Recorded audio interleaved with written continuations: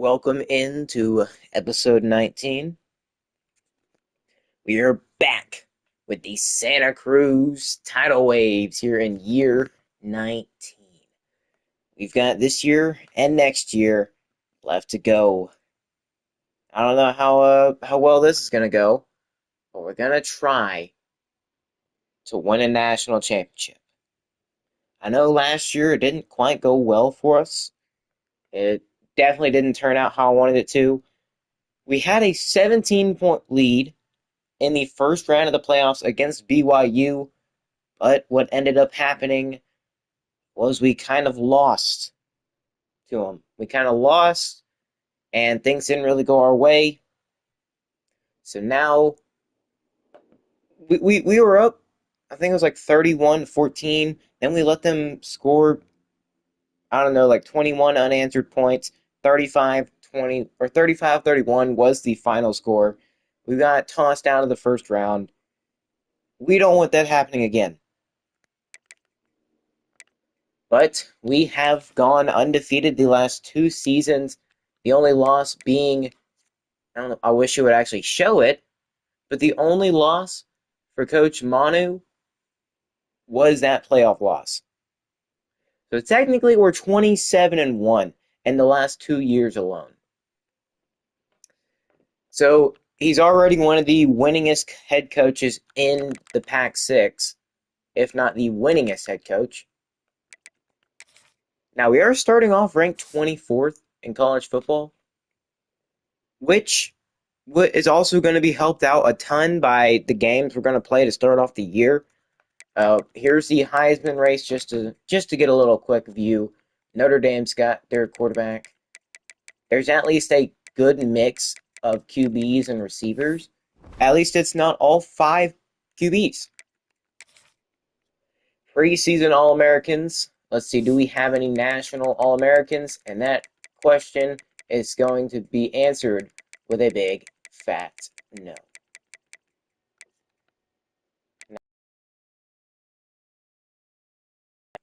But here's us in the Pac-12. Obviously, we know this team, they lost some key pieces, but we're still really freaking good. And we even moved up to a 2-star school. We're still 99 overall for like the third or fourth straight. I think it's like the third straight year. We're 99 overall, but we're up to a 2-star.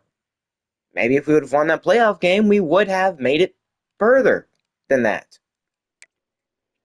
Oregon Tech, 72 overall. They've been kind of going downhill, but they're still at least somewhat relevant. They're a 2.5-star school, so they should be pretty solid until we go on to a third school, which I think I already know who that third school is going to be. Dallas Tech is 0-0-0, and then Metro Atlanta, the only half-star school in the conference. These 3 schools need to pick it up. I mean, Metro Atlanta, the only team who's not a 60 overall. This should be a better year for the conference, but I cannot guarantee it.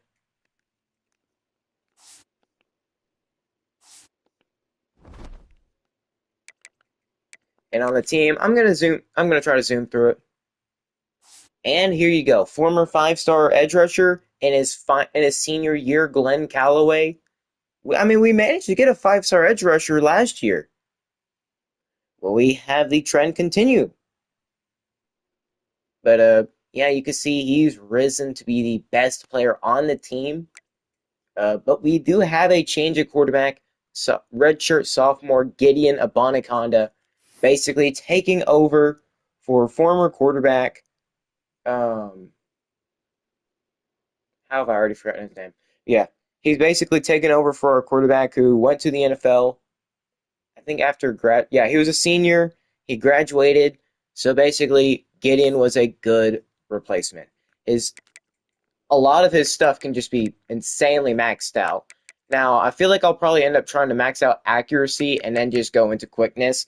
I wouldn't mind having a fast quarterback, but I want him to be maxing out his accuracies, because even with this, he's sometimes probably still going to overthrow guys, especially on like a deep throw.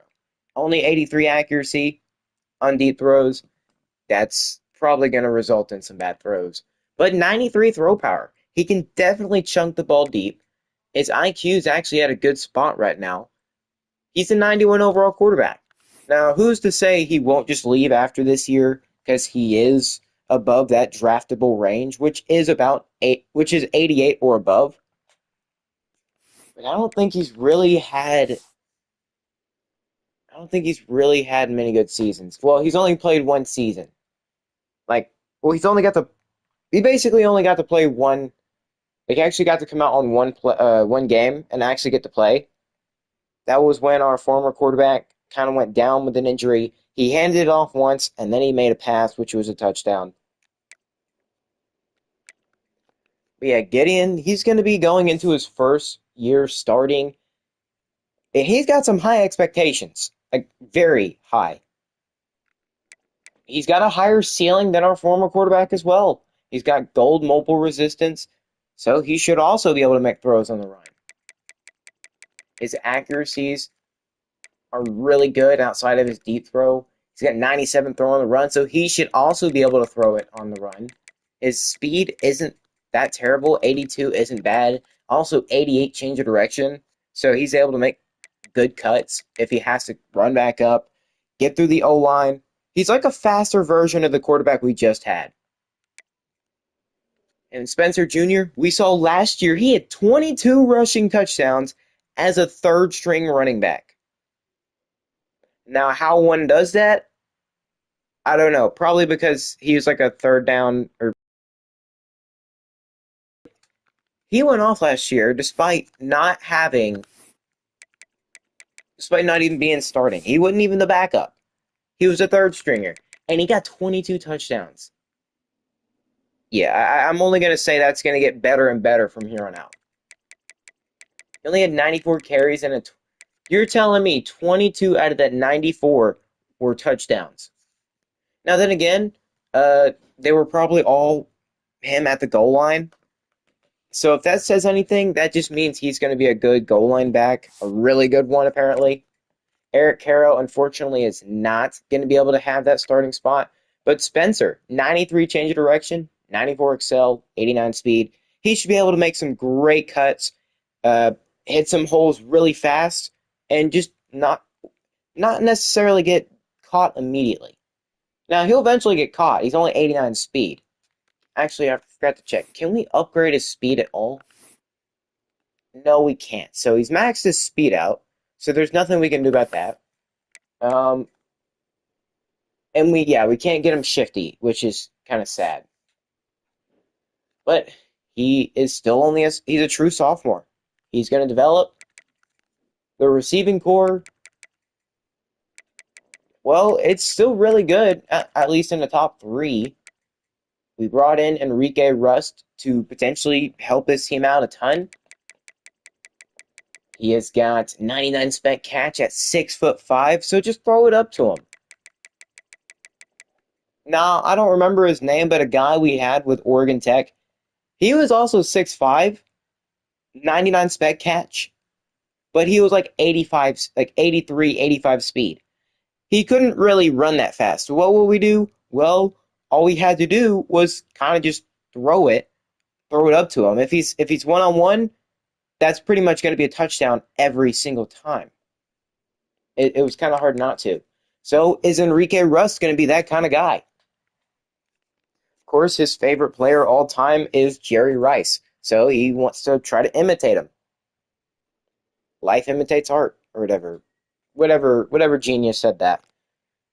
Yeah, number 80. He wants to be like Jerry Rice. Yeah, we need to get so much younger at receiver, but I don't know how much we're actually going to be able to do it. This is going to be the last year I'm going to be recruiting for Santa Cruz, which is kind of sad that it's kind of sad that this could be our last year, our last good year with Santa Cruz. Now, we will still play next year. Don't get me wrong. We'll still play with them. But we're going to have to bring in a big recruiting class. And we got 3 tight ends. We brought in Trayvon Kiernan, Patrick Gilliam, of course, you know him. The line, we tried keeping this offensive line really good, and, well, we pretty much did that. I think the O-line's going to be good for a while, at least until the end of our tenure with them. Because most of these guys are just underneath that 88 mark, and they're not quite seniors yet. So we'll at least have most of these guys for one more year, so the O-line should still be really good. We definitely need a right tackle. I won't even lie, we definitely need that. But if any of our starting linemen get hurt, we can have a great backup come in. There isn't a single lineman below 80 overall. Now, you could make an argument for Connor Waiters, but the boost we have with Tactician make him an 80 plus. Yeah, no lineman below 80 overall. And you already know we moved the freshman 5-star edge rusher that we got last year over to left edge. Now he probably won't see much playing time with them, but he is still a really good replacement for him because Glenn Calloway is a senior. So Elton Van Ness, he's got some pretty big shoes to fill, but he's still a really good freaking player. He's also a power rusher with not many skill caps. There's not really much limit to his game. I want to maybe get his run stopping up a ton and his power moves, which is already at 82. I can imagine Elton Van Ness being like a high, maybe 88, 89 come next year. So we're at least going to have a good edge rusher after or in the final year with Santa Cruz. Who knows? He might be with them like 1 or 2 years after he's with us.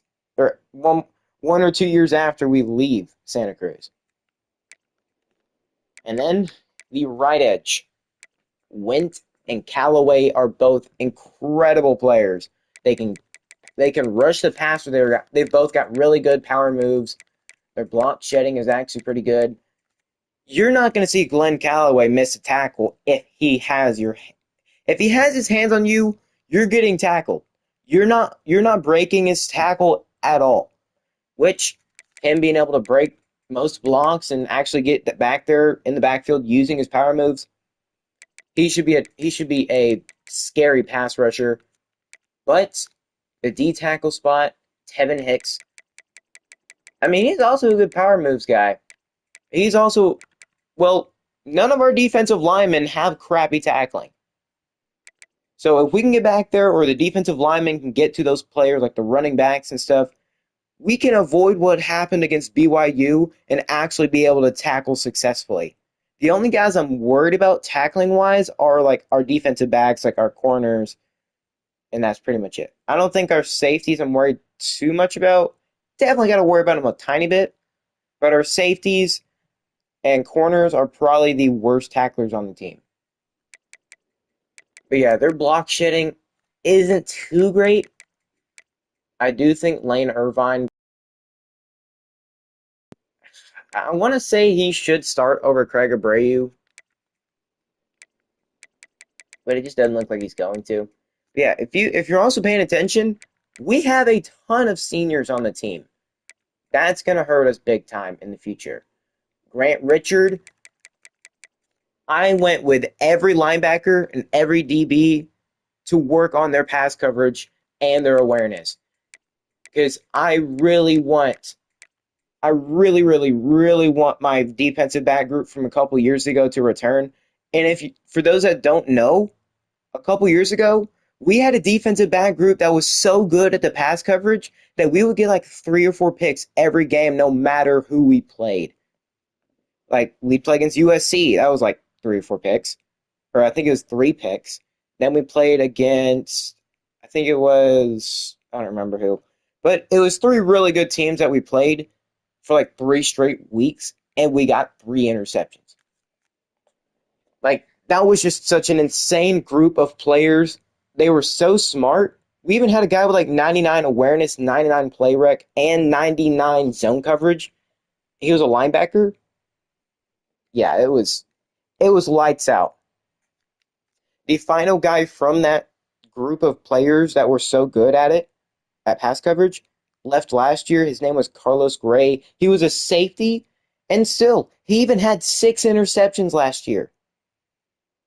That just shows how talented he was. Now, we're still getting guys with like 5.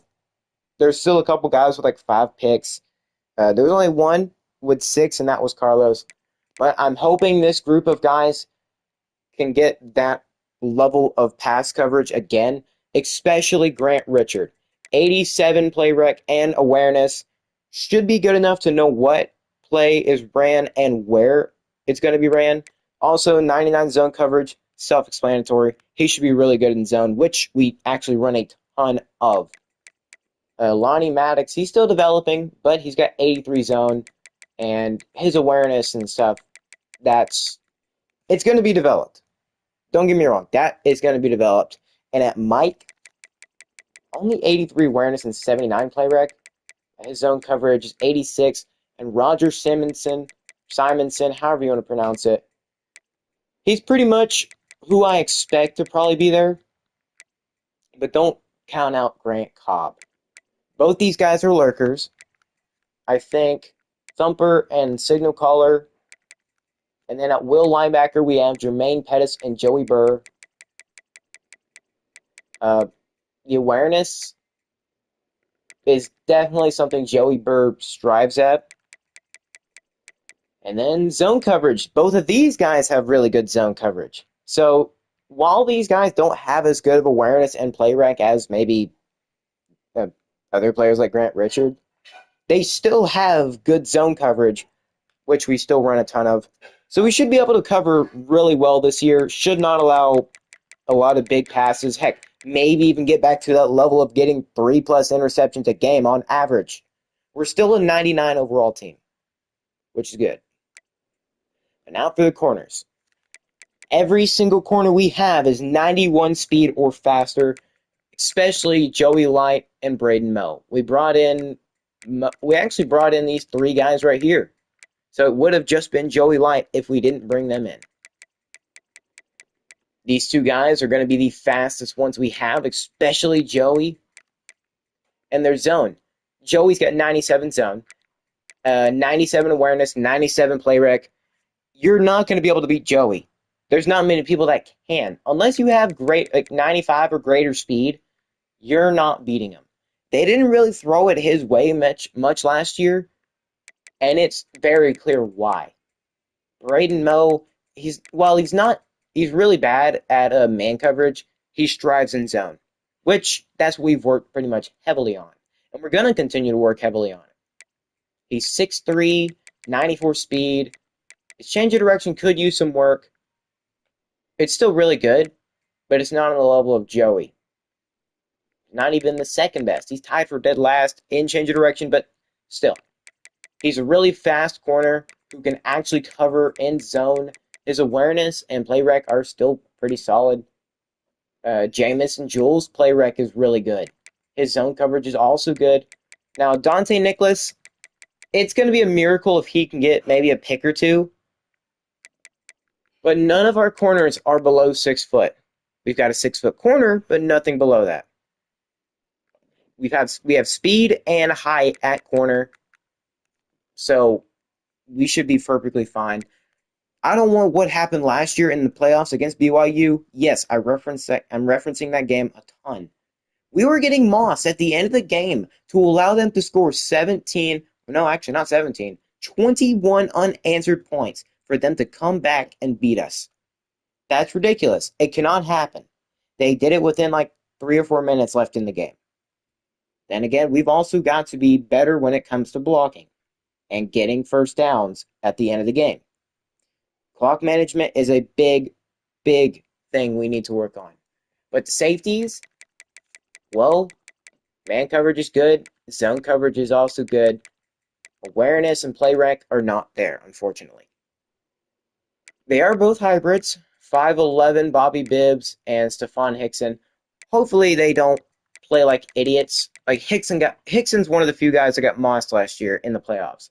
He got mossed. He wasn't really paying much attention to the receiver, so the quarterback just threw it up. Stephon was playing ahead of the receiver. He had his back turned to him when he was going up for the ball. Now, he did have his arm in the guy's face like he couldn't see, but he still caught it. We've got to have better coverage, especially from the corners. Carl Uche, he's a 91, and Dom Ebron, the star dev safety.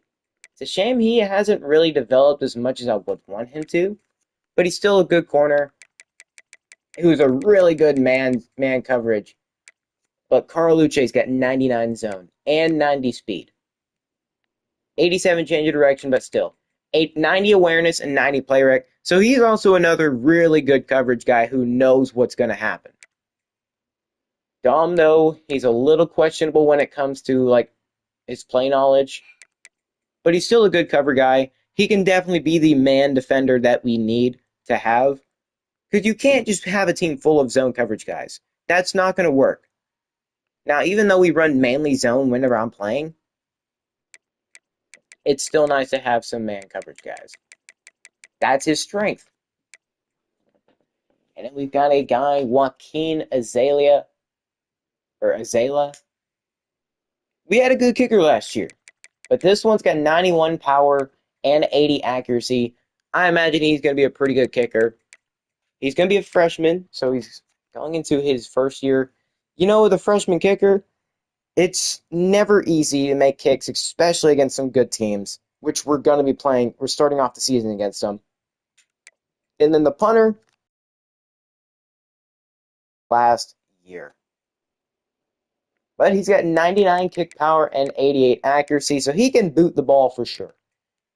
There shouldn't be any limit to where, like, how far he can boot it. But look at this talented team right here. We have so many 90s, it fills up the entirety of the first page. Or technically the top of the page if you scroll up all the way. So we've got a talented team again this year. How are we planning on regaining some more talent since we have a ton of older guys?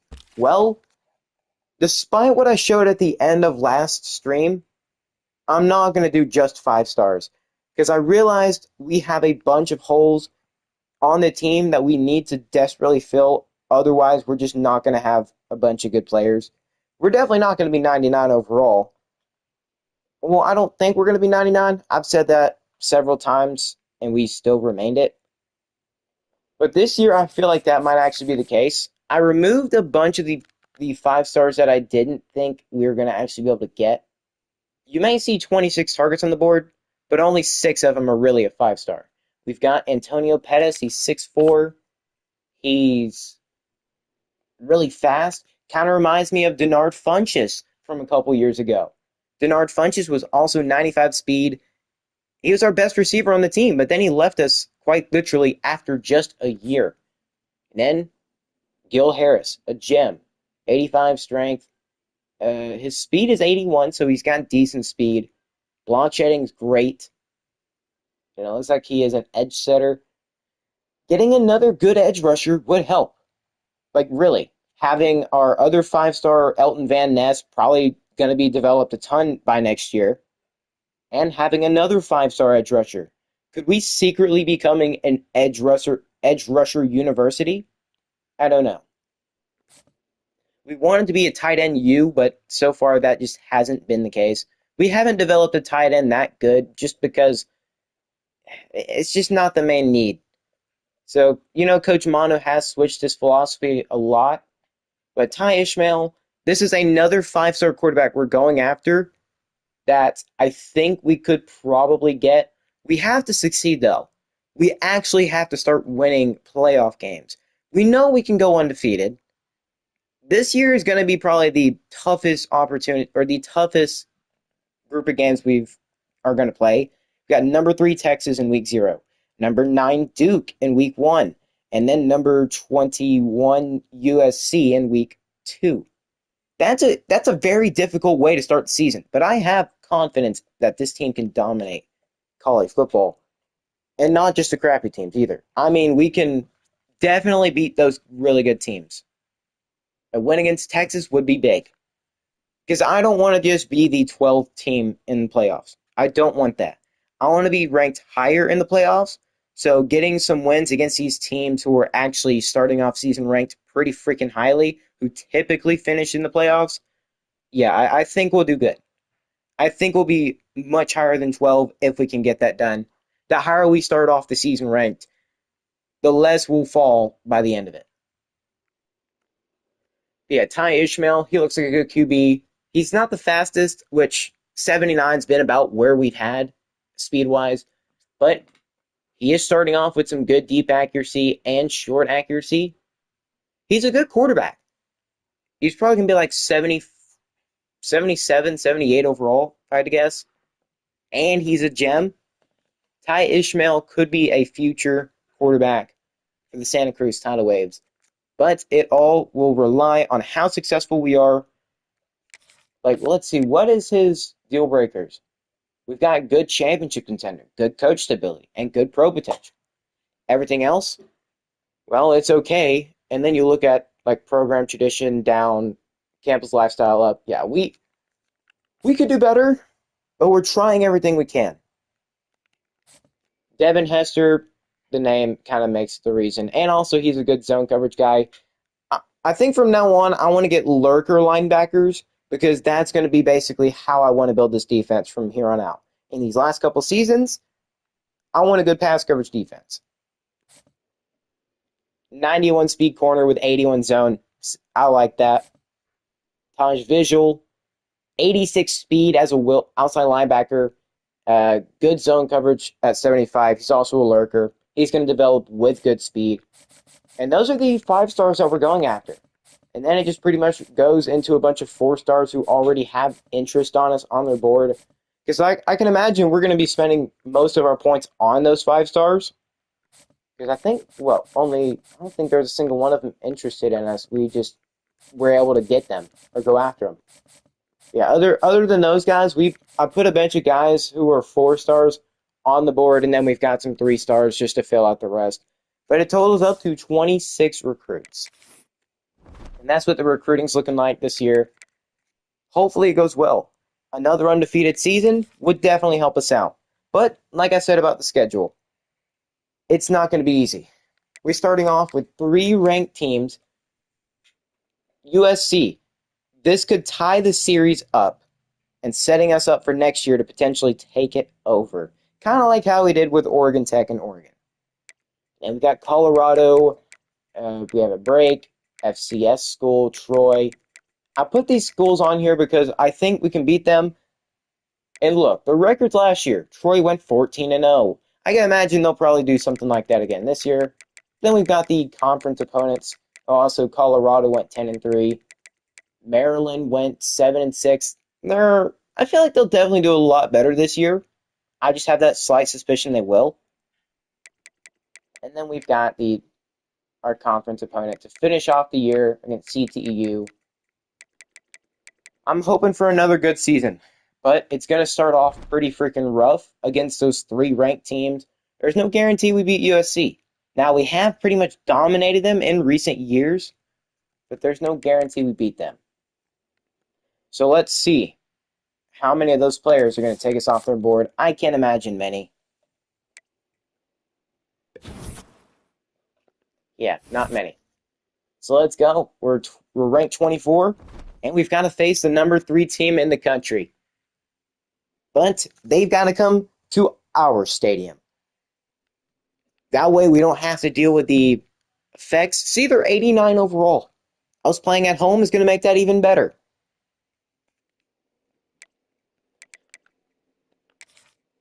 But one reason why I feel like our DBs are going to be good this year is because of how much we have sunk into them. We've also unlocked the Master Tactician, so we can get even better. Yeah, pass game defense. You can see it right there. This is what I want to work on for the remainder of the series. I want to be good in pass coverage. And we've also already maxed out the secondary. And the linebackers, they've also got a good boost to their coverage and stuff. We should have a good defense. A really good defense. I don't doubt that we will.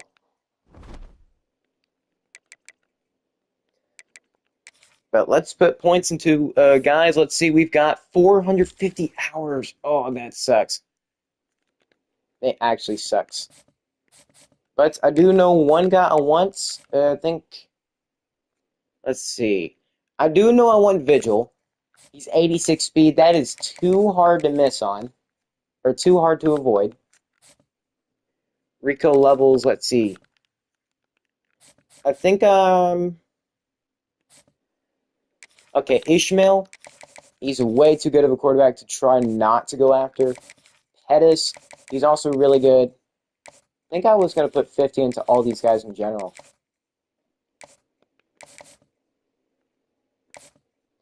We wouldn't have many hours to spend, but since we are already pretty high on all the other guys' boards, I feel confident we'll actually be able to get a lot of those guys if we keep succeeding. But yeah, we need 50 hours into all these guys. At least see what we've got. We've gotten a 5-star, like, I think every year in the last couple of years, whether it was a good edge rusher or, I don't know. I think we've only got 5-star edge rushers. I might be wrong with that statement. I know we got one last year with Elton Van Ness. I don't recall getting one 2 years ago, but I do know like 3 or 4 years ago we got Glenn Calloway. But now it's time to see, what do we actually want to try to get? I don't think we scouted John Sneed. The line, I don't feel an issue about. I think the only lineman we actually are going to need is a tackle. But we've got no tackles on here, actually. So let's try putting... Let's put, actually, 35 hours into Spiegel. We do need a tackle pretty bad. I think the rest of the O-line will probably end up getting a bunch of them in the offseason. Because I want this team to be as good as possible going into the final year. We're first on... I mean, getting a good safety is going to help as well. Because we've got a bunch of older guys. I definitely want to do receiver and corner. Because those are going to be some pretty important ones. Receiver... Roberts, I think... No, who was the one receiver I wanted badly? Oh, well, I guess Roberts is the only other guy on there. Receiver.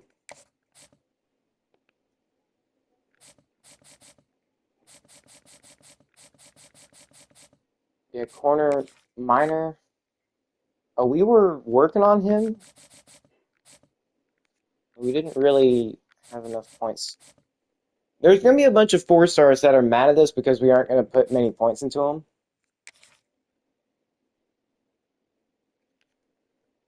He's also a power rusher. I want this edge rushing group to be as good as possible still. Alright, we've got 15 hours left. I'm fine with not putting hours into these linemen immediately. I'm fine with it. Maybe like Jeremy Swan. Oh, we're first on Yancey. First on Minor. Don't know how long us being first on these guys is actually going to last, because they have a bunch of scholarships into them. He's a hybrid. He's a zone.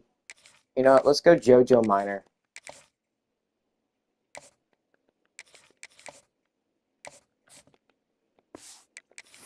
Let's hope it goes well for us in recruiting. But let's start off the year with a win against a top 3 team and prove to everybody that loss against BYU last year was a fluke. We're a changed team. We're a better team. I'm more interested to see if the pass coverage will be good again. If it is, I have the utmost confidence in this squad. I would have so much confidence in them. But if the pass coverage is like last year, then I'm going to start losing faith in us winning. But I'm more interested in having a bunch of wins, going undefeated again this year. So let's not get beaten every game. Or let's not lose a ton of games.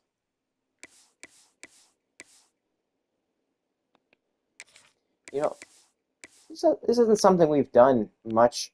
Let's go actually all blue. And Texas can just go there all whites. Here we go. We've got the number 3 team in the country. Let's go beat our first ever top 3 team. Let's go do it.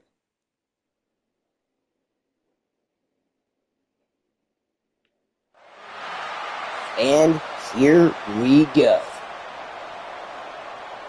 This Tidal Waves crowd is not wanting to miss this game. You don't want to miss it. What a way to start off the year. It could be a great start to the season for Santa Cruz if they can pull off the upset. Texas, preseason ranked 3. Looks like their receiver is really freaking good. He's not going to drop a ball if it's thrown to him, so we've got to watch out for number 84. I'd be pretty scared if we can't stop him. So let's do. Look at that. We've got a bunch of studs, but so does Texas. How are they going to start their season off? Going to be out to the left side of the field, but he's going down. Joey Light. First play of the season. First tackle of the season as well. It's going to be Joey.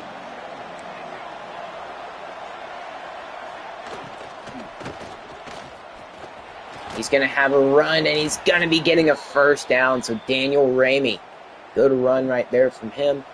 Well, Texas will get their first down. This crowd is pretty freaking loud.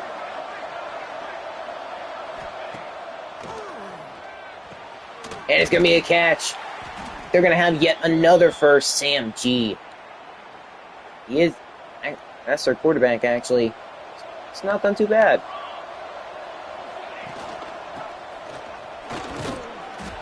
Yeah, that time the run will only go for 3. A much better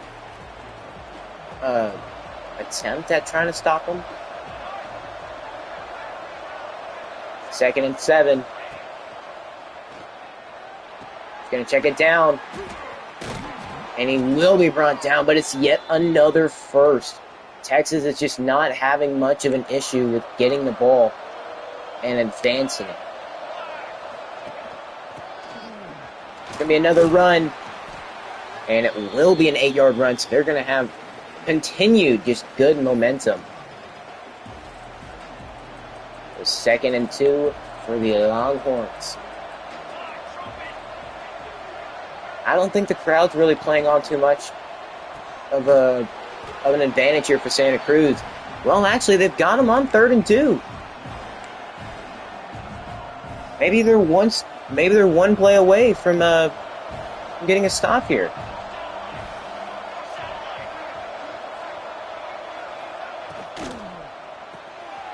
Oh, and it's going to be caught underneath. They ran the RPO, and it worked to perfection. So they'll get yet another first down and continue their drive. Or even further into field goal range.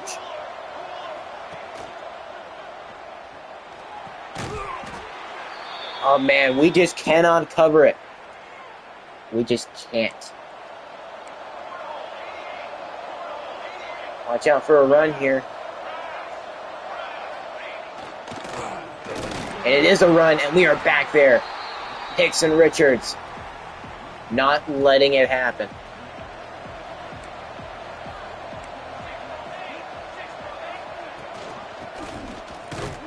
And he's going to be brought down. Hicks. No, that's not Hicks. Somebody else. But it will be 3rd and goal. 3rd and goal now. It will be a passing play. And it's going to be cut. Oh, don't tell me that's Joey. Oh, my Lord. He has like 97 man coverage, and he allows that. We pressed him up. Somehow a 95 speed guy is unable to keep up. And it's going to be a touchdown for Texas. Their offense looks pretty freaking solid. I'm not too sure about this pass defense, though. I'm still trying to collect my opinion on it. But it needs to be much better if we want to have any kind of chance of making it back to the playoffs. The offense has to play perfect. Cannot have any excuses except for maybe a new quarterback. But he learned under a good one last year. Has the O-line improved or stayed the same? They at least need to. Anyway, Eric Caro is still out here. Gilliam will get them a first down. So Santa Cruz offense starting off with a bang. Not too bad, I'd say so myself.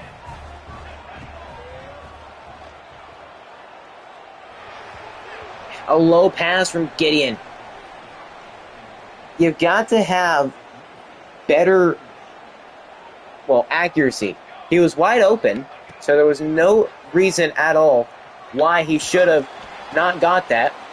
But speaking of not getting it, Spencer Jr. not going to let them get him. Obviously, last year he somehow exploded for 22 touchdowns. An insane year from him. As a true freshman, getting 22 touchdowns, even if it is just at the goal line, that's still pretty freaking insane. It's not easy to get that. And he's just going to throw it underneath to his tight end, so Gideon not risking much right now. I think he's definitely making some smart decisions while passing. And what? Spencer Jr. Oh, nearly got a touchdown. But that's a big, big run from the true sophomore. We know he can be an electric receiver. And I mean electric. Gilliam cannot hold on, but there's going to be a Longhorns defensive player down. So, 2nd and goal. Minute and 8 seconds left in the first quarter. Spencer Jr. trying to maybe get them a tad bit closer to the end zone. And he gets them about 2 yards. So now on 3rd and goal. And it will be caught. Gilliam in the end zone to tie the ball game up. Both offenses playing perfectly. I think Gideon is going to come in and pretty much fill in at that QB spot fairly well. We know he's just as much of a good going on the run QB than the QB. He's really good on the run. He's comparable to the QB we had last year, which is good. It's really good. If he's already being comparable to him when he's only a redshirt sophomore, I'd say we've got a good quarterback.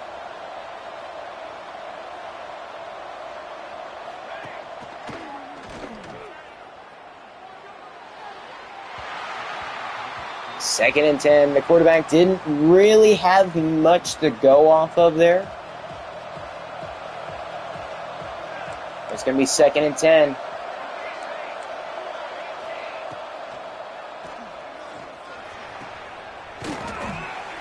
And you got to cover that. He tossed it up, and it was in the middle of everybody, so that was a good one.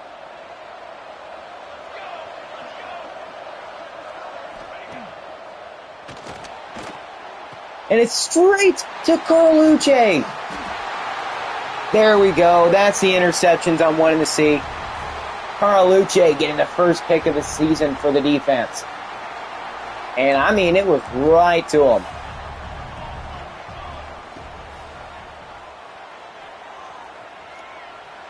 And that's going to be straight to Enrique Rust, the acquisition they got this last offseason. He's a big fan of Jerry Rice. And with a really good throw on the run, and Enrique Rush just being incredibly wide open, I'd say that was a great play. Texas and Santa Cruz both have really good offenses, but Sam interception straight to Carlucci. This pass coverage defense might actually be back. I think he's the one with like 99 zone. So it will be 1st and goal from the 7-yard line. Spencer Jr. in at running back. I think this is pretty much where he shined last year, was in the red zone.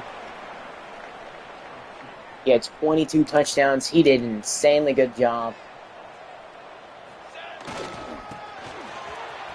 And you know what? He's going to get his first touchdown of this season. Santa Cruz going to take the lead on the number 3 team in the nation. They invited them into their home, challenged them, said, "You can't beat us on our worst day." So that's a good way to start it off for Santa Cruz. obviously going up when they don't get ball at half. No, they do get ball at half. So, as long as Santa Cruz can keep this up, they should be able to, they should definitely be able to get the ball at half and actually have a lead. But gee, we're going to throw it again. And this time, it's a catch. Dexter Meeks will go down, the pass catcher. That's actually the guy we have to watch out for. He's like 99 catching at every spot. Spec catch, catching traffic, catching. I mean, that's a good thing for us. Never want to wish injuries on a player. That's actually a good injury for us, at least. But we left him wide open. Joey Light, despite having some really good zone coverage, he just did not play it there. Left his man wide open.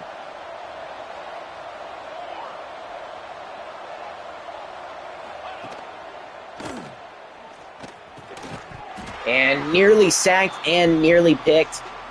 Actually, almost caught, too. It was just, unfortunately, not away. Switch out to Tampa 6. Or cover 6, I should say. Richards going to get back there. It's going to be 3rd and short now. Got to be thinking pass. It's going to be pass coverage. Or it's going to be a pass play. So that's the thing you got to watch out for.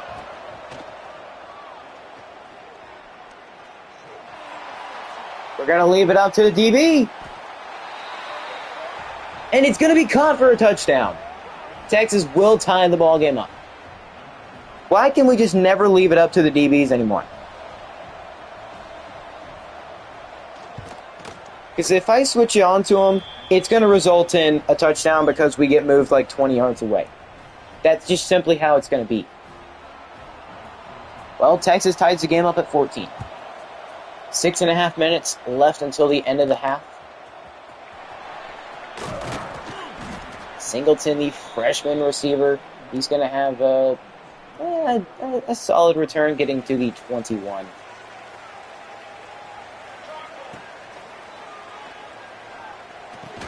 Gilliam, what on earth just happened? He should have caught that, but he just didn't.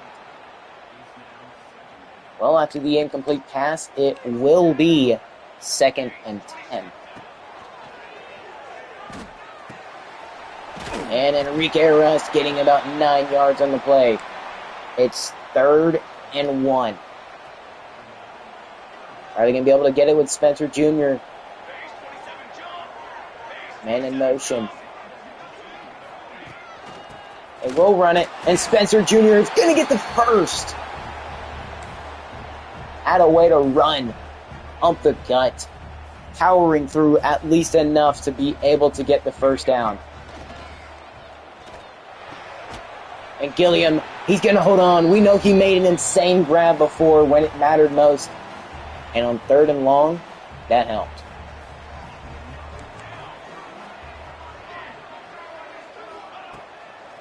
Let's see. It's going to be a catch. Marquez Penn on the run. It was a very risky pass to throw it deeper to Enrique Russ, so just take Penn. You got to hit the Penn. So it is 1st and 10. Clock ticking at... And Penn! What on earth? Touchdown, Santa Cruz! Trick play activated! Marquez Penn, after having a good catch, he's going to get in the end zone off of a kind of like a reverse play. Eric Caro tried doing a little too much, but Marquez Penn, he picked it up. One would say Eric intentionally just tossed it back to Marquez. That's going to be a Santa Cruz touchdown. What a trick play. I was not expecting that to happen. I was fully expecting Texas to get the fumble. But it's going to be a touchdown for Santa Cruz. Eric Caro and Marquez Penn's chemistry is just off the charts. How did Eric know Marquez was going to be there? He just did. He's got eyes in the back of his head while running. But we're going to get the lead back with about 4.5 minutes left in the first half.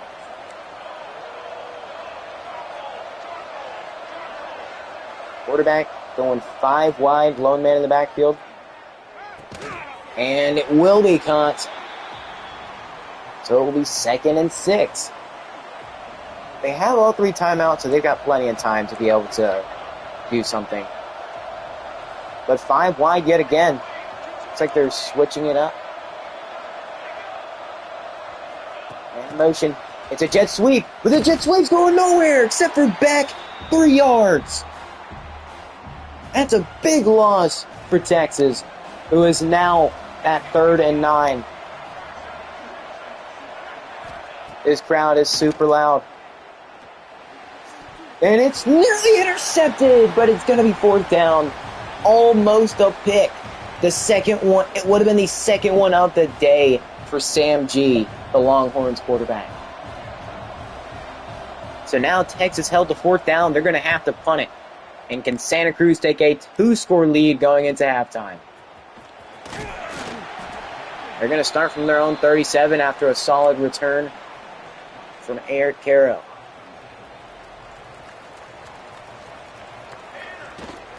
But they're going to run it. And Spencer Jr., he's going to have about 8 yards. So good run, good run. You don't want to get him hurt though. He does have really good, just acceleration. He is hard to stop when he is being all shifty and stuff.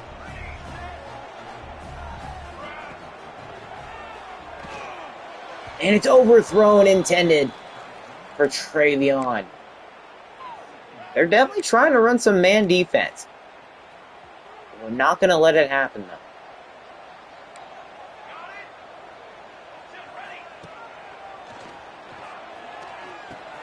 Eric Caro is going to get the first. So 2.5 minutes left. I'd imagine Santa Cruz will probably try to get this down to the 2-minute warning before making any substantial plays. So snap the football. And Spencer, he's getting stomped by his own lineman.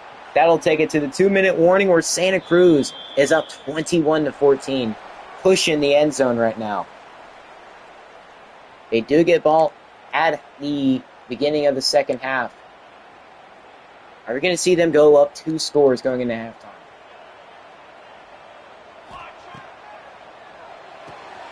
And Gilliam, he's going to make their drive now at the 11.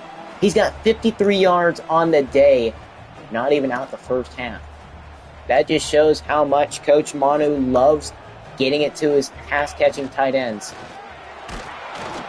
Spencer Jr., he's only going to get 1. He's got 70 yards on the day, so he's doing fairly well. We know he's a very shifty running back, but he's not going to burn you with his speed.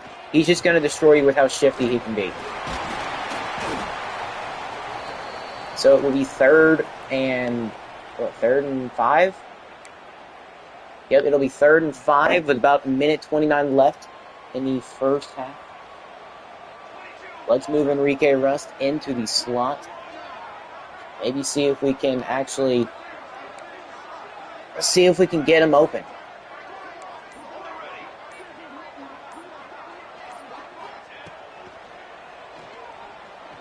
Well, he's not just going to get open.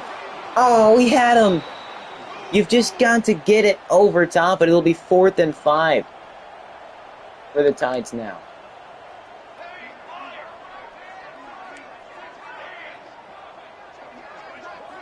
Gideon, get it in, and he does. It's none other than Gilliam getting the touchdown. He might be a really good tight end to go to. He might be our biggest weapon. Did we leave a little too much time on the clock through the Longhorns? I don't know, but we've got a 2-score lead. And we get ball at half, so we could be looking at a win against the number 3 team in the nation. I feel like they're definitely overrated. But this defense and this offense, playing quite nice. I just want to be ranked higher than 12 to enter the playoffs. I really want it. And plus, a win against these great teams would boost us up tremendously to where we'd actually be able to make the playoff yet again. Ooh, they keep him in bounds. They were definitely trying to get out of bounds. You can see him rushing to the sideline. And it's going to be incomplete. We had a man there to knock it away. It's going to be 3rd and 10. Will they be able to get it? Sending a man in motion. And he's going to be brought down as Glenn. No, that's not Glenn. That's freaking Jermaine Pettis. There's a screen that did not work. We're going to call a timeout. We want as much time as we can to try to make it a 3-score lead, which would be incredible. I'm just surprised how good this defense is at playing against Texas.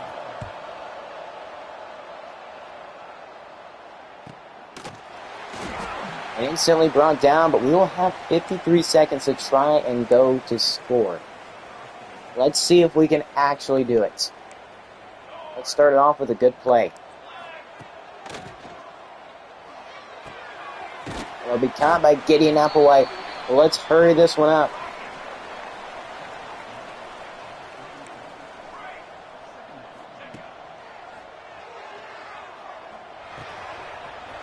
And Gideon's going to get out of bounds. He's got 36 seconds left. Let's see. How will we do? We've also got 2 timeouts remaining. Let's actually have Enrique run a post.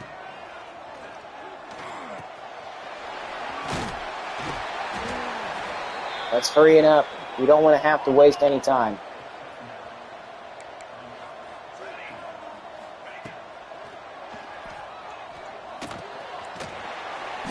Okay, let's call our second timeout. We need to have a massive play here. I mean, if we can get a field goal, I wouldn't even be mad. A field goal would be really good.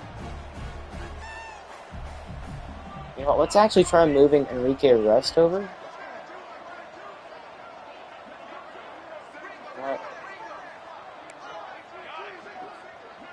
I mean, I know we've run this play several times.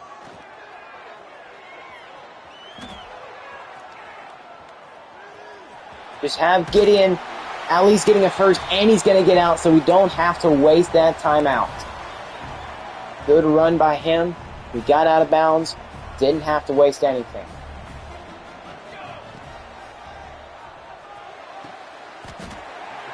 And he's going to have it. 6 seconds on the clock.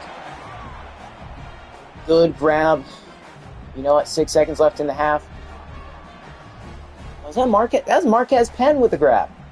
That was really good. You know what? Be smart. Let's go up. Let's just go up by 17. Let's hope it's not a repeat of the BYU game. I have a good feeling it won't be because the defense is just way too good. And the offense is playing out of their minds as well. We haven't been held scoreless this half. And yep, it's a smart decision. Just take the knee. Go in a half. Jeez Louise. Yep, that'll end the first half. Texas is down 17 points. Is it because we're playing in Santa Cruz Stadium? Or is it because Patrick Gilliam has been the main recipient? He's got 2 touchdowns on just 6 catches. 59 yards. It's also been our quarterback, Gideon Abanaconda, just playing perfectly. And back to Marquez, who I don't know how he recognized he was back there, but great freaking awareness from Eric Caro to realize his teammate. I don't know why the DBs just cannot learn to deflect it. But here we go. We're going to get the ball to start the first half. Up 17. Let's keep it piling on. We will start from our own 16-yard line. I like it. I really do. Spencer Jr., he's made some pretty good plays today. Display, he's got 82 yards. I don't see any reason why they don't just keep running it with him. If he's going to remain shifty like that, then just keep going with it. 2nd and 7. Let's see. What can he have? It's a run. Or throwing the run, and it's not caught. Enrique Russ drops it. Or I guess it was deflected. But it's 3rd and 7 for the Tides. Tech is not falling for it. Spencer Jr. can't get it. So let's see on 4th and 1. It's going to be a run play. And Spencer Jr. does get it. You typically don't want to run it on 4th down. But in that case, Spencer Jr. has just been way too good. So that's not going to be a loss. The hole looked open at one point, but then it just shut very quickly for him. Actually make Gilliam run a deep cross. Very risky. Looked like Gideon was actually going to beat him, but then he just didn't. Let's have Enrique Russ run in. Thrown underneath. 4th and 7. We're up 17. I think it's just safe to punt it. Because I don't know how much I feel confident in us actually being able to get it. So you just punt it.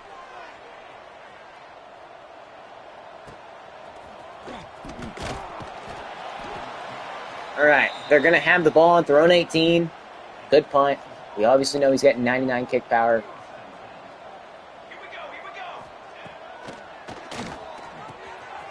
Underneath, Richard, man. Even though he's got 99 zone and like high 90s awareness, I don't know. I really don't. That's Texas going to go with here. And it's caught. The safety couldn't get there. Is that Carlucci? Probably. I don't want to get beat deep.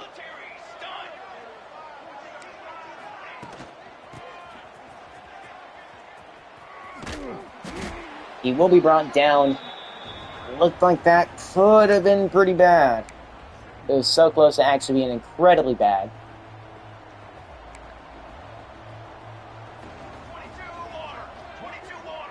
Watch for a run here. And he's going to be in the backfield. Joey Light's going to take him down. So it's going to be 3rd and short. Got to watch the underneath passes. Just got to watch them. We don't get to them. They run an RPO bubble, and it's going to be successful. They get another first. 1st and 10. They're going to run it, and he's spinning, breaking everything. Like, the tackling is just looking pitiful once he gets past the lineman.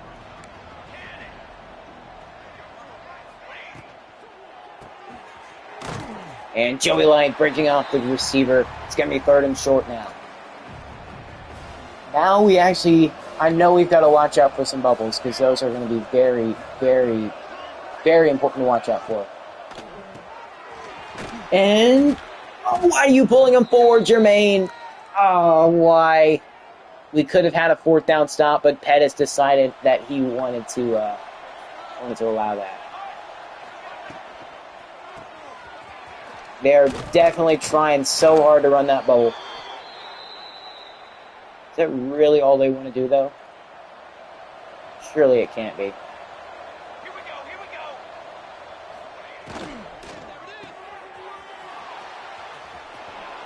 That's all they're freaking running. They're running the bubble. Can they think of anything else? Or is Texas too scared? Okay, we've seen how this goes against BYU. We can't just be not scoring. We have to score. Yes, keep kicking it to Singleton. That's a good decision.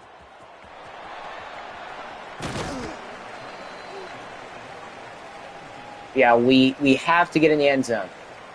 We can't be playing it simple. That's a great run from Spencer. He's finally got 100 on the day. He's looking a little banged up.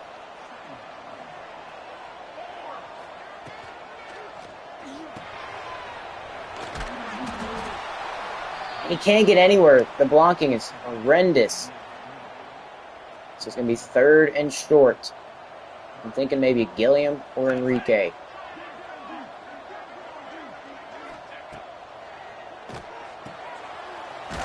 And you have to just get past the first down marker. Get past it. Don't risk it. We're up 10. Where is 62 trying to block? Buddy, you're right there. You see him. Look to the left.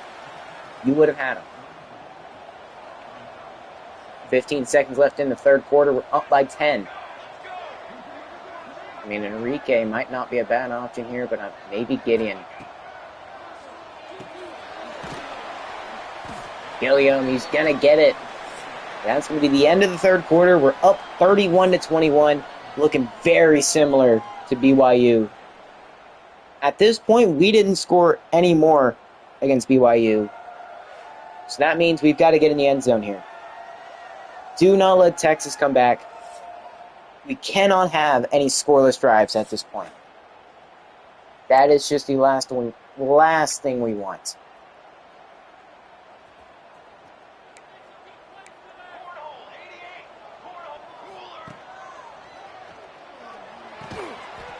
Gilliam, he's going to make the grab. It's going to be a first. I want to chew clock at this point. I want to chew it. I definitely think Spencer Jr. can help us out tremendously this year. Okay, it'll be 2nd and 8. We're wasting as much clock as we humanly possibly can. Enrique, just get it, get down. So we're almost below 6 minutes.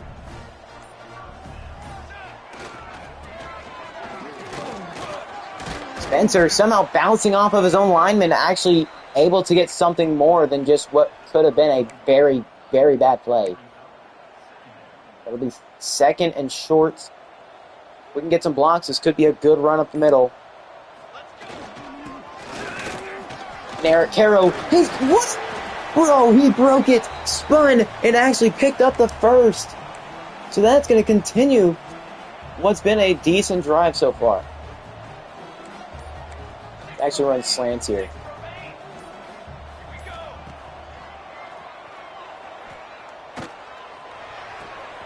And it's going to become Marquez Penn. He's had a big impact today. A big, big impact. So we are in field goal range, so we can at least make this a 13-point game if we have to. But Eric Caro just cutting through the defense. Like I said, we cannot be held scoreless.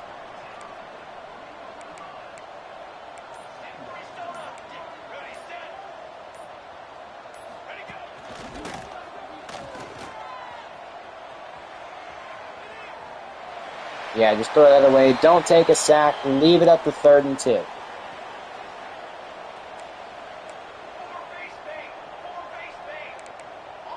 That's Marlon Christmas.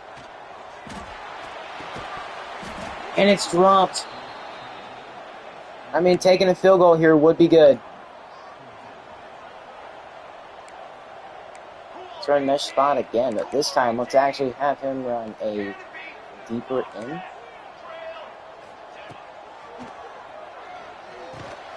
And he's going to catch it. Marlon Christmas gifting us a touchdown. We're not letting it be like the BYU game. We want to be in the end zone, going backed up 17 with 3 minutes left in the game.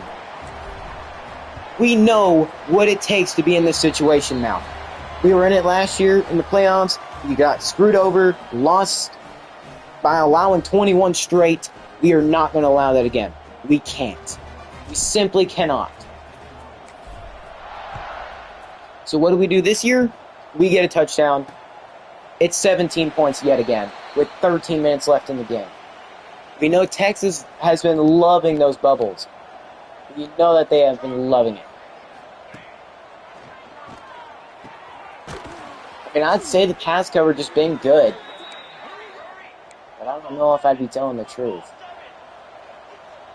We got one pick earlier.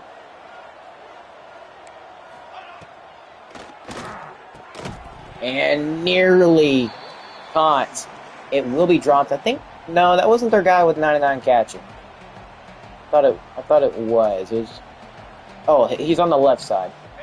His name's Meeks.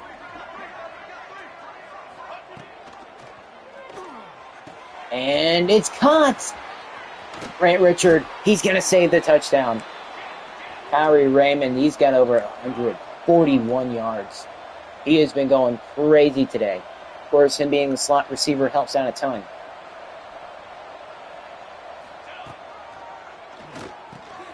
And nearly picked. Grant Richard was right there to knock it away. These receivers are just so insanely good at catching. Some would say impossibly good.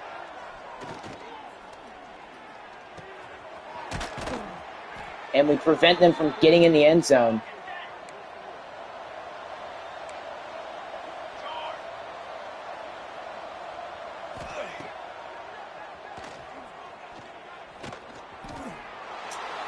He's going to get in the end zone.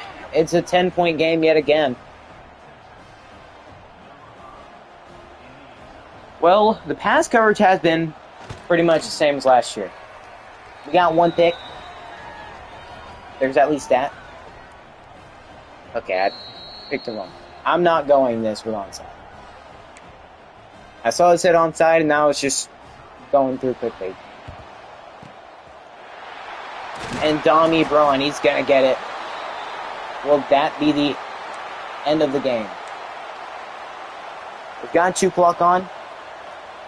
Why is Eric Carroll in? Where's my starting running back? You know what, Spencer, you're okay to remain out. And of course, they're going to have... It's not going to cost them a timeout, really? You're almost at the 2-minute warning. Oh, they are pressing Enrique.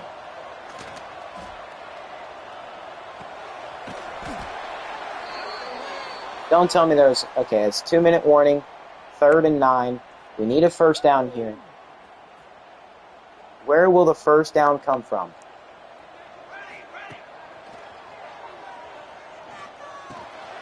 It's going to come from Eric Caro underneath. Now they've got to start using all their timeouts. They're down 10. We've just got to pull this game out.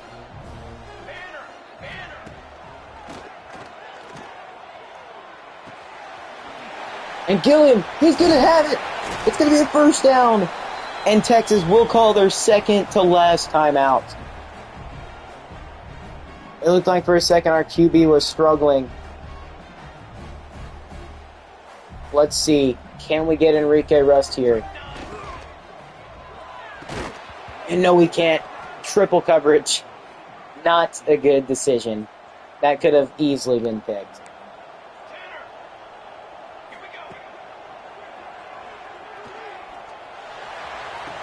And Gideon Applewhite's going to extend the lead back up to 17. He does not want to lose this. He was with us last year, and he wants us to succeed this year. 17-point lead with 1.5 minutes over Texas. We have made up for the mistakes. We have fought our demons. Basically fixed ourselves from last year, not allowing the 17-point comeback to happen. So now Texas, they need 17 points within the span of 1.5 minutes, and not to mention they've only got a singular timeout to do it. No wasted possessions. He's going to go down. It will be a forced fumble or a strip sack from Tommy Paris. At least the D-line is still somewhat good. And Jamison Joel, you already know that receiver is not going to drop one. You already know. He is way too good. But it's clock ticking.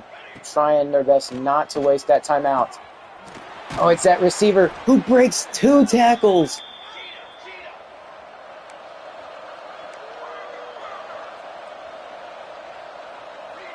Why is Glenn Calloway in coverage?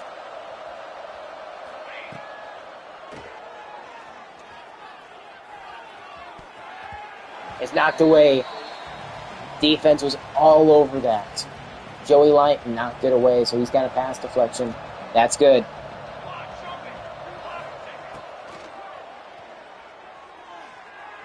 And that was a terrible pass, 3rd and 10. QB really didn't know where to go, so he just straight up threw it to nobody.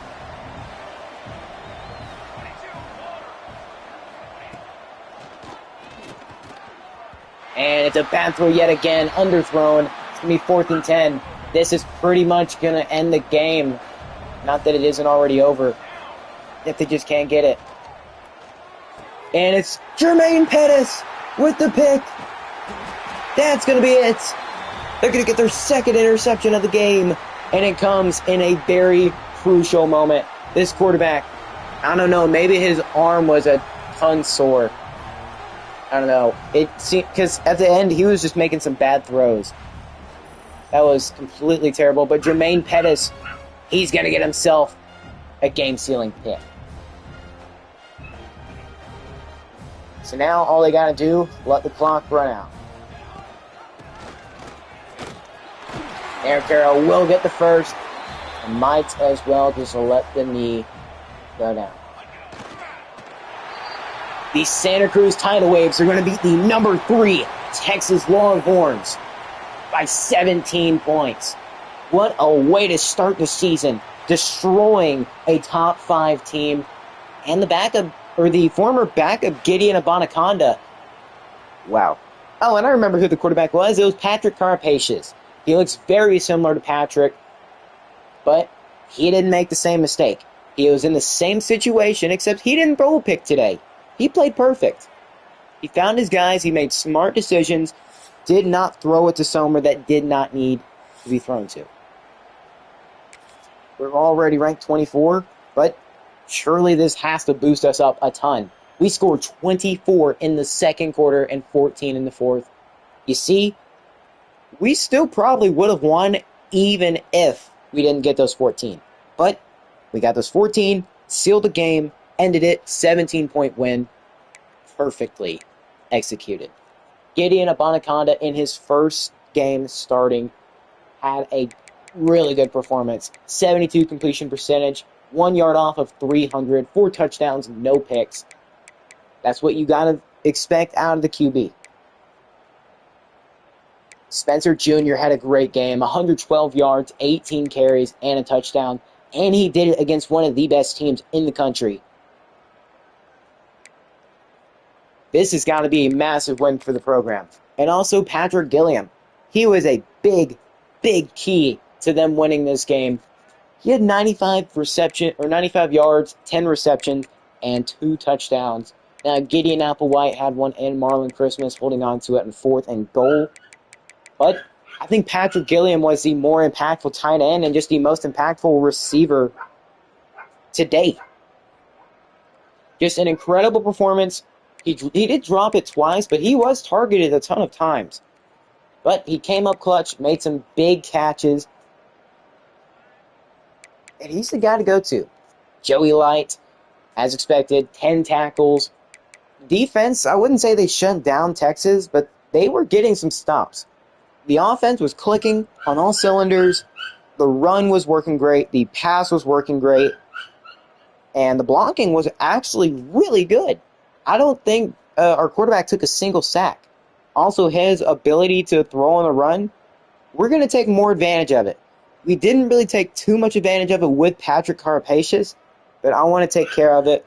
I want to take more control with him on the run, take advantage of it, and basically learn from our mistakes with Patrick, move him on to Gideon, the Anaconda, and succeed. Tommy Paris, he got 2 TFLs, he even got himself a sack.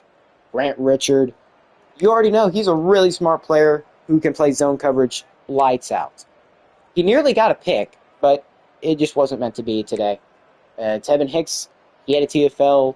Jermaine Pettis had a TFL and a pick. The game-sealing pick, pretty much. Not that it was ever close at the end. Carlucci, he got himself a pick as well. Nearly took it back. Well, I wouldn't say nearly for a pick six, but that was a big pick. They threw it straight to him. He had 9 tackles. Really good on the day. For sacks, Tommy was the only... Oh, by the way, sorry. If you hear a dog crying, it's my dog. For no reason. I love my dog. I love my dogs. Yeah, 2 picks. Carlucci had one, and Jermaine Pettis at the end. Pass deflections, Braden Moe, Joey Burr, Joey Light, Carlucci. They all had pass deflections, forced fumble. Tommy Paris got one, basically a strip sack, but we didn't recover it, unfortunately. No blocked kicks, no safeties, and no defensive touchdowns, but still, incredible performance to basically beat the Texas Longhorns. And it's very important that this game went this way.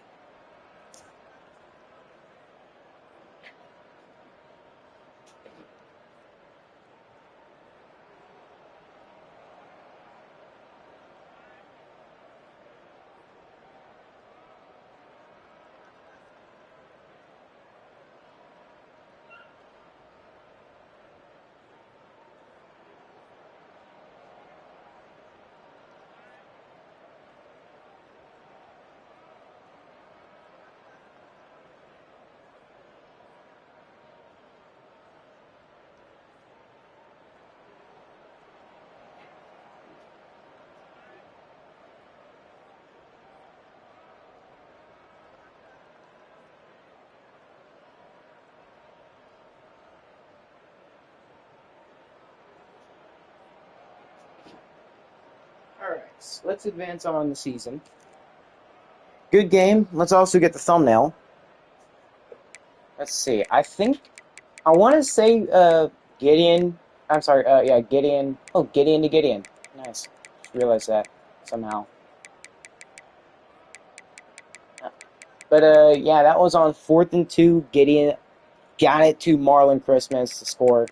Very clutch. And where was it? Yeah, like Patrick was just going on a streak of getting several catch after catch after catch. And then, let's see, where was Gilliam's touchdowns? Where the heck were they? Oh, here's one. I think this was an RPO. Yeah, look at that. Completely wide open, placed perfectly, and all Patrick Gilliam had to do was just pretty much catch the football, which that should be simple enough. Nobody even close to him. Yeah, and he's basically a dog. For tight end U, it looks like he is definitely one of the best tight ends in school history. I'd argue his case. I would 100% argue his case. That was just one of his touchdowns. Where's the other one? Surely... Oh, yeah. I forgot the Marquez Penn touchdown. I don't know what the heck happened, but Eric Caro, he was running the football. Look, he had a ton of space. If he'd have a lot more speed, then that probably could have been a touchdown. But he decided to reach out. Or I guess he kind of just tossed it to Marquez Penn, who picked it up. And that safety, or that DB right there, who was completely underneath Eric Caro. Like, look at that. Number 18 should not even be close to getting up. He somehow defies the laws of gravity. Like, look at number 18. He is just...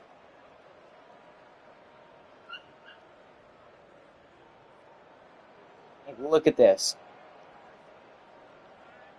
He should have broke his ankle or something at that point. He didn't put his hand down or anything. He just straight up... Like, he is almost... His right knee is literally touching the ground. And he just somehow plops right back up. Not that it mattered, because Eric Carroll, being the great teammate he is, he got in the way. So basically, Marquez Penn, all he had to do was just run in. But how the frick did number 18 defy gravity? Like, you have to either be super athletic for this to happen. But he's quite literally lower than Eric Carroll, the man who's being tackled. And he somehow just plops right back up. I think we've got other issues to worry about than this being a dominant team.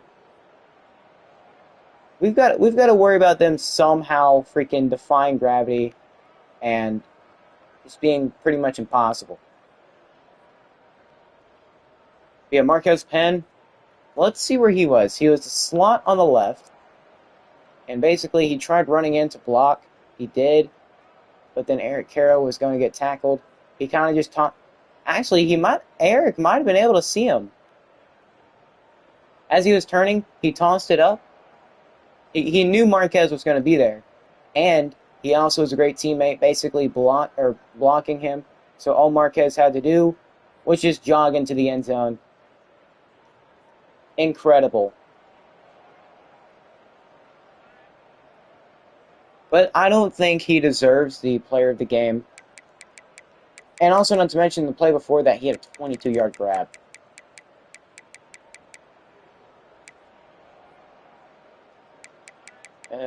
Patrick Gilliam for 5 yards. What was this one?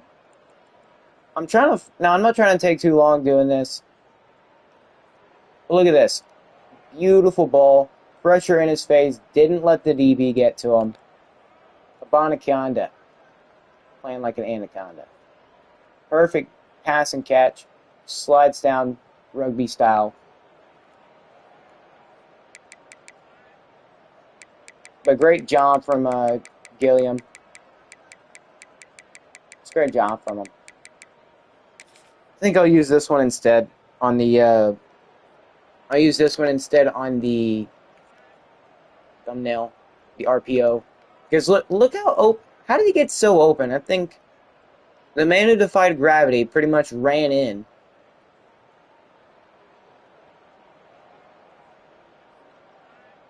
Yeah, he was so open.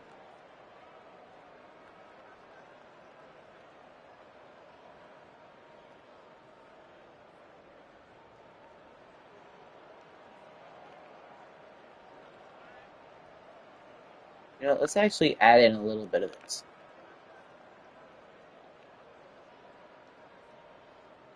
Well, great game from us. Managing to somehow beat the number 3 team in the nation pretty handily. 17 points. Same situation we had against BYU, but this time we did not hold up. We kept firing in the fourth quarter. Surely we rise in the ranks a ton after beating the number 3 team. Surely we don't fall. Pettis, no! I wanted visual. What? We're 1-0. We just beat the number 3 team, and we don't.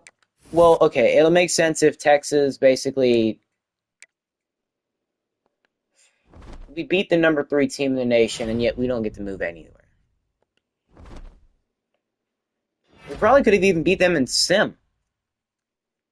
Yeah, Patrick Gilliam, he definitely deserved player of the game. He was balling out. And now number 9 Duke. I don't imagine Texas changed. Yeah, they didn't change. So I think we will definitely rise a ton.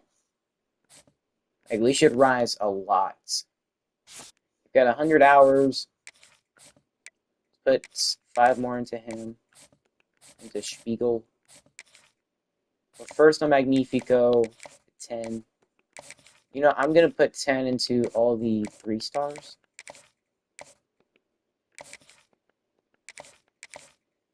At least keep this team really good.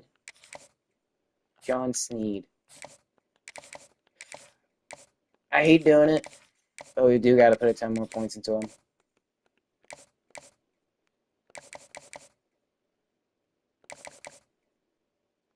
and national rank. Let's do 10 more for both of these guys. Who needs it more? Probably maybe Caesar or Ordonez. You know, let's go Caesar. Now there is a couple 4-stars we're still.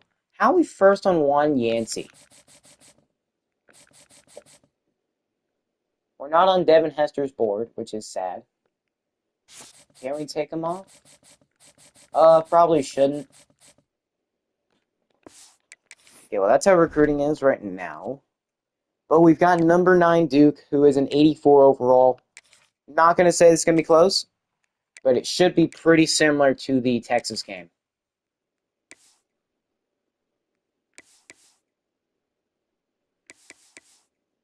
I think maybe going the all blue is a good thing for us.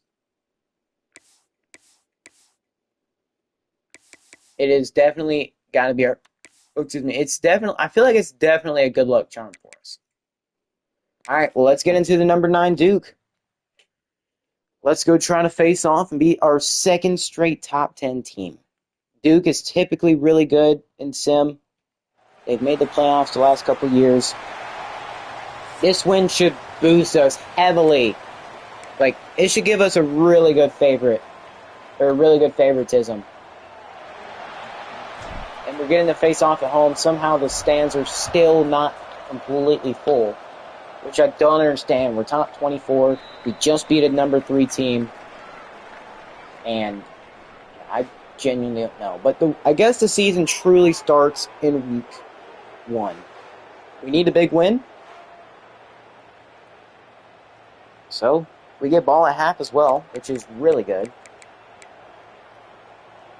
But we cannot let Duke take us over in this game. We just cannot let it happen.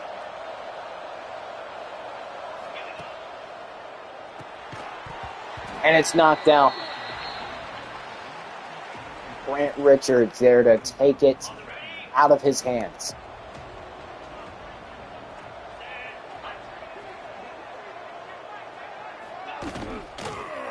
It's going to be a run, not going anywhere. It's going to be 3rd and 8. Cover that marker.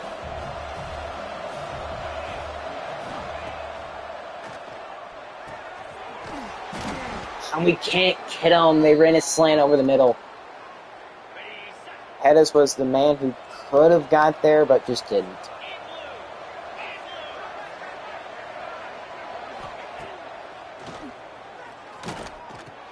Going underneath. And how the frickin' Richards and the other guy freaking swerve around him. Like, look at this. Why? Richard went for a hit stick. Don't understand the logic there. Scott, but it's only for 3.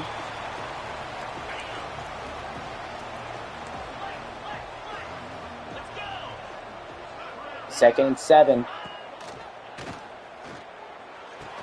And somehow not picked by Joey Light. He is not even looking for the ball. He's just looking at the receivers, kind of looking lost. You're 95 speed, and you've got like 99 zone, or 97 zone. Don't know how Duke is able to run it on us like this. Not that they're running it good or anything.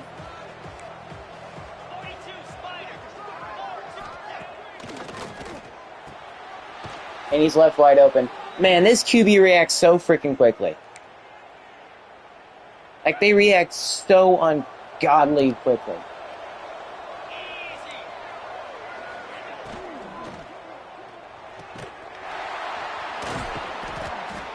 He's pulled down, 2nd and goal from the 6 now.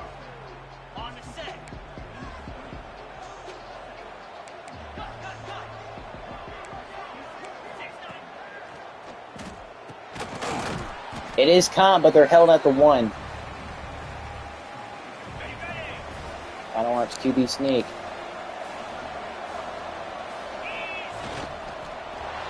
And they're going to get a touchdown. Why does nobody even try to go for the QB? Like, seriously. They don't aim for the QB whatsoever.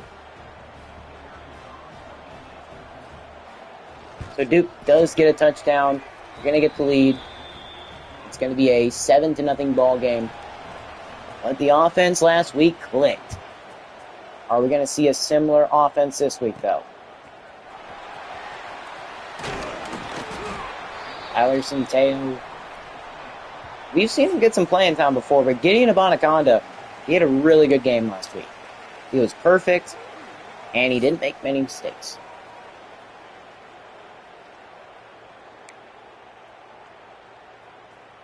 First and 10 for Santa Cruz.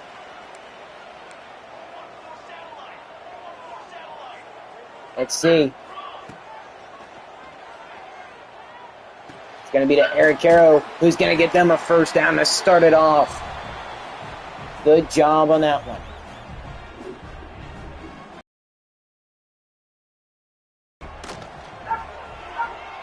And we're trying to roll out. And getting Applewhite, he can hold on to the football. It's going to be a first down.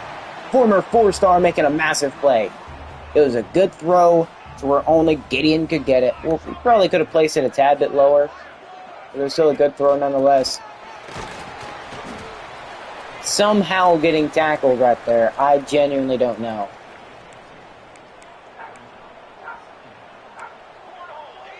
You know what? Let's go with this. Maybe get Marquez Penn. No, we'll take Gilliam instead. It's going to be 3rd and 1. So they are playing it very risky here. And it's going to be dropped. It's going to be dropped.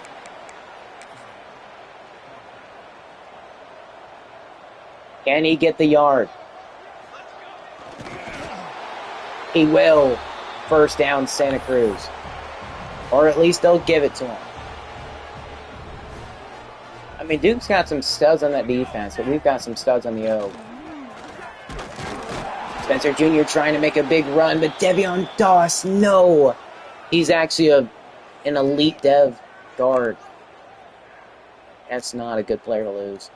But, like I said before, we still have good players even without them.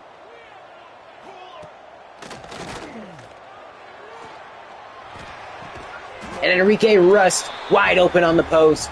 That's going to be a massive first down. But Devion, he will be a little banged up. But it will be 1st and goal for Santa Cruz. It's actually make Gilliam run a wheel. And give Kiernan a touchdown. Maybe making a Gilliam run the wheel was definitely a way to open up the middle of the field. Because Kiernan got wide open.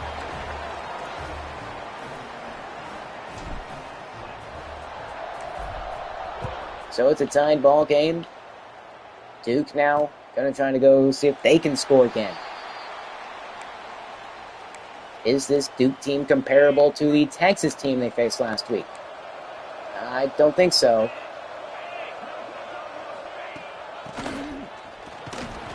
And the running back's not going anywhere. Only 3 yards on it. 2nd and 7. Watch for maybe another run here. It will be. And this time he's going to be brought down, but only for 3 yards. It's 3rd and short. Let's see. Are they going to be able to stop him? They're going 5 wide. And it's over the middle. It'll be a first down. Santa Cruz allowing yet another first. 18 seconds left and ticking in the first quarter. Oh, they're trying to make them jump. They're just going to check it down. The running back will have it. They will be in field goal range, I believe. That'll be the end of the first. Tied ball game. Looking very similar to the Texas game. The Blue Devils are definitely moving the ball down the field fairly well. Their quarterback has played a lot. I wouldn't say a lot better than Gideon, because Gideon did have a good drive. Made some really good throws. not letting the pressure get to him. It's really up to how the defense will do.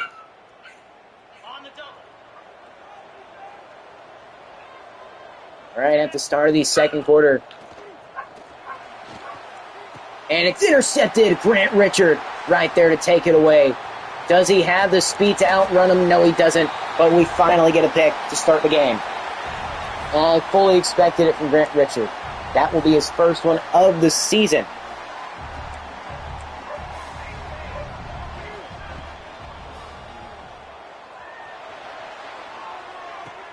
And what? He's got 97 throw on the run. Really? Yeah, so let's completely forget he's almost maxed his freaking throw on the run out. Well, we basically waste the interception by throwing our own. Perfect.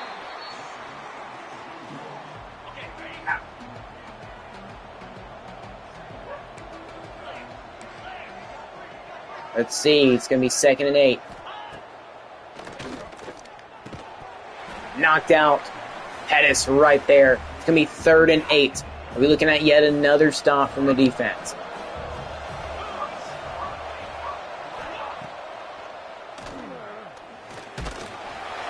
And it will be another stop. They're going to force Duke to punt it. Glenn Calloway getting back there, forcing the bad pass and incompletion.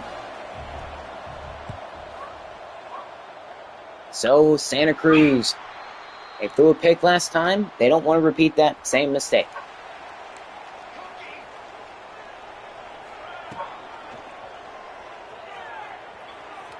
And he's going to get out to Caro, who's going to have another first. He's actually a really solid receiving back. He may not be the fastest player, but he is definitely a good one. Spencer Jr. maybe getting a couple more yards than he would have otherwise. I wouldn't say he got lucky on it. Let's actually see what we can get here. Gilliam. Oh, that had to be fit into a tight spot. If that pass would have been bad at all, we might be talking about yet another pick. And Enrique Rust, he's got himself a first. When will we have a receiver over 100 yards? We've actually got 3 tight ends on the team. Kiernan's going to get about 6-ish yards. So now it's going to be 2nd and 4.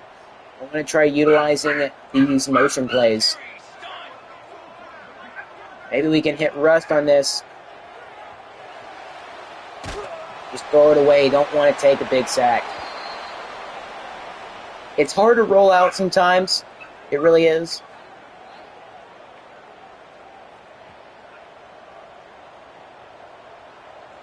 Let's see what we can get.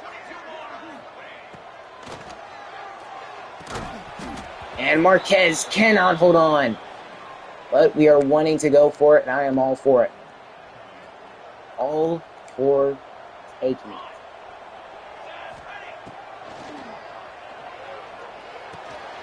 And Enrique can't hold on. It's overthrow. It's thrown way too high. Man, can we please catch the football? Like, actually. Okay, it's QB sending a man out.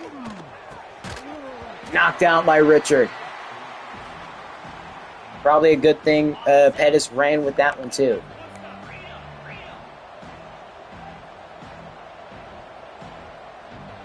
Trips left. And Richard can knock it out this time. Pettis tried following him, but it didn't work how he wanted. So it will be another first down for Duke. They've got 4.5 minutes to try and come back, or to try to get the lead. And we can't tackle him the first time. Man, can we wrap up, please? Like, seriously?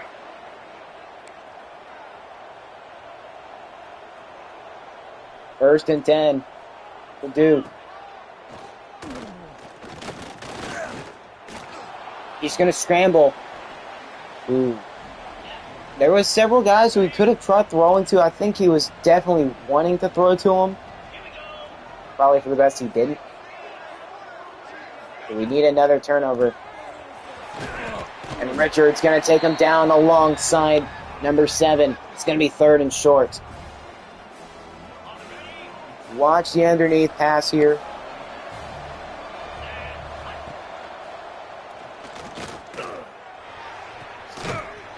And it will be caught. Joey Light playing way too far off. I don't know who the man in zone is there. Should have been somebody. But clearly nobody was there. Don't know why there wasn't. But it'll be 1st and 10. Checking it out. That's going to maybe gain a yard. Not the biggest play, but Duke hasn't really struggled when it comes to passing the football.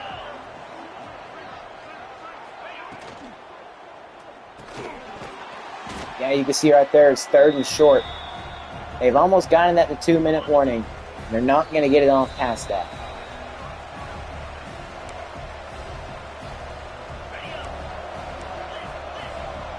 You know what? Let's not run that. Let's run Tampa 2.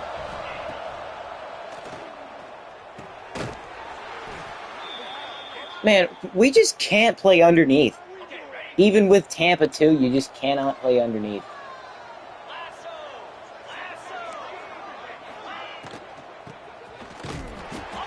Pettis going to take him down, not letting him get anywhere.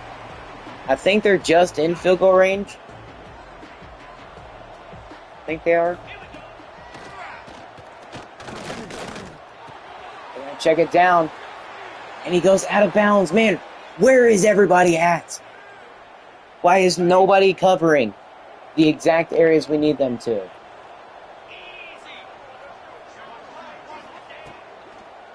going to be another pass. And it's knocked away. Why is none of these picks? And yet whenever we throw it, it's always a pick. 2nd and 10, minute left. He's going to be sacked. Glenn Calloway and Hicks getting back there. 3rd and 15. Duke will call a timeout. Why are you wanting me to run man here? That is a terrible decision.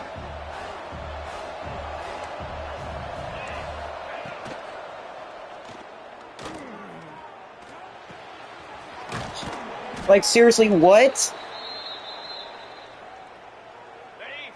I don't understand what the heck is wrong with the pass coverage. We have, like, a ton of guys in 90+. And they always just check down. Can we please not? Maybe if I turn on some coach adjustments. Flats. Play freaking play like 5 yards off. Curl flats. Play 5 off.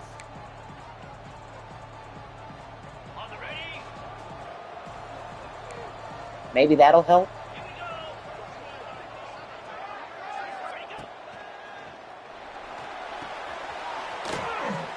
He'll be brought down at the 2. I don't know if running a coverage like that is actually going to be working. Dude, can you please press up? He's going to get sacked. Callaway getting back there. 4th and goal. You know what? Let's call a timeout. Maybe we can get some kind of advantage. Or we can get some kind of score. But this should be... Duke could take the lead here. They do. 10-7. We've got about 36 seconds to score. 35.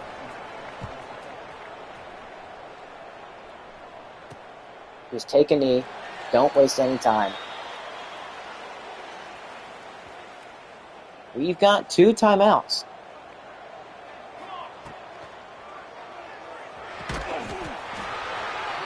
Let's hurry it up, though.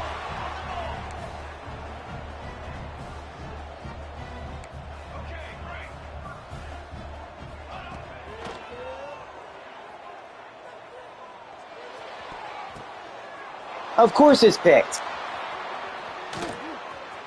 And it's going to be a pick six. Like what?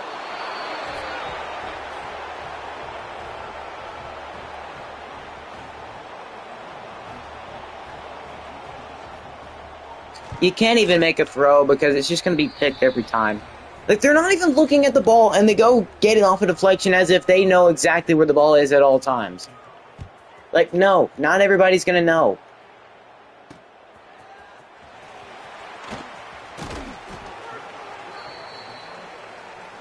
Not everybody's going to know where the freaking ball is at, bro. This game's so stupid sometimes. We're down freaking 10 points.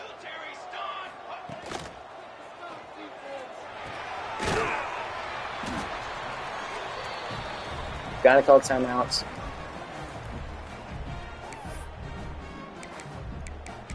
Gun, can we get some kind of freaking... Can we get some kind of deep pass to work?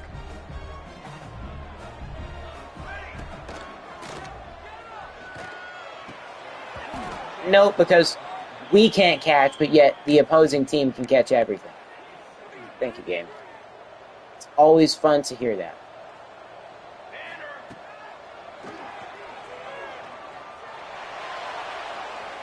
Get in. Because why would we be able to go up, toss it up to anybody? Well, we get really unfortunate with the picks. That pick six shouldn't have happened. Really shouldn't. We haven't really involved the rushing game as much as I would want to. Or I guess it just hasn't worked. Oh, those picks were really not good. We're down 10. We get the ball after half. We've been able to get stops on Duke before, but I don't know where the frick the pass coverage is at, because it clearly isn't here. This defense is looking rough and rough every time we play with them. They're getting worse and worse. I mean, last game against Texas, we got a couple picks. But now we're throwing a couple picks. Like, we need to play better on the offense, and defense has to step up if we want to win this. We can't, and the thing is, we can't allow pick sixes to happen. That shouldn't have been a pick six. It just shouldn't. A 10-point comeback is very possible.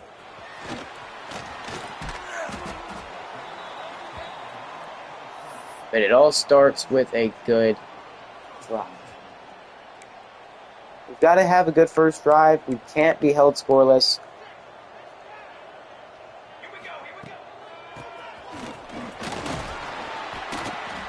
And we can't be running into the defense. We need somebody to come step up. Last game it was Gilliam.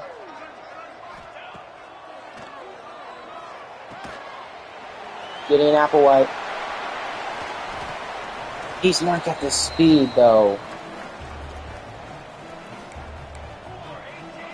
Let's try running it. Come on, Spencer.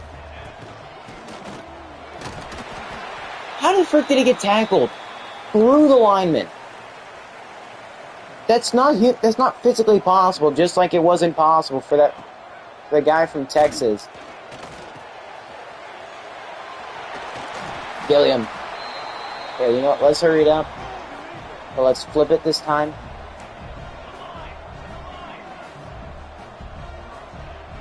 Come on, Enrique. Gideon's wide open. And he will get the catch. They were playing so far left side.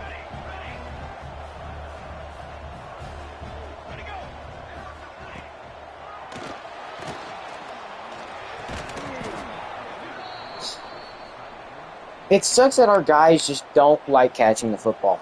And yet the opposing team catches literally everything. And run blocking is impossible, despite us having really good linemen. Run blocking, you want that?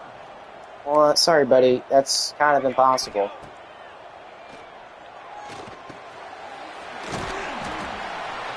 And we do give him the first. That's actually pretty good. Please tell me they're going to be faked out by this.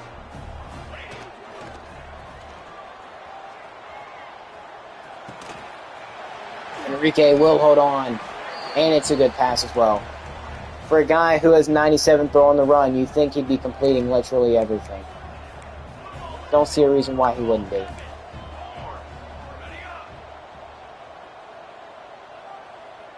Gilliam in motion. Dropped by Rust. We've got to have that.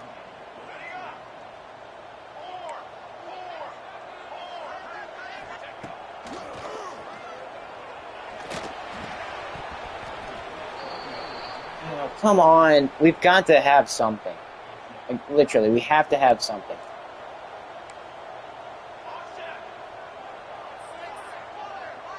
Let's see if we can maybe hit Eric Caro here or Valverio Fleming.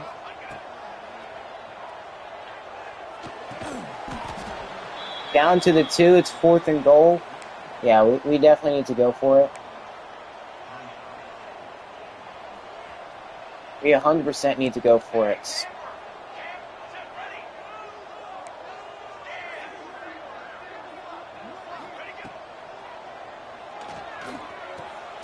It's caught. Touchdown, Santa Cruz. It is only a 3-point game now. Now we just need the defense to step up. Like I said, we can't have any scoreless drives at this point. We know it's a winnable game. They're literally an 84 overall, so they shouldn't play that good. We just got to get pressure on them like we were doing at the end of the half. And we got to get turnovers.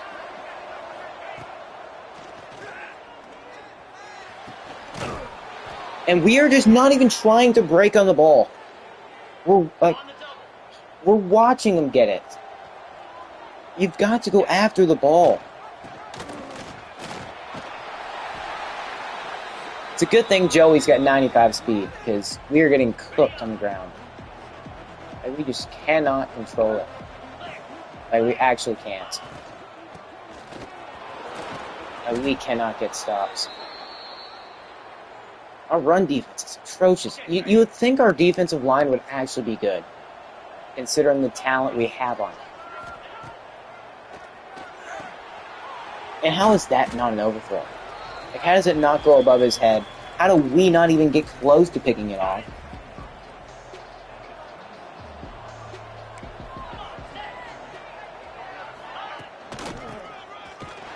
And we got a guy there. 3rd and short. Gotta watch out for the run. I have a good feeling it could be.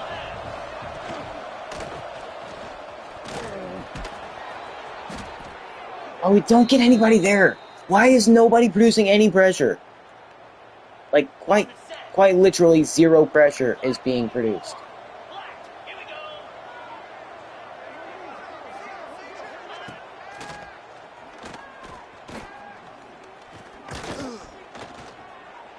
Can you please? My lord. Nobody! Why isn't... We have no pressure being produced, despite having some really good defensive line.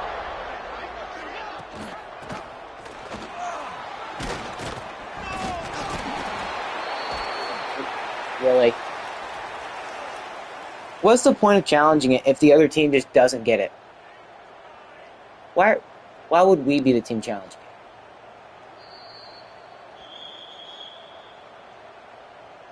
It's quite literally 0 point. Duke has to be held to a field goal here. They cannot do anything other than that.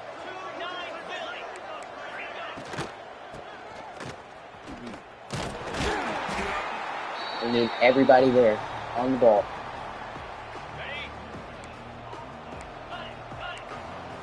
Press up.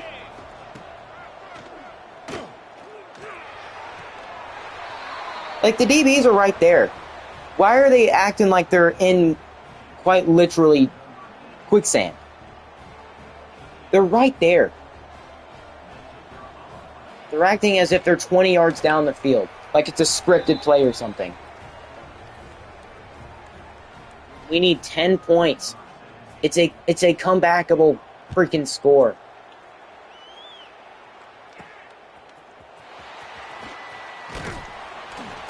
Gilliam, can you please get out the freaking way? That's not Gilliam.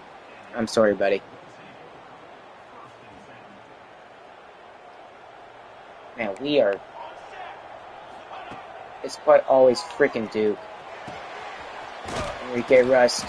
Come on, we gotta keep it going. Keep her going.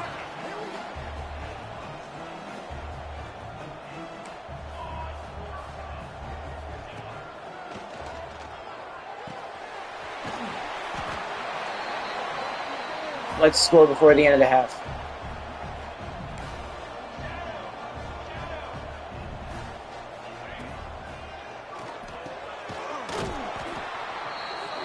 Come on, hurry up. Okay, we're down 10 going into the fourth, but we're setting ourselves up in good field position. At least we're showing good hurry-up offense. We need to stop. Like, there is no question about it. We need some kind of turnover. The run game has been way too good against us. And the defense. The defense is playing like they're brain dead. It cannot continue this way. It has to actually be much better.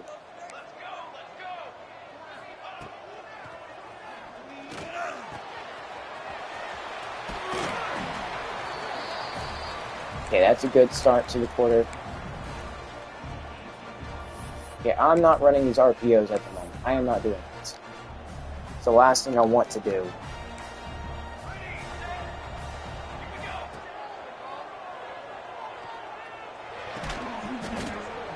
Okay, well, he just stopped running it. Whoever's route that was.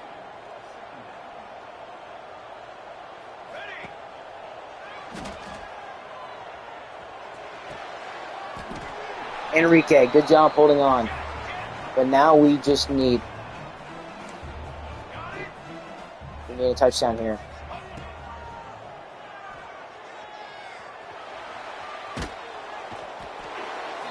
And he isn't fast enough, apparently. You know, we can run the same thing. I believe this play can score. Unless we're just constantly throwing it up high.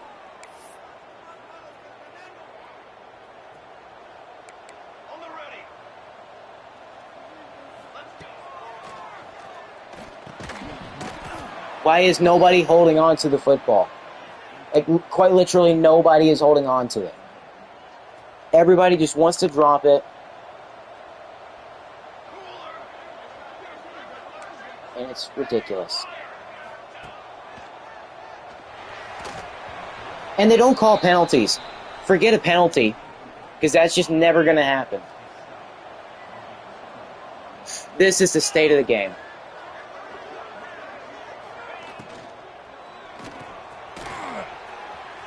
That's the state of the game right there. I'm not even telling him to hit stick. I'm literally not. We have everything on balance, and they just decide, hey, I'm going to hit stick them every time. Surely they're going to fumble. No, they're not. Thank you. We can't just keep going scoreless, though. We can't.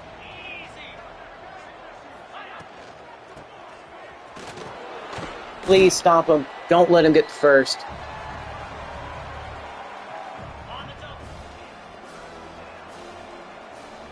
It's going to be a pass here, ain't it? These RPOs are so retarded.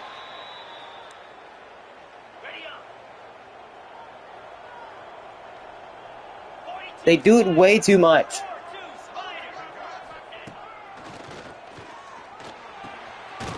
And we don't play coverage at all. We don't even try to. We just watch them catch the football and go make a play on it after they catch it.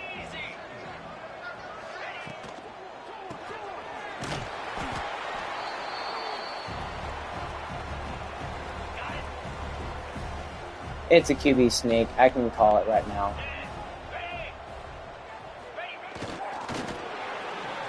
Fourth and inches.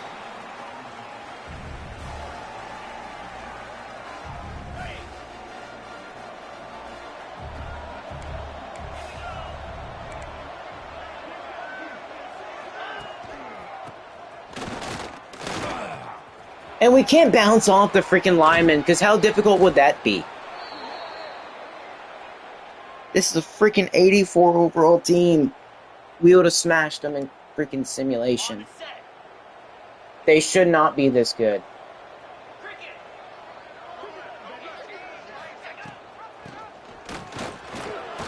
How hard is it for our 90... I'm about to freaking rage quit this and just sim it.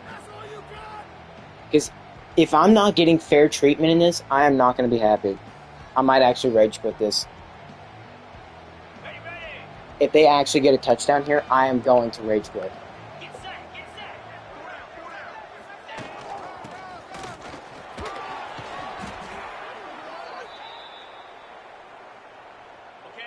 You already know they're running the clock down. If they get a touchdown here, I am rage quitting. They're just fair simming it.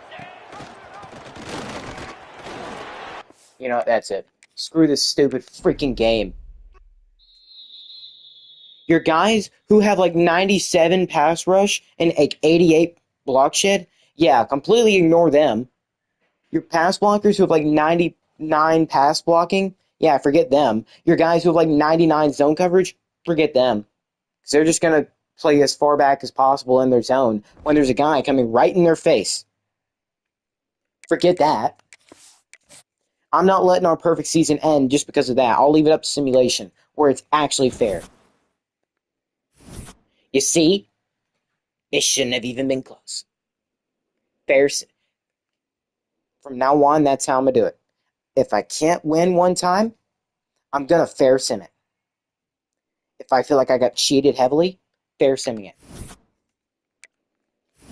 Hate me all you want for it, but I'm not letting our perfect season end because of that stupid crap. Like Glenn Calloway, yeah, he should be getting 3 sacks. Without a question, he should be getting 3 sacks. Let me guess, it wasn't even close? 24-14?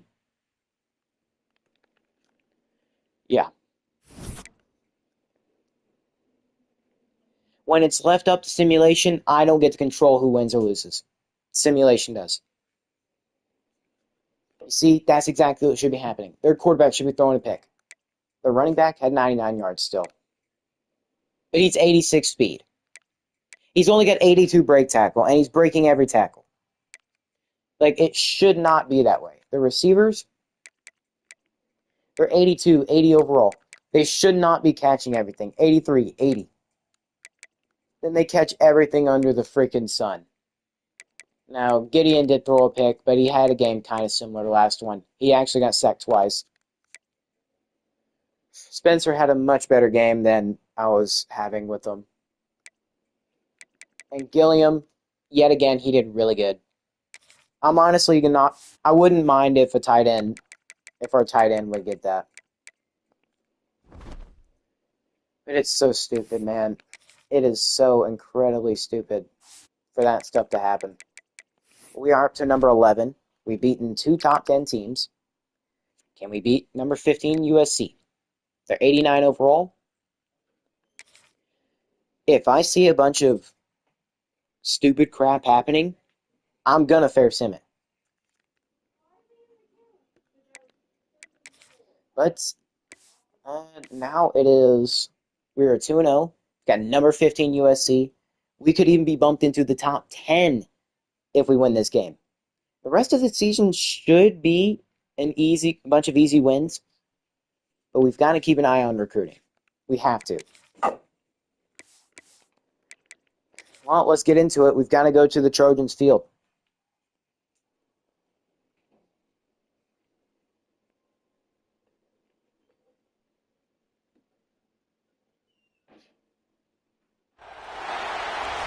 And here we go.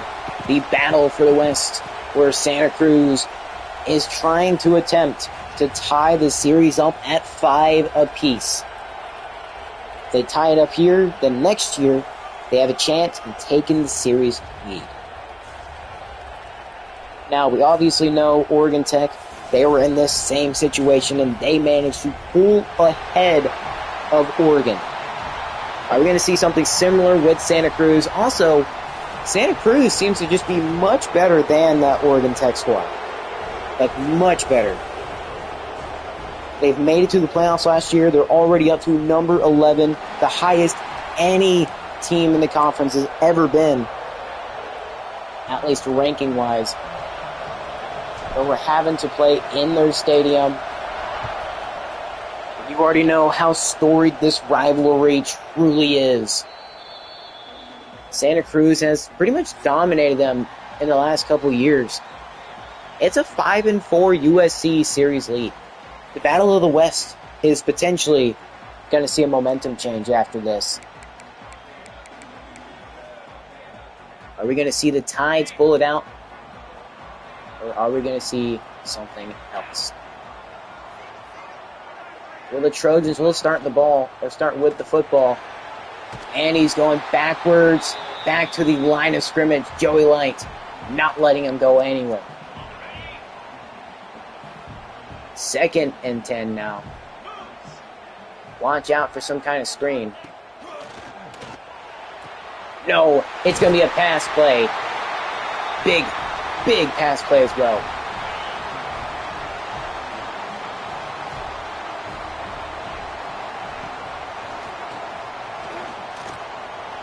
It's going to be down to the flats, and he will be stopped. Joey Light right there to not let it happen. 2nd and 8 for the Trojans here at their home stadium. Here in the, the Rose Bowl? And why does the dive just go so far away from him? I genuinely don't understand that. 1st and 10. After picking up on the first down. A slant over the middle. It's going to work, and he will get the first. So he's already got 50 passing yards on the day. They've done a great job passing it. Will they continue that, though? And they're going to get in the... Dude, everybody sucks at zone coverage, apparently. Like, they run right behind them, and they leave the underneath wide open. Completely forgetting about covering the pass. We have allowed a opening touchdown on what feels like every single time I've played. And it's always because the pass coverage is just being lackluster. I don't think we'll ever see a team as good as the one from a couple years ago. Which is kind of sad to hear. Gideon Abanaconda, he's been playing good. Like 300 yards per game good. But let's actually see, will he be able to continue that kind of success? This crowd is super loud. But the run game is going to get stopped. Spencer Jr. not able to get any big plays on that. So it'll be 2nd and 11. Might not be able to make any adjustments. Or better yet, we don't need to. Gideon Applewhite, former 4-star receiver. He will pick up about 9 yards. Come on, let's get the run. We're going to the races! I don't think anybody's going to catch him. Touchdown, Spencer Jr., the true sophomore running back. He's going to have himself a major touchdown. That's probably the biggest run play of his entire career. Well, I guess his short one and almost, well, not half a season. But man, you saw that burst of acceleration. He's not the fastest running back, but he is one of the best at having a good change of direction. If he makes one good cut, you could very well be seeing the end of that play in the end zone.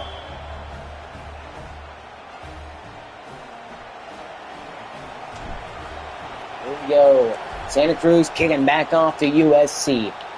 Tied ball game. This time, will they be able to stop them?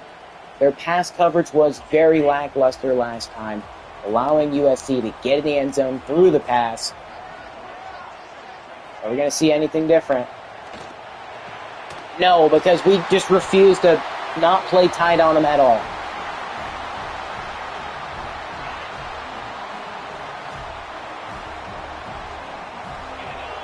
First and 10, 4.5 minutes left in the first quarter. Going underneath, it is caught, but it's only for 4 yards. 2nd and 6.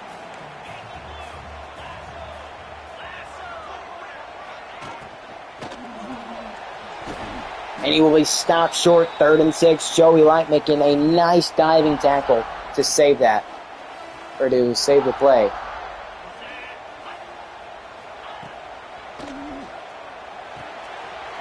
Oh, it's a receiver screen. That's going to be... It's going to pick up the first. Oh, that's so tragic. It's going to be a run to the right side, and he's caught. Richard recognizing the run, not allowing it to get reached.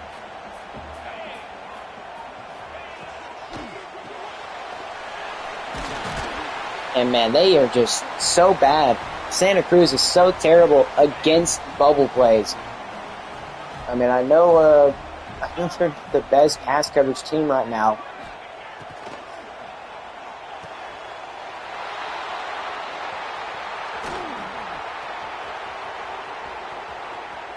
Wait, what the frick?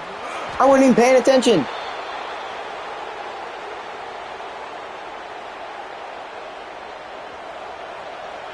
I think Grant Richard got a pick 6.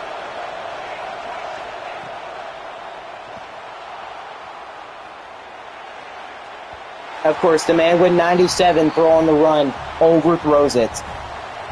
How could he not?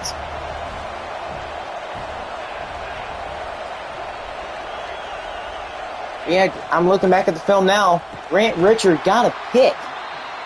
And he was actually doing really freaking good, too.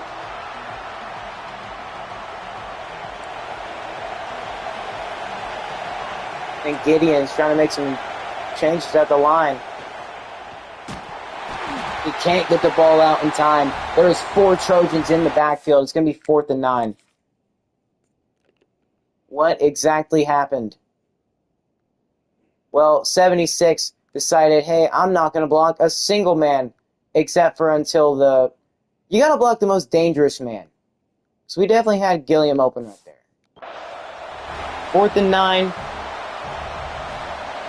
Just got to take our 3. The freshman kicker. Freshman kicker's going to miss. So he wastes the Grant Richard pick.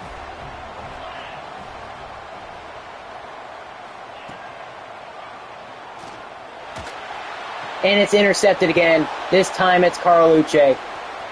And he could take it back for 6. Or better yet, just get it down to the 4. So we've got 2 picks again.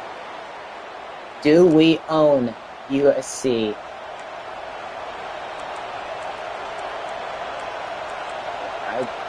I don't actually hate a PA tight end attack.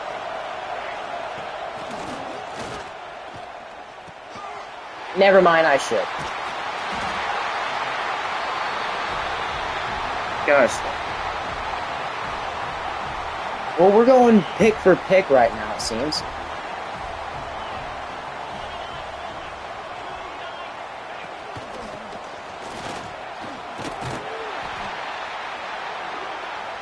And we send the blitz. It did not work. They still picked up a massive chunk of yardage. 2nd and 3. Sending a man in motion. And that's pretty much going backwards. 3rd and 5. You know, I don't actually mind sending some kind of blitz.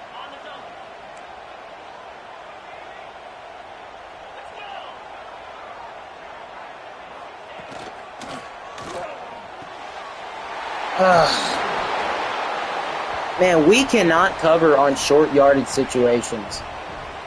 I have noticed that tremendous, like a lot. We just cannot cover when it comes to that.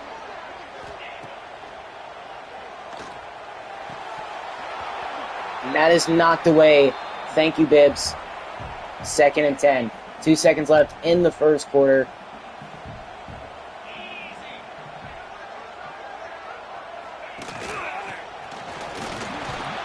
It's going to be 3rd and 5 yet again.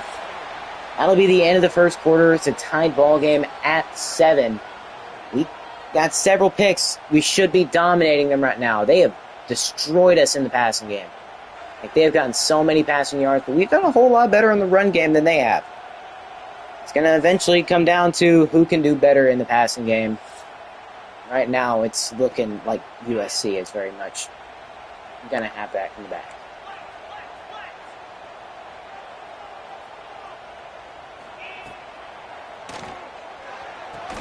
Knockdown. It'll be 4th and 5. USC will just punt it. The man defense works to perfection. Centeo to return it. And he's going to get it to the 30-yard line. 1st and 10 for Santa Cruz. They are not really covering Gilliam.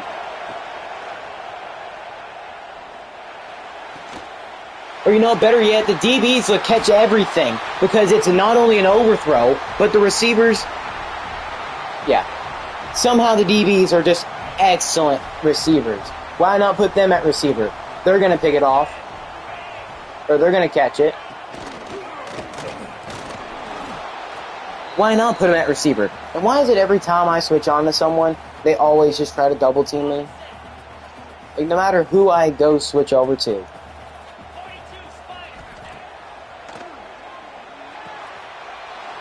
Joey Light, please. You're 95 speed, and you cannot outrun everybody. Okay, well, we get another pick. That's 3 picks on the day. The defense is doing everything they possibly can.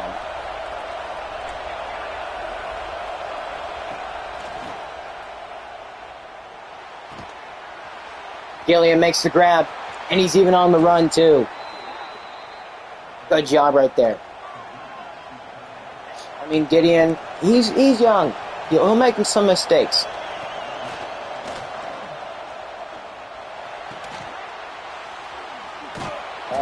What on earth is Applewhite's juking? Because it is not good, apparently. I wouldn't mind that, but it's probably best to just go with run here. We've got Spencer.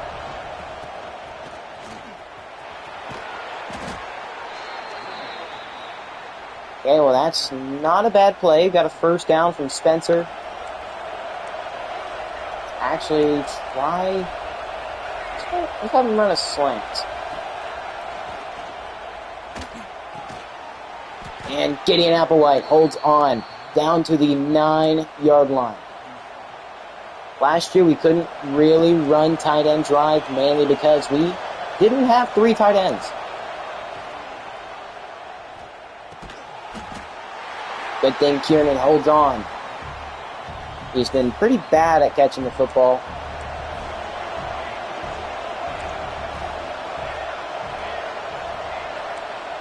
Gilliam, don't you dare do this to me.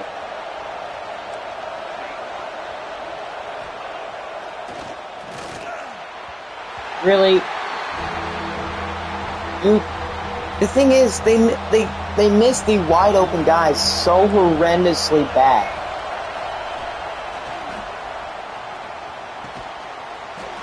And Marquez Penn's going to hold on to give us the lead, 14-7.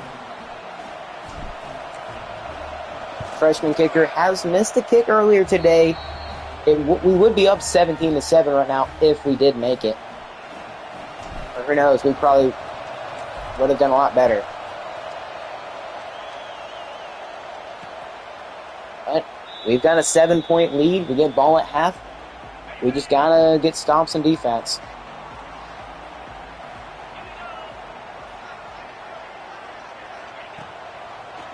The QB's looking for a pass. There's not really much open over the middle on the slant, so he just checks it down.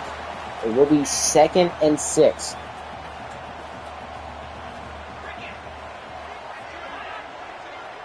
Sending a man in motion. And it will be caught. 1st down, USC and the Trojans. That pass attack of theirs has been way too good for a liking. And the pass coverage, I mean, we've gotten 3 interceptions, but the pass coverage in general has just been pretty bad. I think those interceptions are more just from us just being able to get there. Just look at that. That's a great pass. Feeding it right in there to Shaq Clement.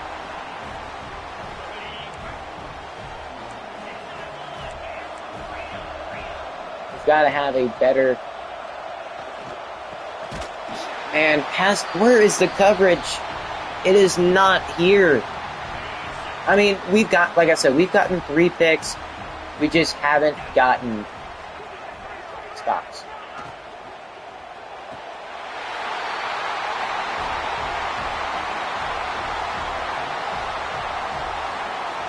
Touchdown, USC.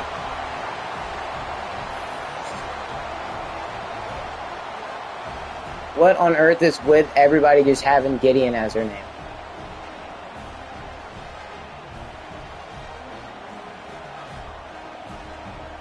That is horrendous.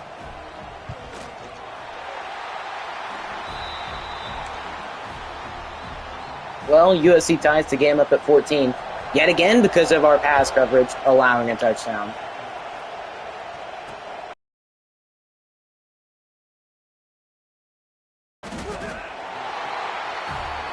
There, we've got 2 minutes, 40 seconds to try to go and score. Are we going to be able to do it? Enrique Rust, he's going to have a first down. Can we actually get down there? 2-minute warning's up. USC will call a timeout. They do not want the hurry-up offense to work. Because if they have watched film, it shows.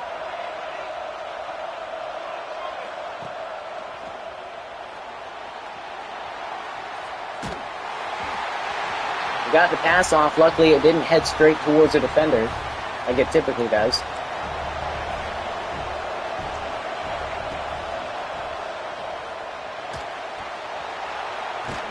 Gideon Applewhite tries to cut it back. But they're going to run hurry up yet again.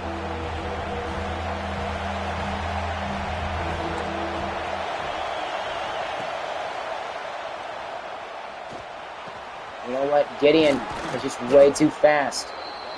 Can we run hurry up again?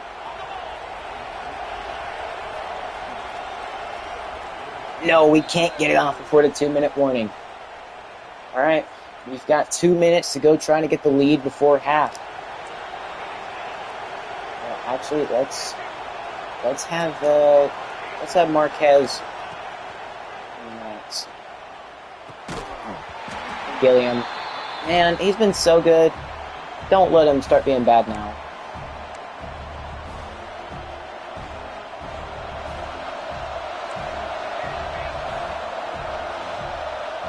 Have Gilliam on the underneath.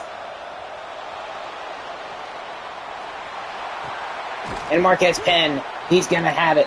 First down. Kind of a bad pass on the run, but he still made up for it by making a good grab.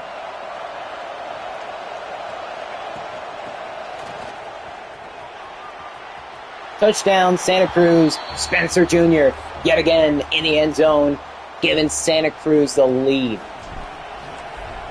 Spencer Jones, if he can hit it right, he's going to give you light work. Minute and a half, minute 25 left for USC to try to score to tie this game up. They don't want to go down even further. Santa Cruz gets the ball at half. They'll be going back the other way for a dub.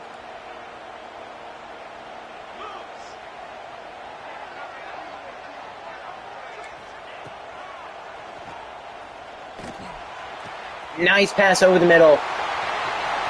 USC wide open as well. Nobody over there to cover. So it looks like they'll at least be in field goal range. But they left them wide open over the middle. And they're going to be in there on the Santa Cruz side of the field. And he's going to be tackled behind the line. USC calling their second timeout. I mean, not the worst idea to try to run it to the outside. It's been pretty successful so far today.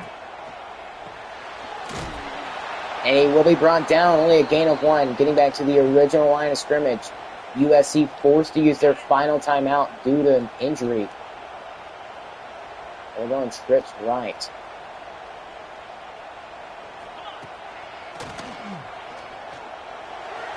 And it's intercepted. Dom Ebron. He's going to have it. So Santa Cruz will get the ball. All 3 timeouts as well. Dom Ebron, the 3-star safety that we brought in, turned out to actually be considered really freaking good. 31 seconds left. Spencer Jr., nice run right there.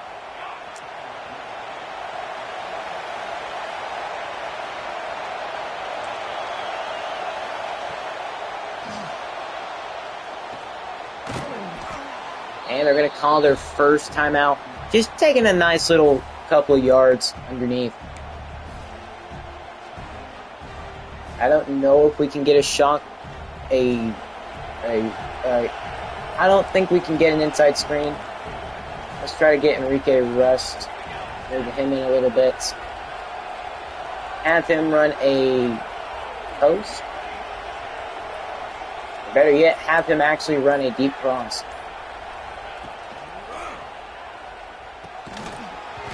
And Marquez Penn cannot hold on. 3rd and 6 now.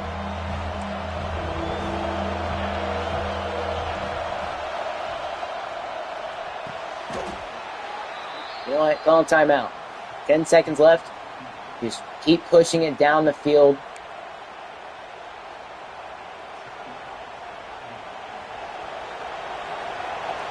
I think we could potentially hit somebody here.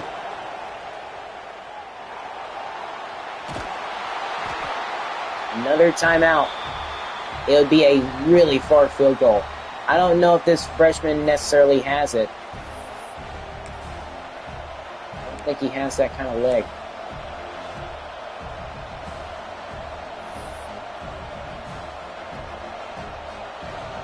We'll just see what the Hail Mary can do. You know, he's got 93 throw power. It is getting Applewhite makes the grab. But I don't think we had the time to actually be able to get it to the end zone, even if he did. But still, we end the half with the lead by 7. 21-14 is your score right now. So far, the defense has just sucked when it comes to covering the pass, especially underneath. We've held them to third down a lot. But the problem is, we just cannot stop them when it comes to those third downs. We've got to produce more pressure. Spencer Jr., he's playing really well. Really well. He's already got 2 touchdowns, and that acceleration is coming in clutch. I wish we can get him shifty, but it just doesn't seem like we're going to be able to. Not a bad return from the freshman receiver. And now, 1st and 10, start the half. Spencer Jr. Okay. Well, no need to challenge it if it still went in our favor. I mean, he was clearly down. That's going to be a first down for Spencer. He's got over 100 yards already. He's doing really freaking good.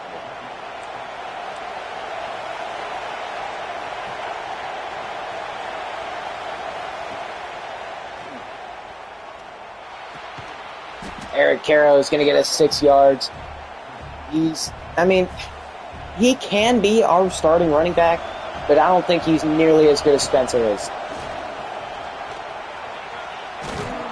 Spencer is just that guy on the ground. He's way too good to be stopped.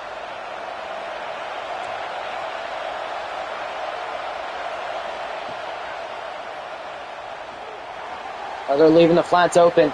That's Kiernan, who's going to have a first down. Play action work to perfection.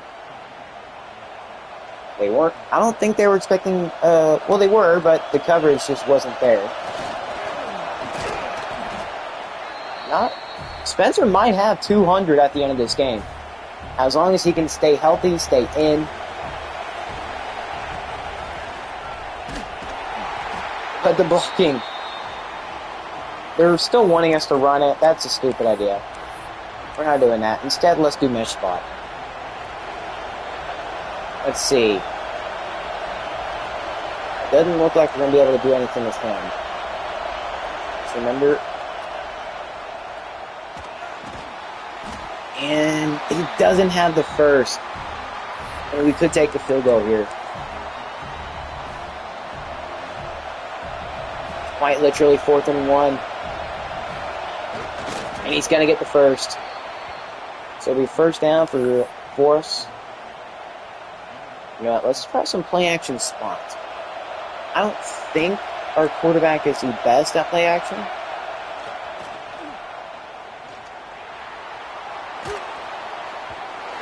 Now, why Enrique Russ decided to stop running his route, I don't know. I don't know why he stopped.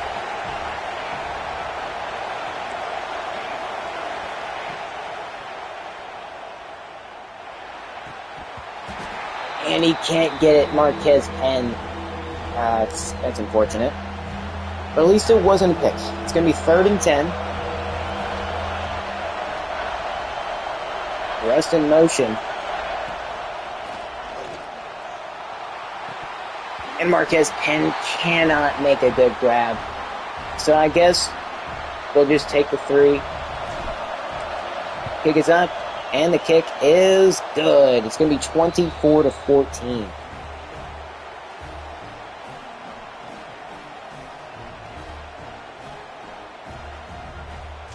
All right, we've got a 10-point lead on USC.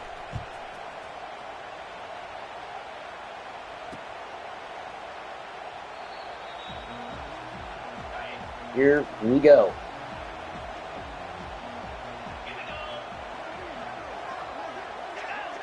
Tight end in motion. USC probably thinking a run here. And they do. Pettis back there, not letting it happen. We know that play all too well. 2nd and 12. It's another run, but you know who's there? Joey Light.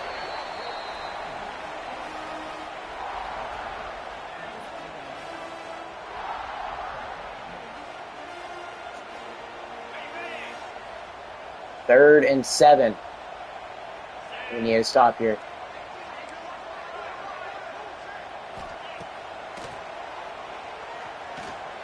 And it's Gray Richard with a pick. I think that's his 2nd one of the day.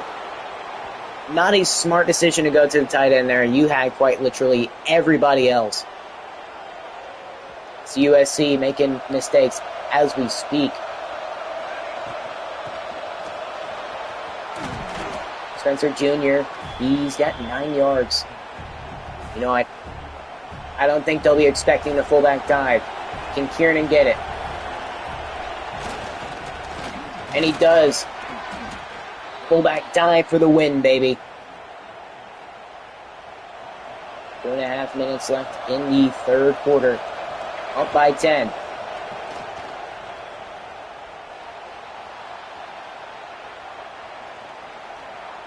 Gideon Abanaconda. He's going to pick up about 8 yards. Managed to scramble around, get it. Now, he's probably tired from that. I would not doubt it.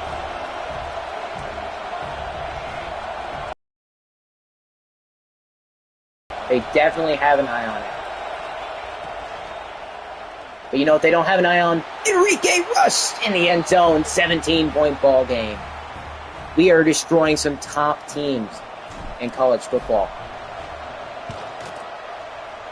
He straight up ran into the freshman kicker. Now, Abanaconda should have probably taken the slide. Either way, just decline it. It's like the Saints if they were trying to target kickers. I understand this is a big rivalry, but they don't have to be doing all this.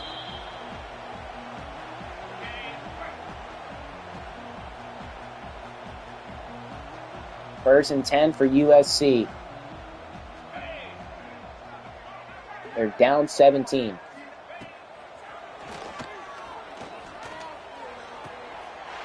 It'll be a grab, and you'll have a major first down. And we know they love going deep. We really do.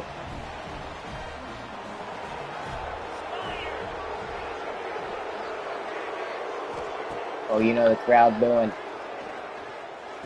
Oh, Pettis overshot it, but it's dropped. In and out of the hands. Now, Pettis should have had that.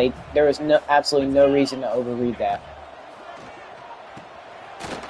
But it doesn't matter. USC will get the first anyways.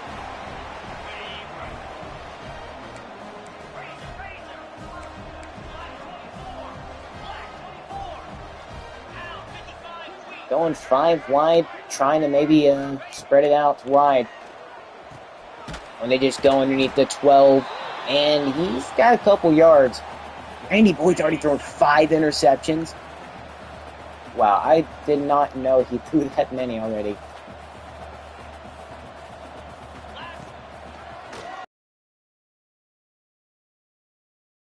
To not let it happen. That will be the end of the third quarter. USC down 17. I mean, we've definitely stepped up. We've got a 17-point lead. We haven't allowed USC to score since the first half. Not bad. Defense, 5 interceptions, and a couple sacks. I can't be mad. Defense, they've done a lot better. But that doesn't mean they've had a good game in whole. Sure, those interceptions mean a lot. And they're not going to get it. So they will just take the field goal to try to make it a 14-point game. It's still a 2-score game either way. Ooh, maybe any deeper than that would have been wide right. But it will be a 14-point game, so they still got to score twice to even tie the game up. 31-17. Can we go make this a 21-point game? Not a bad return from Tyler.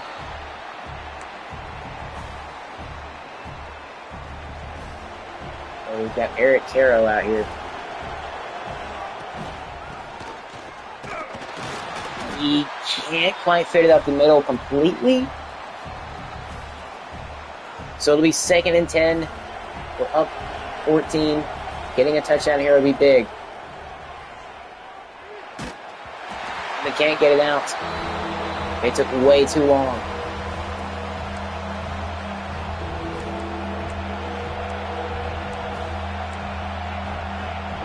All right, let's see.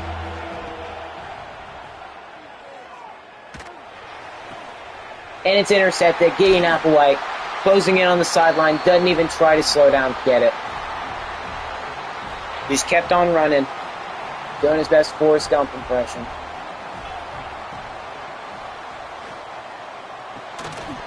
It's dropped. Pettis knew it was going there immediately. As soon as he saw him as soon as he saw that wide open receiver and stopped, ran in there as soon as he could, trying to get it. It's going to be checked down, and it's going to be a loss of 1. 3rd and 11 for USC. We might even be looking at yet another 4th down or field goal. Either one. And it's Grant Richard with his 3rd pick of the day. He has been a menace in pass coverage. That 99 zone coverage is coming into full effect right now. So despite us throwing a pick earlier, doesn't matter. We get the ball right back.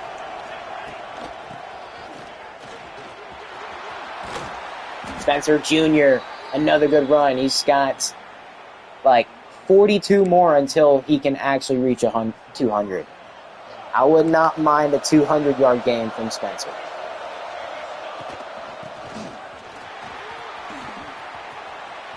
And he's going to have another touchdown. He's had 3 on the day. Great run from Spencer.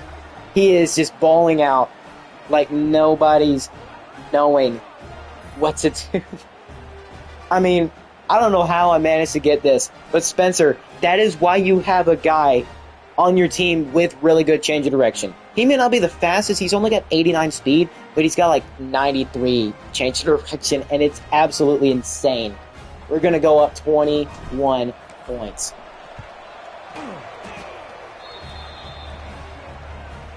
I think I'm starting to see why he had 22 touchdowns last year, despite being the third stringer. I think I'm seeing. I think I'm putting up what he's putting down. Spencer is a dog. He scored a touchdown, I think, in every single game at this point. Again, I think he scored against Texas. He scored against... I think he definitely scored against Duke.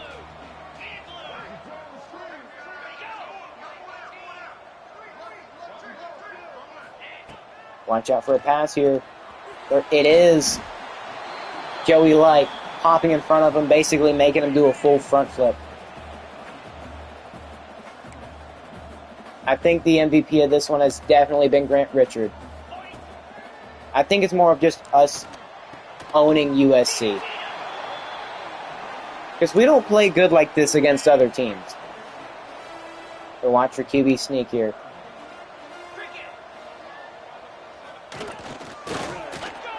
We're going to get it. Man, you can never stop QB sneak just because your defense, your nose tackle is completely oblivious to the quarterback scramble, or the quarterback sneak.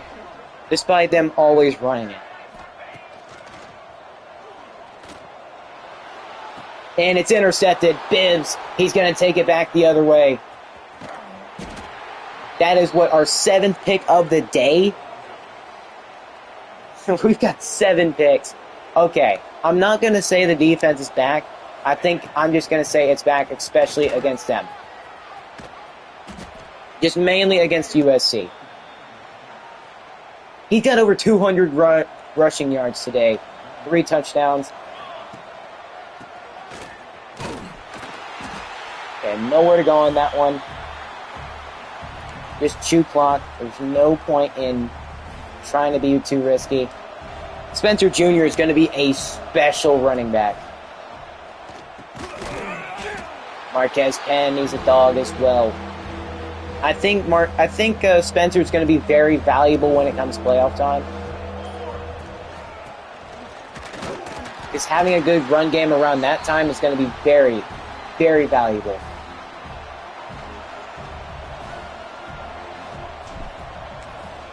The freshman kicker, it's up. And it's good. We're going up 24. Score is now, what, 34? 41-17. 24-point ball game. Yeah, we still own USC. We're going to tie the series up 5-5.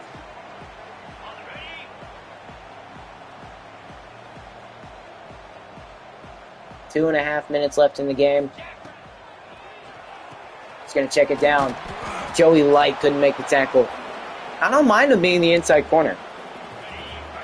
Because usually the fastest guys are at slot. Well, that will be the 2-minute warning. I think USC might be throwing in the towel here. I really wouldn't doubt it if they are.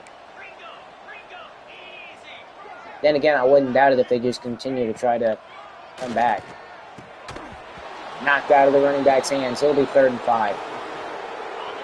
They really thought they had something on that wheel. They really thought they had something.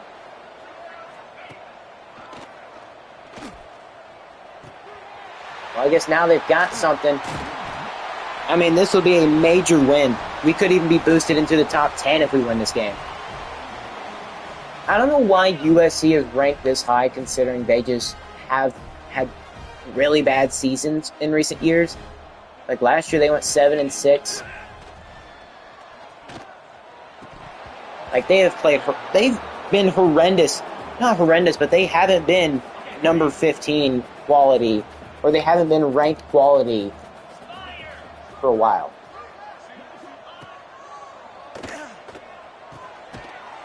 Like, they shouldn't be ranked, is what I'm trying to say. They've been pretty bad the last couple years. The best they've been, I think, has been like maybe 8, 9 wins.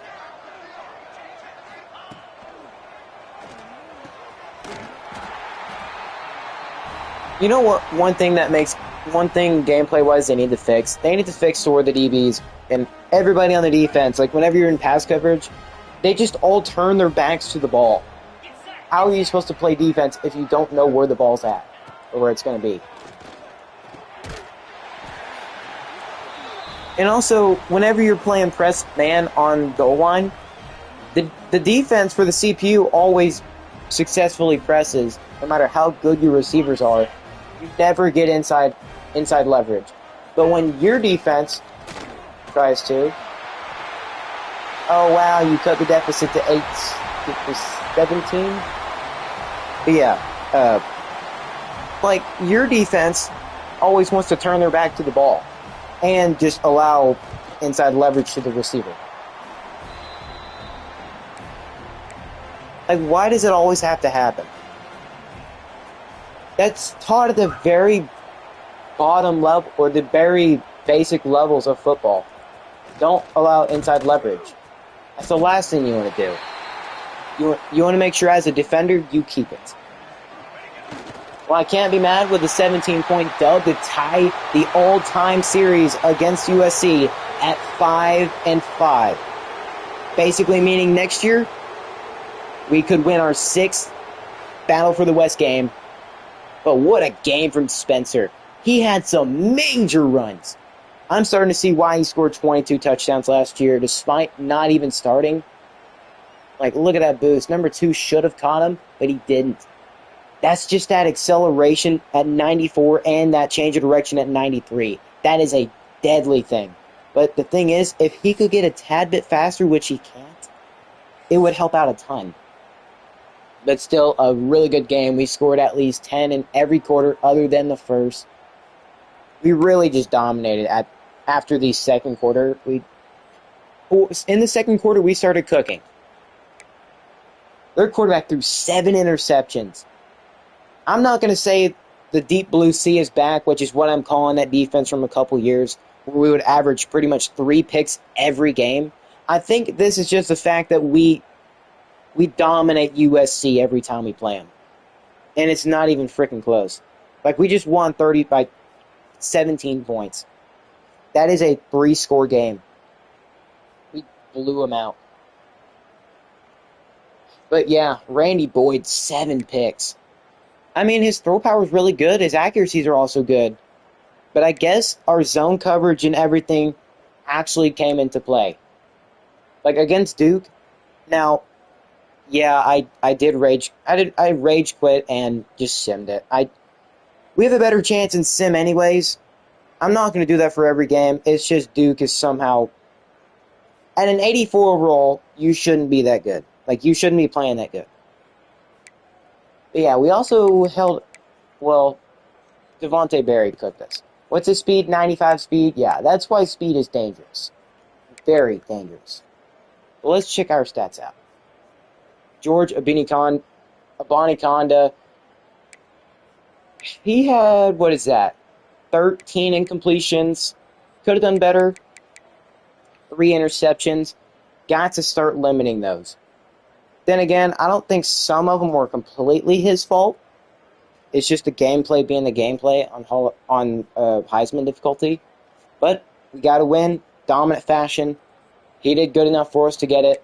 But it wasn't really him being the reason we won. Spencer Jr. having a breakout game as if he wasn't already a star. This man is a really good player. 201 yards, 16 carries, 3 touchdowns. He only fumbled once, but not like that fumble really mattered. The only place it'll show up is on the stat sheet. Not as a lost fumble, but but anyways, yeah. Spencer Jr., he really showed out today. Like, really, really showed out. Also being heavily assisted by his defense, getting 7 interceptions, which we will look at in just a second. Receiving-wise, Gideon Applewhite, the former 4-star receiver, He's having himself a good season. Enrique Rust and Marquez Penn both got a touchdown grab. They didn't have the most yards. Gideon definitely did the best. Or at least we were looking at Gideon a whole lot deeper. And now for the defense. Man, look how many tackles we got. This is insane. Grant Richard was there. Joey Light, he is kind of the guy you kind of expect to get a lot of tackles because he got 95 speed. Even USC's fastest receiver he also had 95 speed. But Joey Light, he was locking him up. 99 zone, no wonder why he was doing so good because we were running zone every play. Now, we'd run a blitz here and there. Well, I guess we're running a blitz a lot. And then Braden Moe, the other... we didn't get a single sack. We were pretty much in the business of getting picks. And who got one?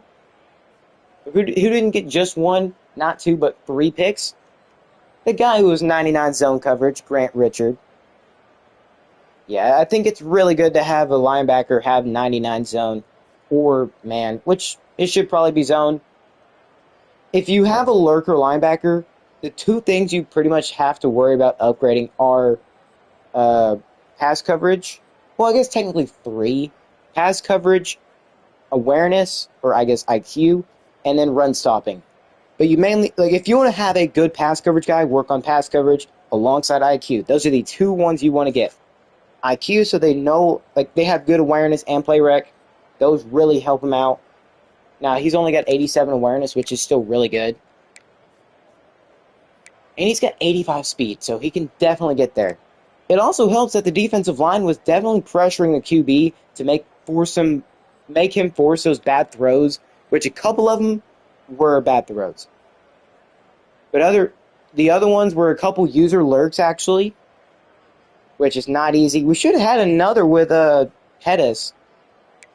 Yeah, we definitely had another one with Jermaine Pettis. But it is what it is. Pass deflections, we had 5 of them, I believe that is. Yeah, 5. Forced fumbles, we didn't get one. Obviously, we recovered that one, but it was on offense. No block kicks, no safeties, and no defensive touchdowns, even though we came pretty freaking close to having one. Yeah, defense showed up in a major, major way in the second half. I think I actually want to switch the thumbnail up to our running back. Yeah, 30-yard run. This man was going crazy. Was this the one? Yeah, look at this. It looks like he's definitely going to get caught. And that's also a good block from Marquez. Look at that. And then Gideon just turning on the boosters. This should not have been a touchdown. I'm going to be completely honest. Oh no, he's going to get caught. There's so many Trojans over here. But this is where the Excel comes into play. Number 11, he could not get him. Spencer was already around the edge and in the end zone before he could say hippopotamus. He's only got 89 speed, which is a shame because we can't upgrade his speed anymore. But if we did, he would definitely be even more game-changing than he already is. And the thing is, this wasn't his only run that was good. I think if I could find it, because I know he had another. You can see several interceptions for us. Come on. 13-yard run for Spencer. Now I definitely, I've been saying all game, I see why Spencer got 22 touchdowns last year. Look at this. Cut in, cut out. Can't keep up with him. That's a really good run. But that's not the only one he had. Or that's not the only 2 he had. Let's go back even further. Where is it at? Yeah, we were going pick for pick, basically. 74-yard run. This was his best run of the day. From our own 20, I'm going to say 25. From our own 25. Spencer put on the turbo. See, typically, number 71 would pull him into that block. But he just found the hole right there. Basically, slingshot technique. I mean, number 71 did have a hand on him, but he kind of pushed him. And all 62, who's that? That is Devion Doss. Okay. And then Enrique Russ was basically responsible for that DB going around. And Spencer, nobody even, what is that? I'd say, yeah, that's about 5 yards. Almost exactly 5 yards. He was a beast today.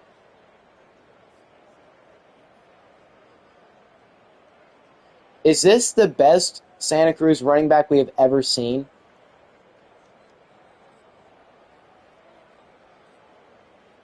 Because he sure is playing like it in just his second ever year.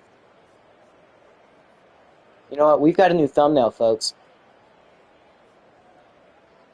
And his name is Spencer Jr. You know what? I'm putting up my campaign right now. Spencer for Heisman. Spencer for freaking Heisman. He's getting a starting job. I just hope he has a bunch of good games against every other team. Because right now, he is balling out. And not to mention, it's yet another top 25 victory in 3 straight weeks. So the undefeated season is still looking obtainable.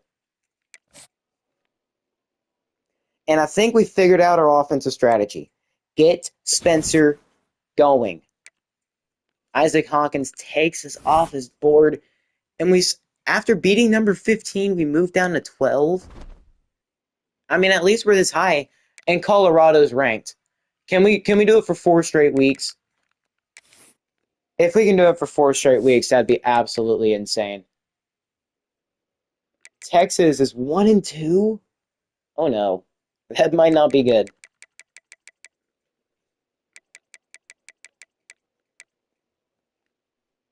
But yeah, we could beat 4 straight ranked teams. If that isn't a statement, I don't know what is. So we still got 0 hours. But we are definitely doing a ton better for a bunch of these guys. Like Gil Harris, we're first on. Ty Ishmael, the 5-star quarterback. Louisville is still ahead for him. Michigan's fighting closely. Devin Hester, we're also up there. Rico Levels, I think he's at 91 speed corner. Yeah, with 81 zone. He is an insanely good player. But right now, we've only got 4 5-stars on the board. We had 6, I think, to start off. We've got no hours, so we can't spend any on anybody else. But simulation treats us well. They're a 76 overall team. Can we beat a 4th straight ranked team? Yes, we can, and we are in the top 10 for the first time in school history. The 4-star Chester Johns takes us off, but we are up to second on Ishmael. Or I guess we're still second on Ishmael. Grant Richard. I don't know why did he get a pick or 2? Gideon Applewhites. He had 179 yards receiving. That's perfect. But we do beat yet another top 25 team. East Carolina's quarterback's in the Heisman. Interesting. Very, very interesting. 501? Holy Caitlin Titus, what on earth are you made of? Holy crap. Alright, let's see. How much did we beat Colorado by? 47-28. I just hope our OC doesn't leave us after this year, because he is helping us big time. And if we can keep this pace up, we might actually be able to make the playoffs again, and we'd actually be able to make it higher. Okay. Ooh, Ishmael's on a visit. That is very important. How many hours does he need, though? Actually, let's see. Who's all available to come on a visit? Oh, crap. A lot of people. Chester Johns, we know, took us off. Ishmael, he's wanting 40 hours. Well, he is from Kentucky, which is pretty far away from California, on the entire opposite coast. He wants 15. Ordonez. We've got to take points off of somebody. Jace Wall. That's probably a lost cause. Let's take him off. What about Jermaine Roberts? I want to say that's a lost cause. I don't want to lose him. What is he, 95 speed? 89. You know what? I think I'm okay with losing him. All right, because if we can get another good quarterback, that'd be very important.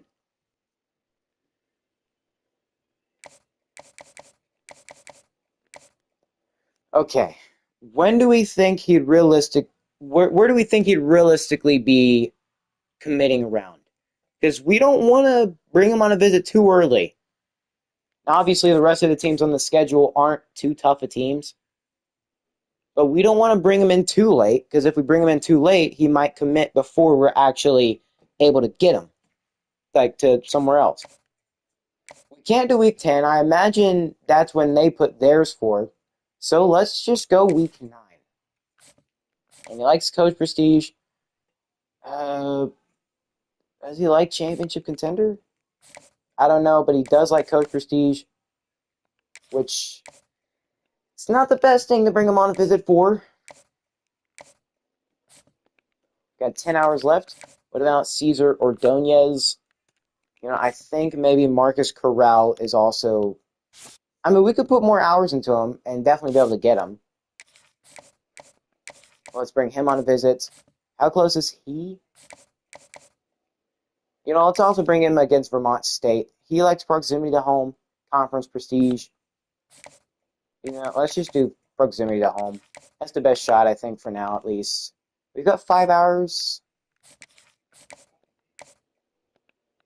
Let's see. Can we put 5 hours into anybody else? Let's go national ranking. And we're first on Dylan Spiegel. That's actually pretty good. You know what, Tyrell Turk? Let's go 5. So we beat 4 straight ranked teams, and we're up to number 10. Let's just hope those ranked teams actually have good seasons. Because if they don't, then it's not going to help us in the long run. Galladay and Alexander, so even more 4 stars take us off, and we remain at 10. Okay, so they're not hurting us. Heisman watch. I don't think we're going to have anybody even close to on there, especially since we just had a bye week. But wow. Oregon Tech's quarterbacks on here. 5 passing touchdowns, 24 for 43. Obviously, they have the Georgia playbook. That's the playbook they use. Speaking of the conference, let's actually see how is it doing. Oregon Tech's 3-1, so they're having another good year. Or they're bouncing back and definitely doing a lot better than they've been doing. Vermont State's 2-2. I'm not going to say that's going to be a tough game because we all know we're not even on the same level as them. 95 hours. Well, that's not good. Somehow still second on Juan Yancey, so let's put 35 hours into him. Maybe we can pull ahead of Fresno State.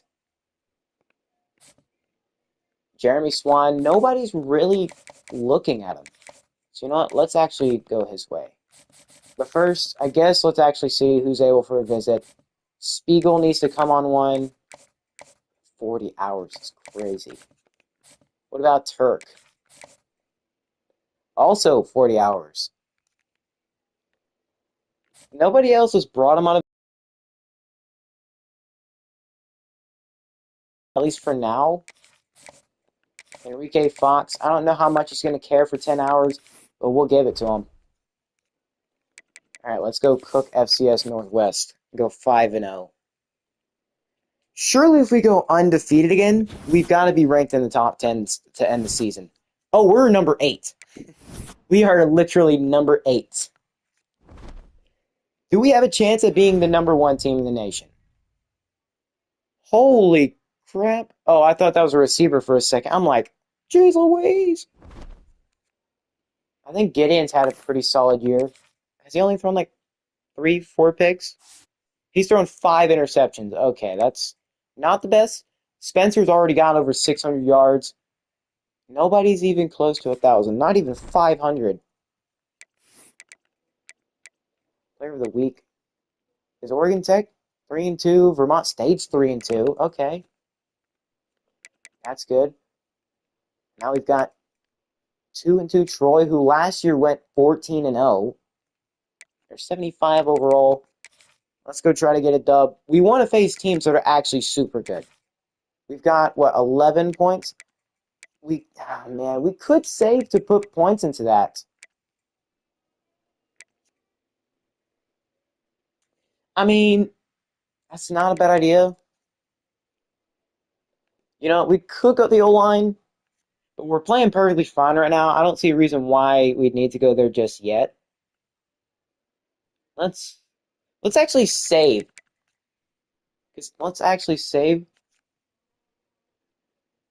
Because I definitely want to put in the pass game defense just so we can keep working on building that up. All right, let's go face Troy. We're saving our points, trying to build up to actually being able to get the coaching or the pass game upgrade. Come on, 6-0. We probably need to put some guys on visits, but I don't care. 6-0. We're at number 7. We continue to climb. Will we reach the top 5? Wait, did it say in the 5 stars? First on Harrison, first on Hester, and first on Rico. All right, let's see. Who all needs to come on a visit? We're down to second on Ty Ishmael. Apparently, we got up to first at one point. Ooh, 3 of the 4 stars. Please don't be a lot. 40, 20, 40. Oh, and it just looks like John Sneed we might not even be able to come back for. It seems Louisville might be struggling with the same thing as well. But we definitely need to bring these 5 stars on a visit. I mean, they're all about the same. We're first in all 3 by how much? By a fair amount, and not by much. Okay. On Turk, let's see, on Turk. What about Magnifico? I mean, we just got to keep winning. Eventually, we can put more hours. Jeremiah Schaefer, we're closing in on. Oh, yeah, Fox. I don't think that's gonna work, pal. Louisville might just continue to rise. They brought him on a visit week 7. Ooh, that hard sell wouldn't be bad. Wouldn't be a bad hard sell.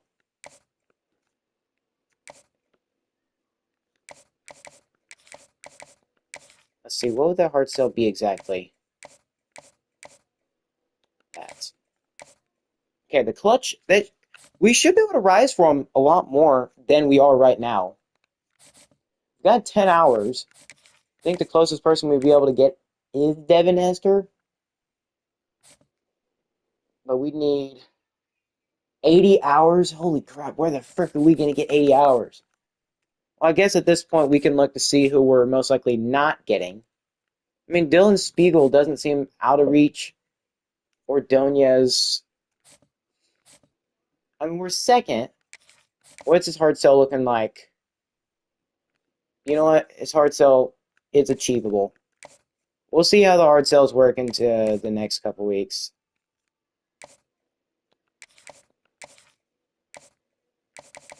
I think, yeah, that's Conference Legend.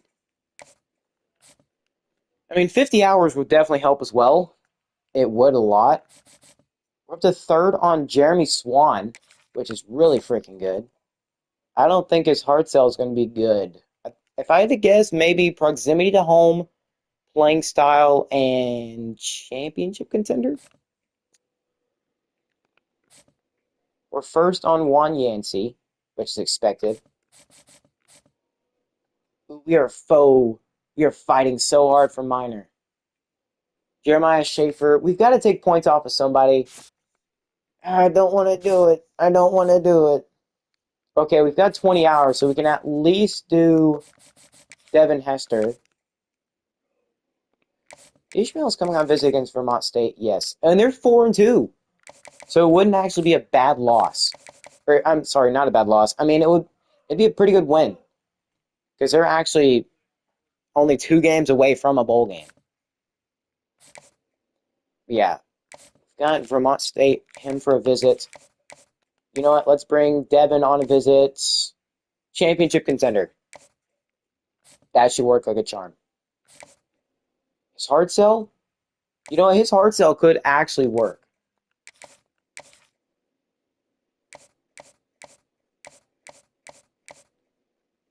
Is an A plus, and D minus. I do think that hard sell would work fairly well.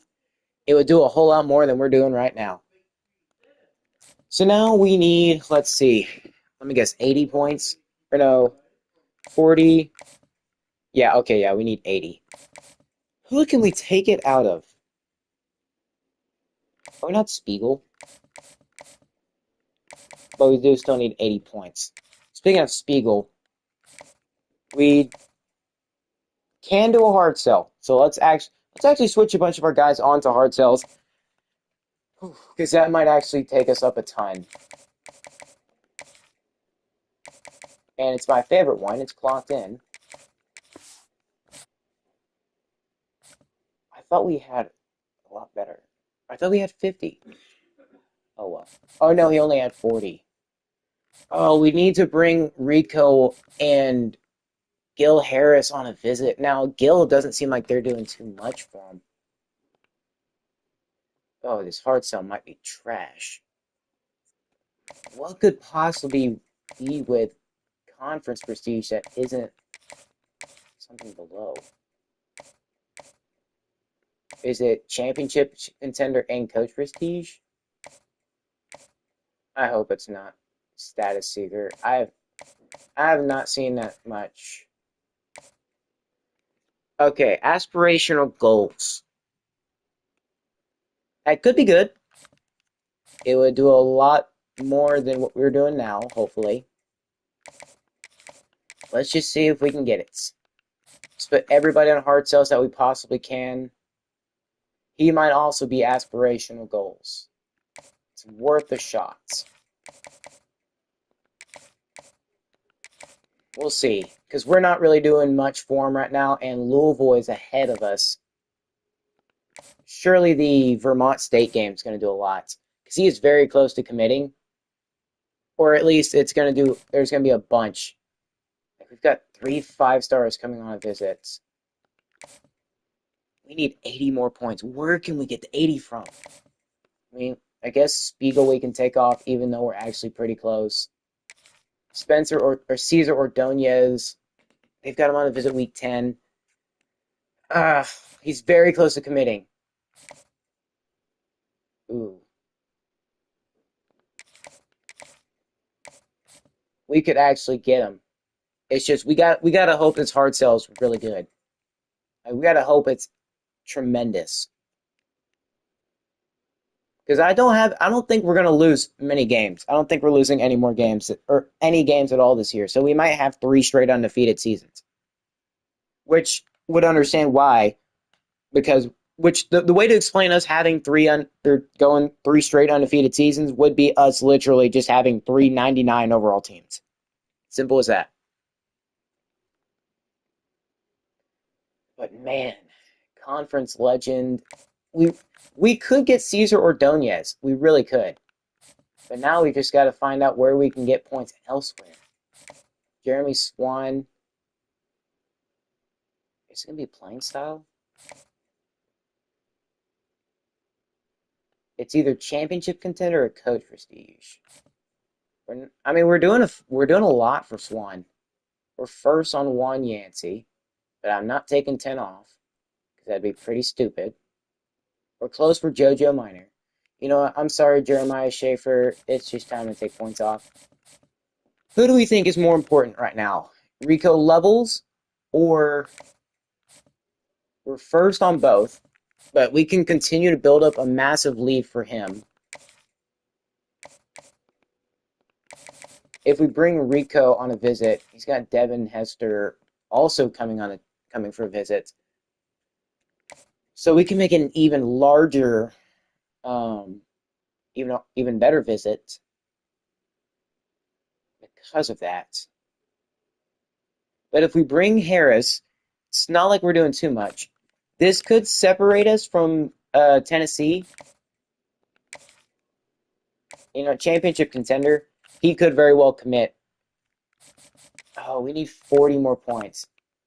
I don't want to take it out of like Terrell Turk. But they've already brought him on. Why did I screw over? Like if we can bring some. Okay, please don't take forever. Please. Screw you, you stupid screen. Okay. If we could get Turk on a visit. I did it again! Dang it, I gotta press X. Okay, it didn't take us long this time. X, there we go. We've got him on the clutch, so that should be a lot better. Now, is it going to be Louisville better? How many free safeties do we have on our board? Only him. We could very well just take him off. I mean, I want to get him. I really do. But Louisville can have him. These 5 stars are way more important at the moment. We can't bring him on a visit against Vermont State, but let's do Maryland. He like championship contender. He's going to have to. Well, that is one of the things we're trying to look at. Oof. All right. Do we have... Okay, yes. Yes. Rico levels. Championship contender is one of them. Let's see what hard sells he can have. What is he like? Pro potential. Okay, what's with championship contender and pro potential?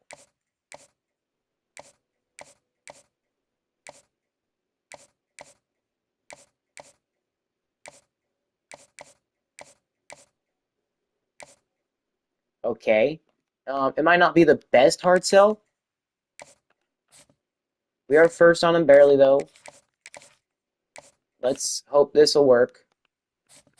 Ordonez, we have him on one. Terrell Jones, we just don't have any points in 2. If we could put points in him, that'd be great. But there's nobody else we can really take points out of at the moment. This is where we need more hours. Big time. Got 11 people on our board. I really think Ty Ishmael, as long as we can destroy Vermont State, we should have a good chance of getting a bunch of these guys. All right. Here's Metro Atlanta. Will we move up even further?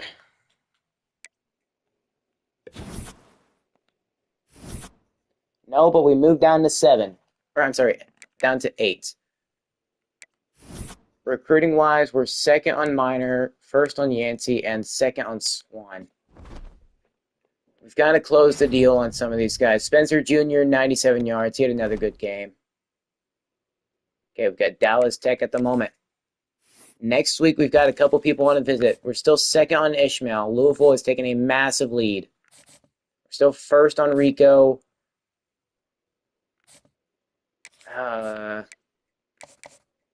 He doesn't like championship contender.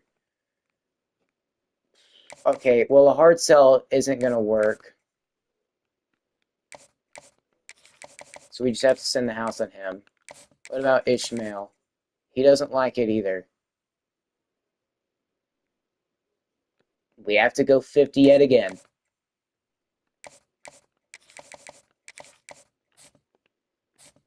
Let's see. Because we're just going to have to go 50 on Gil. I mean, we're actually far ahead, but I wouldn't say us taking 50 out of him is bad. Or putting just 50 into him is bad. I think Devin Hester, Oregon might take him. He did like primetime player. He did. But that first motivation is not good. Hopefully after the Vermont State game next week. Hopefully we don't fall after this week. We've got 100 hours though. Who's guys that need to come on visits? Yancey for sure. Oh, that would be a good visit. Thanks for zooming home. Let's give him that. Swan.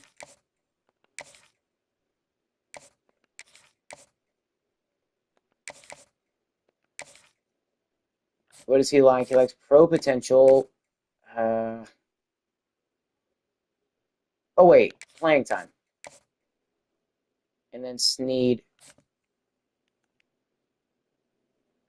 I don't think we're going to be able to get John Sneed, unfortunately. We've got 65 hours left. John Sneed. Okay, well, we might be able to get him. Or better yet, let's look into other people. JoJo Minor. Now is when we need to put a bunch of points into him. Okay, what is he? He likes pro potential? Okay, so we know his hard sell. We know his hard sell. It's got to be that. I don't think it can be anything else. Sneed, we just don't have any points into. Got 40 hours left. Terrell Jones, now is the time we can put 40 hours. Or now is the time to put hours into him. Because, I mean, yeah, Utah took their offer out. So they don't... Either Terrell is a bad player, or they just don't think they can get him. Okay, that's actually good.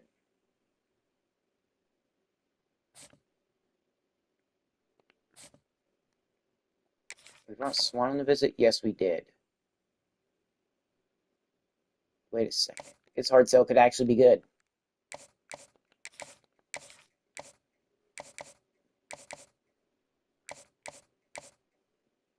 I mean, it could be that. But I don't know if Hometown Hero is really something he cares for. It looks proximity to home and championship contender. Okay, I'm saying Hometown Heroes one it could be. Surely there's something else here though. It is Hometown Hero. Which that should in theory be a really good hard sell. At least you'd think so. He's also coming on a visit, yes, against Maryland. Okay, all I'm gonna say is we've got to beat Vermont State. That's gonna be a very important game to win. Santa Cruz, number 8 in the country. Do we have anybody in the Heisman watch? No, we do not. But Oregon Tech's quarterback is now out of it. Obviously, when you're not playing freaking FCS schools, you're not going to be in it. Conference standings. Oregon Tech, Vermont State, they're both 4 wins. CTEU's actually 3-4. So they've also got a chance to make it. Is that the reason why we're ranked so high?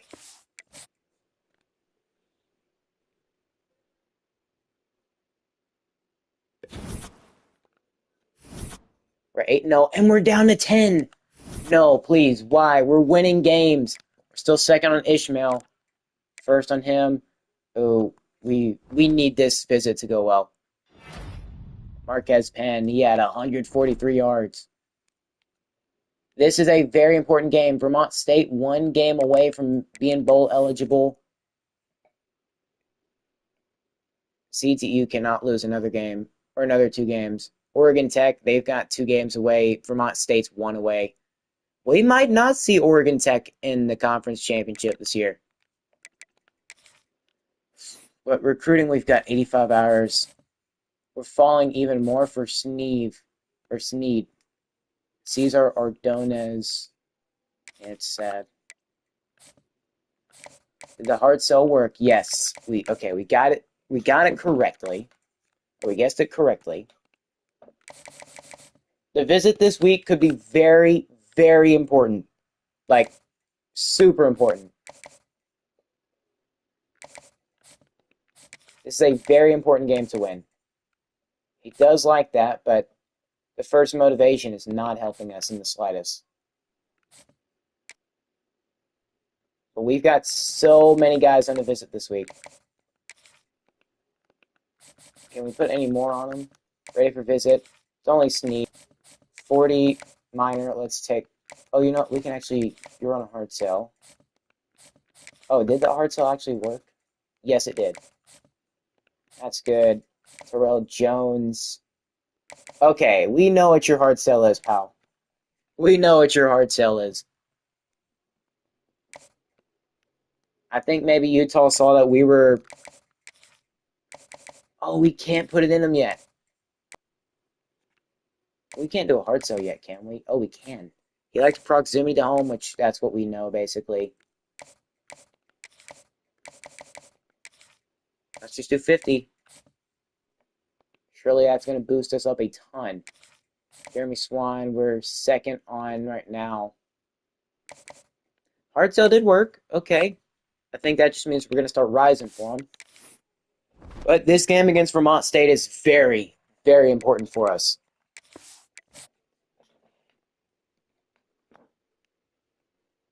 This could basically mean us getting some recruits.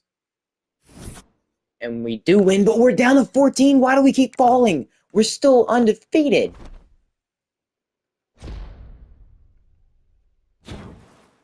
Glenn Calloway broke the career sack record. And he didn't even get, I don't think he really played much his first year. The Pac-12 career sacks record. He must be on an insane run this year.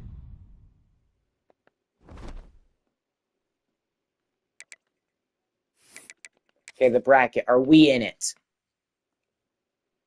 And we are. Come on. Show me, please. Not currently in it. We're literally the number 14 team. And you want to put Memphis in there? We are undefeated. Most of the teams have a loss.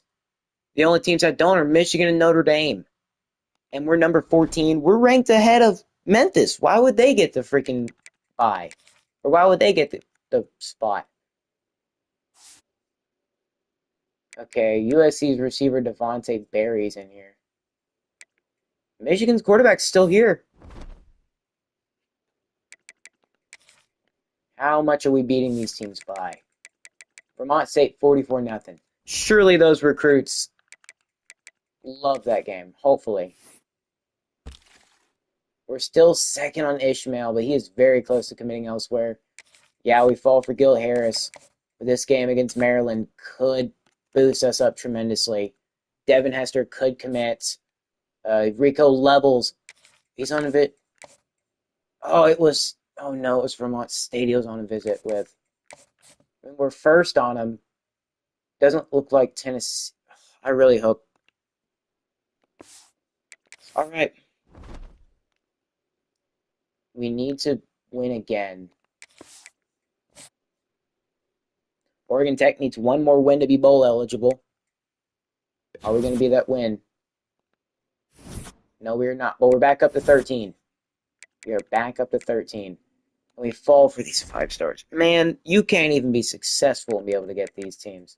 Or get these players. But this game against Maryland is going to be very freaking important. And Ishmael does commit to Louisville. No battle at all.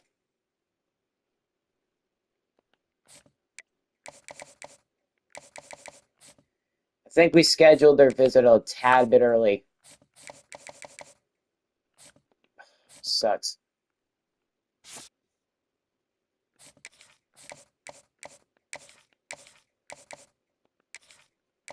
We definitely scheduled them a bit too early.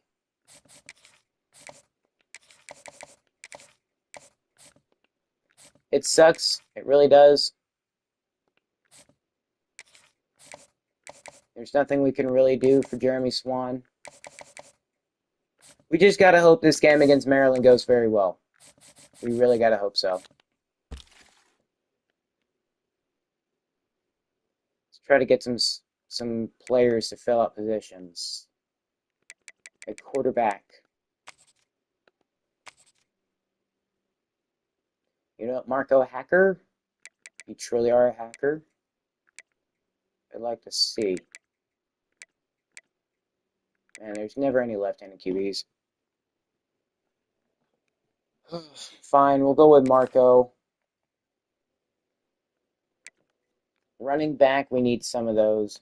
We don't have any receivers on there either. Melo Talbot. Oh yeah, I remember Delonte Talbot, the receiver with Oregon Tech. I kind of miss him. Cannot even lie. I definitely miss him. We need to add some receivers, whether they're good or bad. We definitely need some D tackles.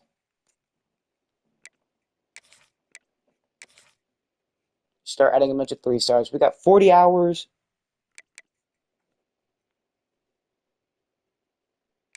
Scout specialist. We also need tight end for sure. Your possession. Your possession. Okay.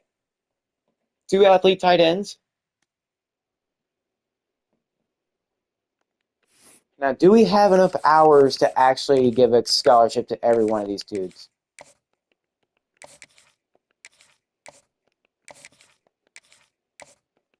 You know, there's one thing I have not gotten, and that's insta-commit.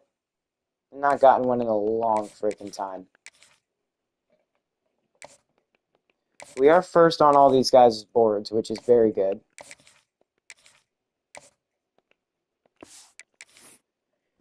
Well, that's it for recruiting. We got a game against Maryland, which will hopefully boost us up tremendously. Maryland is, let's see, what overall are they? They are 76 overall. Can we go 11-0?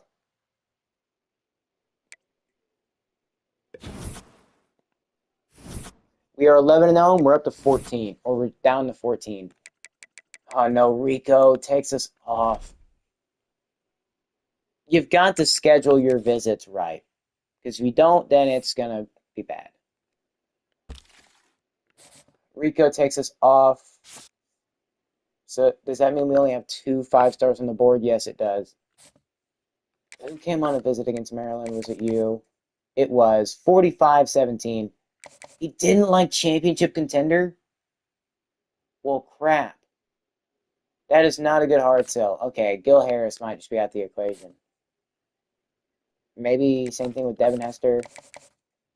No, he was on visit before.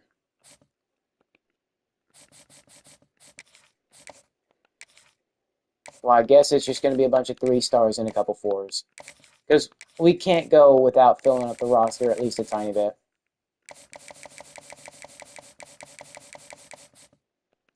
Okay, I've got 85 hours. Let's go. Let's look at a bunch of players that we're already first on. What do we need? I mean, definitely look at quarterback. Let's go tackle. You know, no, I want to build depth at receiver. We just don't have much of that right now. Let's put a couple more receivers on there. I don't want no JUCOs. Okay, we got 4 on there now. Let's go to corner. Only got 1 on the board right now.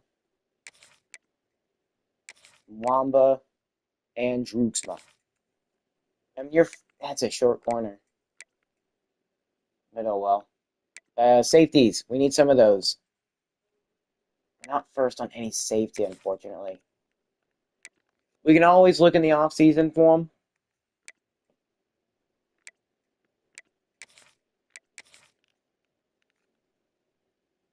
Outside linebacker for sure. I think we might try to go offensive lineman in the off-season. And this is definitely trying to set the team up for the future other than just us having to go after them. Or us having to build them up to be a dominant team. For them to actually be good. Let's see. Now let's see. Can we do scholarships into everybody?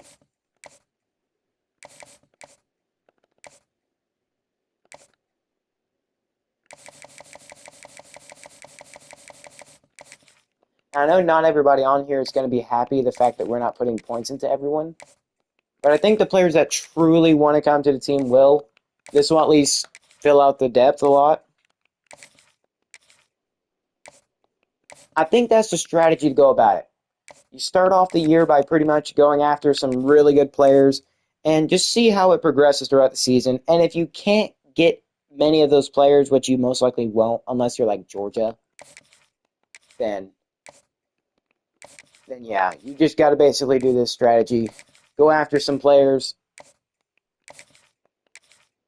Just go after some players to fill out your team instead of just having basically nobody. It's better to get a full class of players than to not.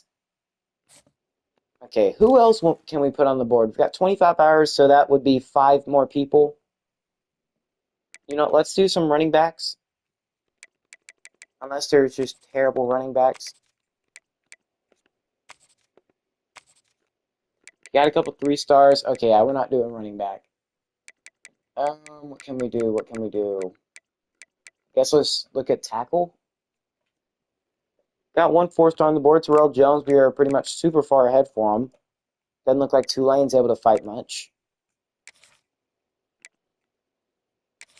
And we can just put these guys in here. They probably won't be good immediately, but it will definitely help us out.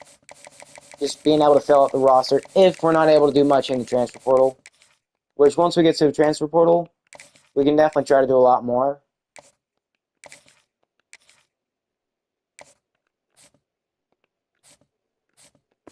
Okay. I think that's... Oh, well, we've got 10 hours left. We could definitely do some more guys, but I am not heavily concerned. We just got to go to the playoffs, try to win the national championship. We could have our 3rd straight, and the final 5 stars take us off. Oh, that is sad. And we're back up to 12. Okay. We're in the top 10 schools championship contender-wise.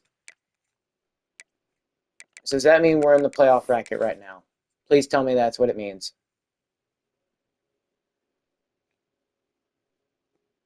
No, it doesn't. Because for whatever reason, we got number 13, number 16, number 18 up in here. Yeah, makes sense. We're literally 11-0. Probably going to be 12-0 yet again.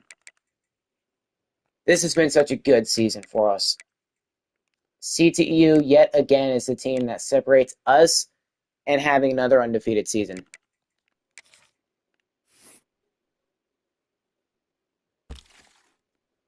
Harris leaves us, and Devin Hester does too.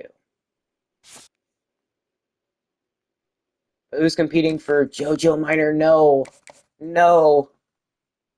That is not good. We know it's Artsell. But Notre Dame... Wait, he's on a visit in week 11. Oh, that was against Maryland. Never mind. Tulane's not able to do much. We'll at least get a 4-star lineman. One Yancey is so close. We know his hard sell. Let's put him on it. What is that one? Oh, that's Hometown Hero. Okay. 210 hours. So now we've got a bunch of hours to put into everybody else. Can we do 10 into everybody? We'll do 10 into as many people as we can. Mellow Talbot, it looks like... Okay, maybe not 10. Let's do 25. Rudder, we're the only team. Kafka, the only team. You know, I'm putting 10 into these guys still. I really don't trust it. You don't know, 5. Yeah, Trevor, let's go 5. We're good, we're good, we're good. Get Lincoln maybe a little bit more hours. Glenn, Pinner, whatever. I guess it would be Pinner. Glenn Kenoy. So maybe put a couple more hours in there just so we're not competing with them. Deontay Lavoie.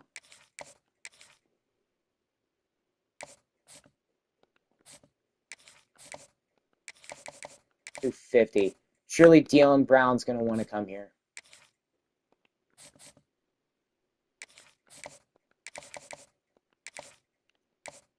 I feel like we can definitely go back, take some 10 hours off of some of these other guys. Like maybe Marco Hacker, not as much. Maybe just 5. No, Marco, we definitely don't need to worry about. Okay, we've got 10 hours. What do we want to do, though? Josh Moss probably committing to Michigan State. DeAndre Starks committing to Ole Miss. Fabian, dang.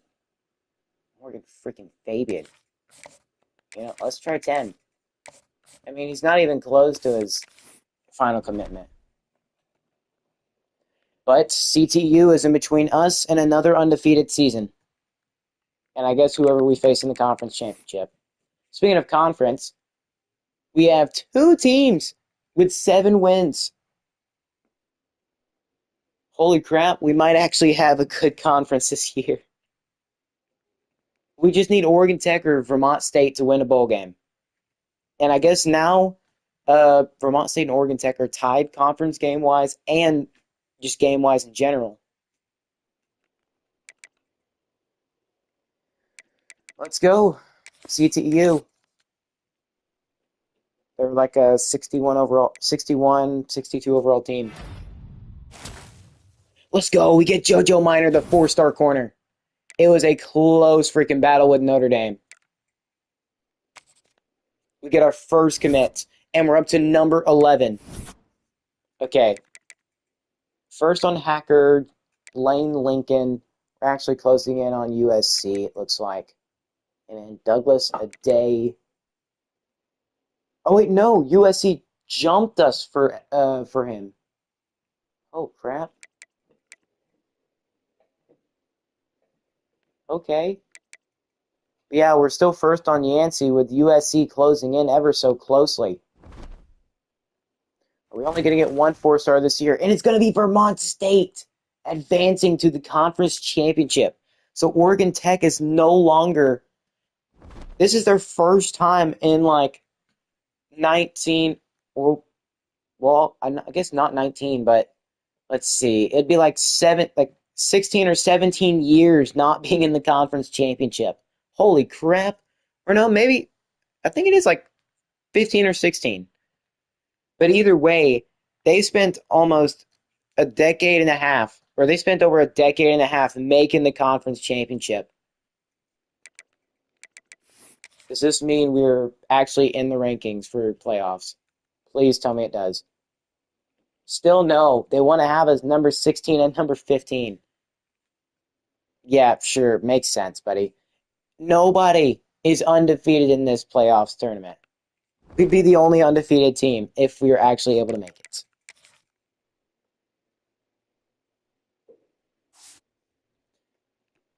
Still no player of ours in the Heisman. Did Gideon Abataconda actually have a good season? Oh, yeah, he had a good season. Let's actually improve his let's actually upgrade him a little bit more. Let's get his accuracies up as well. He's got a 99 throw on the run and 98 short throw, 97 medium, 90 throw under pressure, 85 accuracy deep.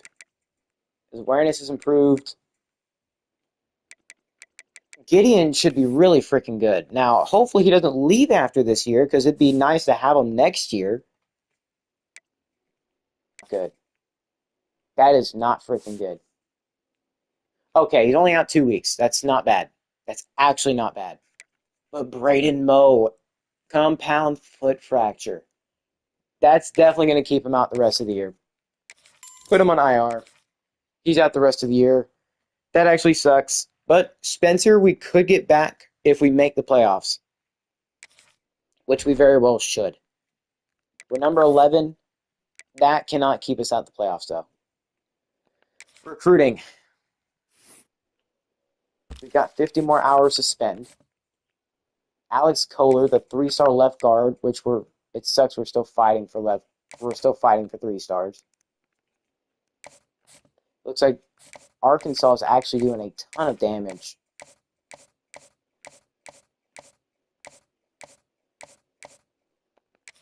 Aspirational goals. And then let's do 10. Okay, which 3-star needs it the worst? You know what, Melo Talbot, you better be freaking worth it, buddy. We're putting 50. We're sending the house for Melo. We're good. We're good for Damian Kafka. Rico, we're good. Good. Lincoln. Oh, yeah, it seems like they're just going heavy after him. Let's not even waste hours. I want to go after guys we know we can easily get. Like Deion Brown. It looks like San Diego State is closing in on, well, I guess they're not doing the worst. Droogsma, let's definitely put 10 and 2. Trahan, we're closing in fast. Hutchinson, we can do not 10. Freaking, let's do 25. Okay, actually, who do we have a better shot at getting? Connor Hutchinson? Okay, probably Connor Hutchinson. Let's do 25.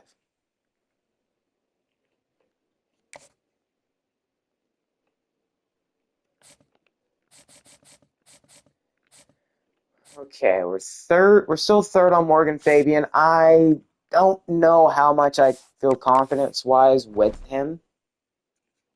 But let's sim. On to the next week. And this is the Swan takes us off. And we lose Yancey. No, we come so close. USC pulls it out at the end. But we are still number 11. We're 12 and 0. So yet another undefeated season.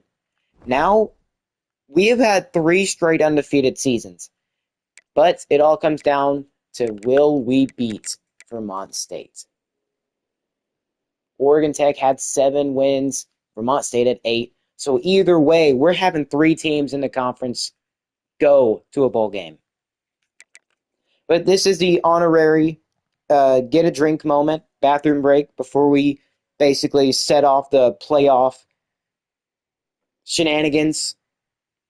So if you need to get a bathroom or go to the bathroom break, get a drink, which you already know. Got to have drink moments. Don't want them lips going dry. Don't want the throat going dry. Which I'm going to go get a drink because I need one.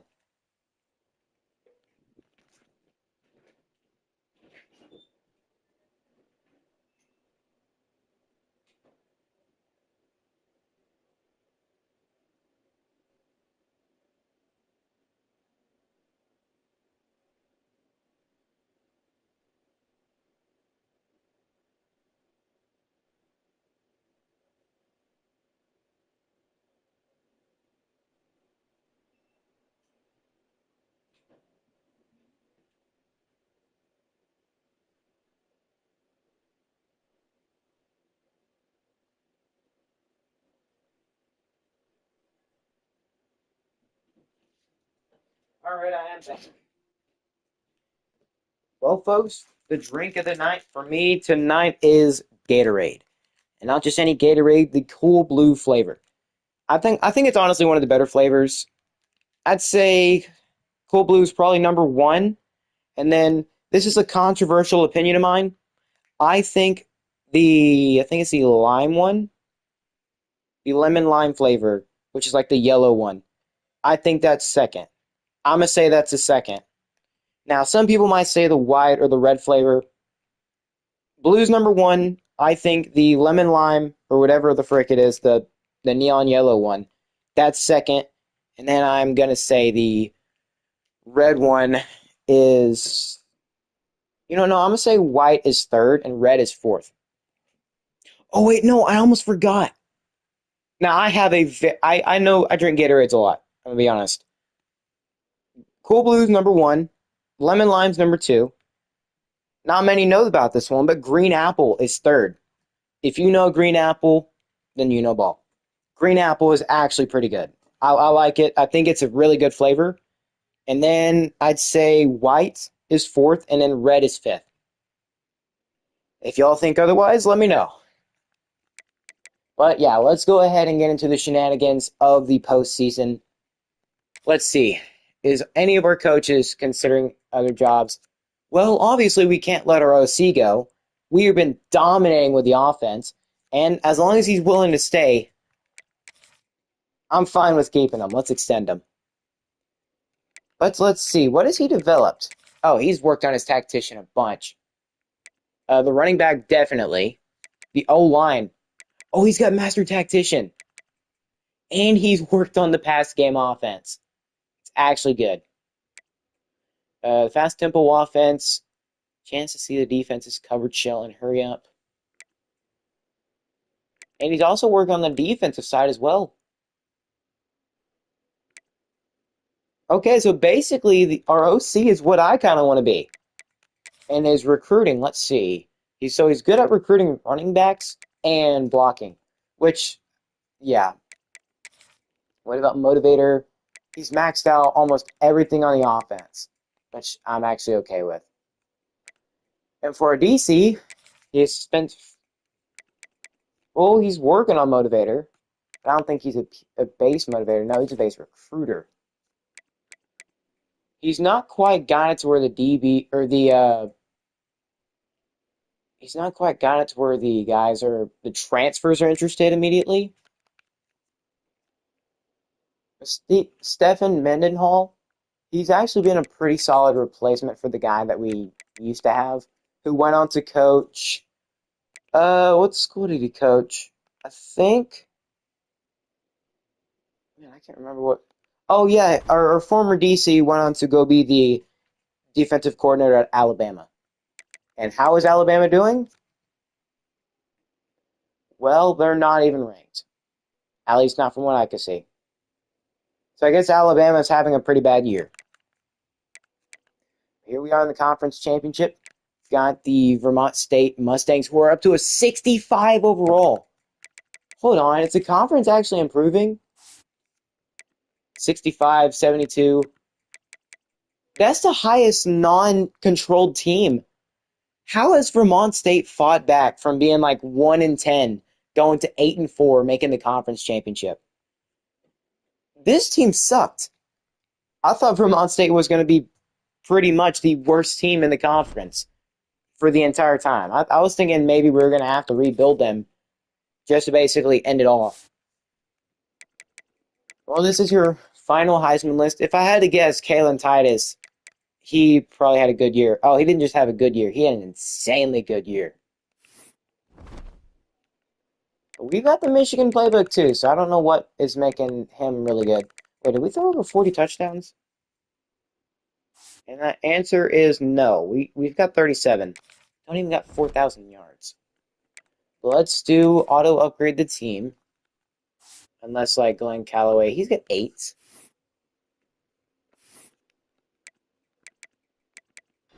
Upgrade his IQ. So he is a 90 or 96 overall. Let's improve his sack attempts. He's got 2 platinum abilities. That's actually good. But yeah, let's just auto upgrade the team. Joey Light's a 94. Actually good. Like really good. His awareness, he's 97 awareness.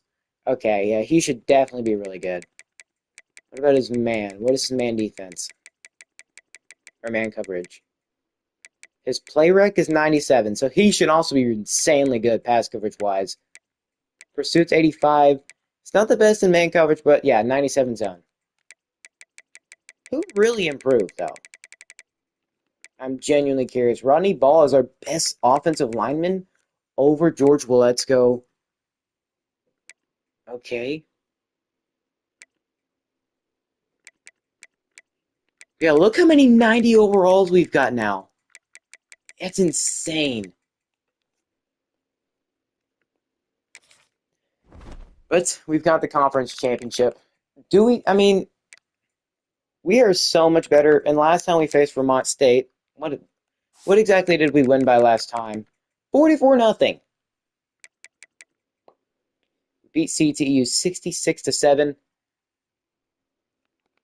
It shouldn't even be close again. We beat them 44-0 last time. The recruiting, what are we looking like? How many points we got? We got 100 points. Yancey unfortunately went to USC and Jeremy Swan. Please don't tell me Terrell Jones is close. No, it's not really close. So we're looking like at best 2 4-stars. Bub Herzlich went elsewhere. We're up to first on Mitch Trahan, which is actually insanely good. First on Durant. First on him.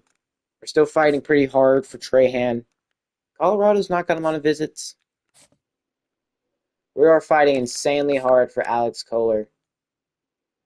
His heart cells, I don't know if he'd be good. You know, it's probably best to just put 50 into him, get like base 50. Because I don't think his heart cell is going to get any better. Kafka, we're first. Ooh, we need to put more into Marco. Cannot have California come in and get him. Bulls, I'm not too sure.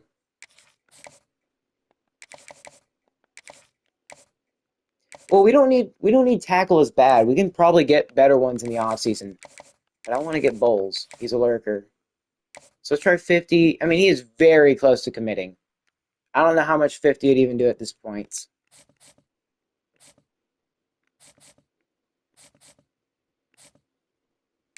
But we could definitely get Douglas Adey. But we'd have to put a ton of points into him.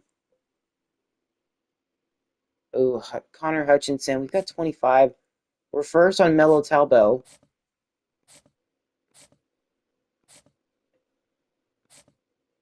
We're actually fighting insanely hard for a bunch of these guys. Okay. I think we're fine where we're at now. I think I trust simulation. Vermont State, we beat them. We basically shut them out last time to go 13-0 and win the conference championship for another year. We do. We're 13-0. That should have basically booked our spot into the playoffs. We're Pac-12 champions yet again. Grant Richard, he did good apparently. He probably got like a pick or two. Taylor Centeio actually got to play a ton. Oh yeah, that's because Spencer. Let's go. We've got 21 points. So that means we can actually work on this.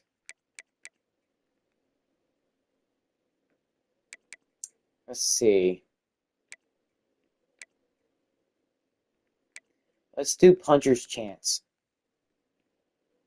So at least 10 yards down the field, we should be able to punch it out a lot better. And now let's see. What can we do? Got 8 points.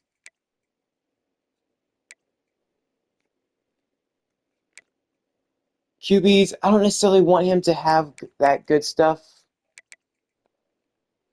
But let's give it to the O-line. I want to make tacticians so insanely overpowered. We win the conference championship. How are we looking playoff-wise? We are at number 11. We're the only undefeated team actually in the playoffs right now. That's really good. We'd have to... Oh, no. We'd have to get a rematch against BYU. Oh, that's not nice. Not nice in the slightest.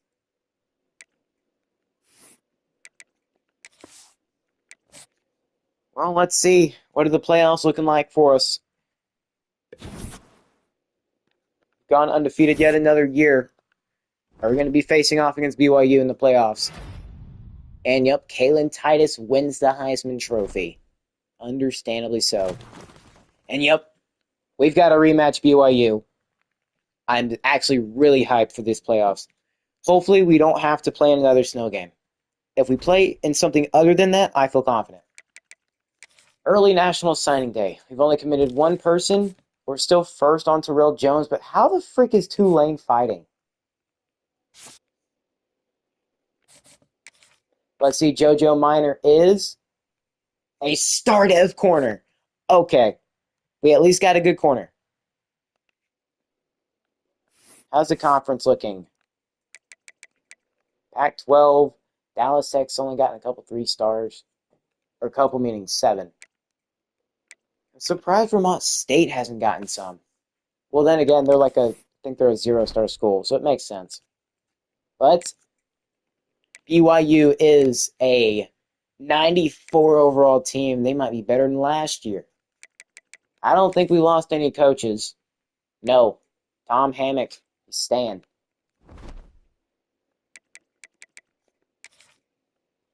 He's kind of our Ben Johnson. Let's see. GJ Kine. He got fired by Houston. Wait, Matt Rule When did Matt Rule leave the Pac-12? Huh? I didn't realize he left Metro Atlanta. I wish there was a way you can go see like what head coach coaches what team. Because other than figuring out like other than seeing like when they get fired or when they get hired somewhere, that's the only time you get to see when the head coach is actually on the team or on a team. Shane Beamer, he's retired. Yeah, Matt Rule retired. He went up to Minnesota. Okay.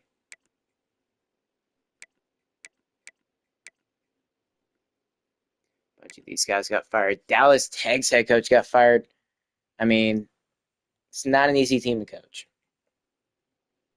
It is not an easy team to coach. Mike Shanahan, isn't that like Kyle or like one of the Shanahan sons? He got fired as the OC from Indiana. Okay. What about the conference? Dallas Tech and Metro Atlanta. Oh, Metro Atlanta basically cleared house. They fired everybody. Dallas Tech, they also fired everybody. I mean, it's not like their head coach was doing terrible. He just didn't have a good record.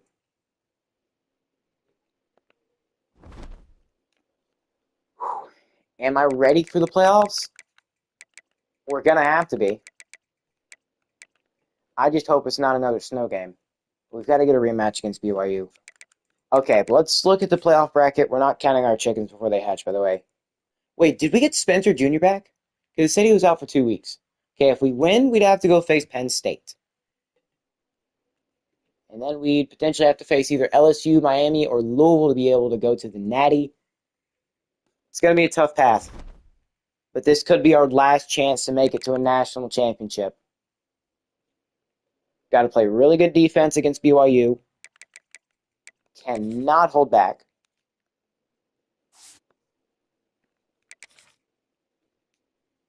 Okay, we are the best possible team we can be right now. It really all depends on how we play. Let's look at the job offers. Apparently a head coaching job at Utah would be a better shot.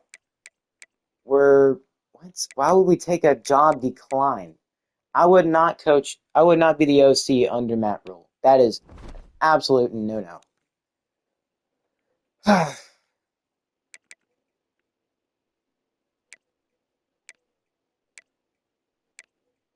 Wait a second. George Odenigbo. That's the running back we wanted. But we've got a big game against BYU. Playoff rematch. We can truly avenge the demons. We could probably beat them in sim, but I'm not leaving up to any probablys.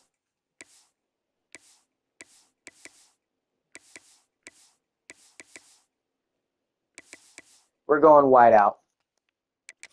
And BYU, you know,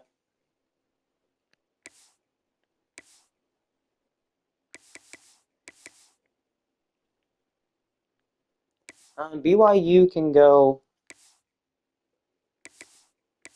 second alternate.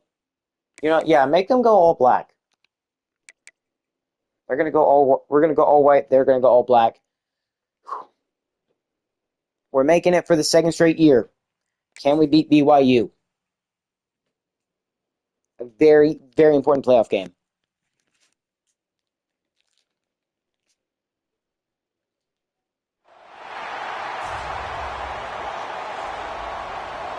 And here we go. It's not a snow game this time.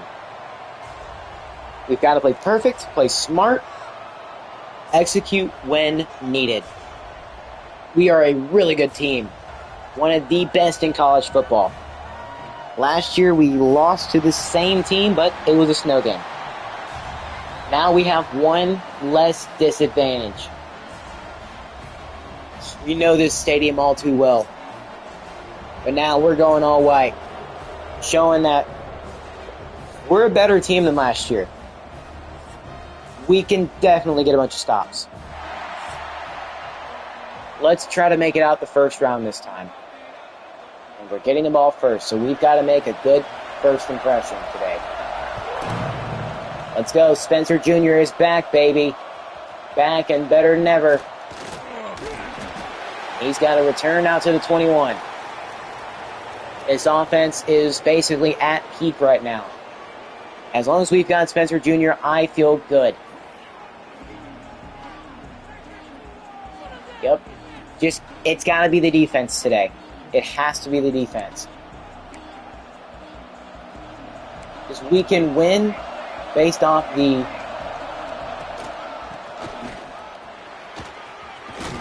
Spencer. He's not going to have a first, but they're going to say he got 10 yards.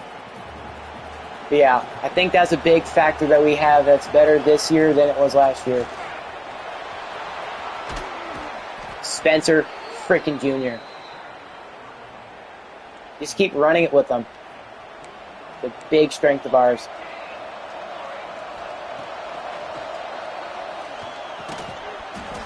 Kiernan will hold on. It's going to be 2nd and 6.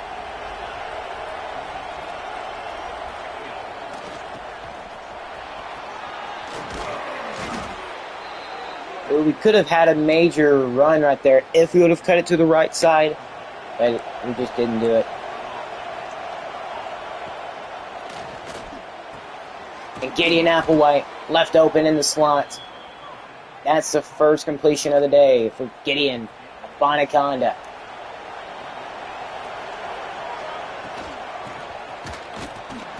The run game will be shut down that time. They were pretty much completely covering that. Enrique, please. Kiernan, he's going to get us about 7 yards, so it will be 3rd and 5. I think maybe Gilliam. No, Gideon, he's going to get the first. It'll be 1st and goal for the Santa Cruz Tidal Waves here in the playoffs. Getting it down to the 6-yard line is Spencer Jr.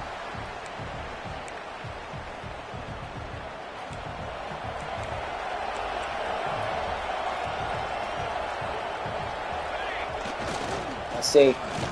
He's going to be caught off the edge. 3rd and goal. Oh, that sucks.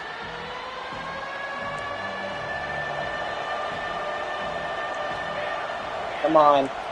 Gilliam, please. Gilliam. Thank you.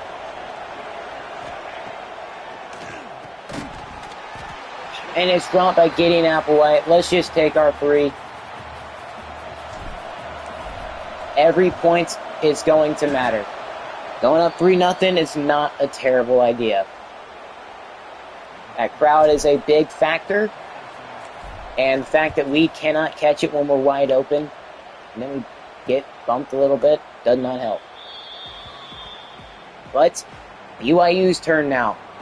We saw last year, they were a big, big team when it came to the run game. And also just breaking tackle after tackle. It was way too bad for us. But this year, we are way better in pass coverage. And the edge rushers and, well, just pass rush in general, they got even better. Well, as I say that, Joey Light, the man who's literally got 97 almost everything.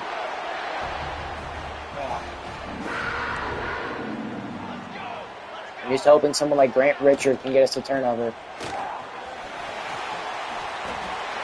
Well, we can't do anything if we're not able to stop the run.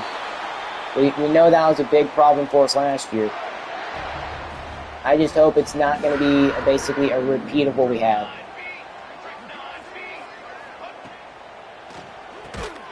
And Joey Light's right there. You've got to get a hand in there to try to knock it out.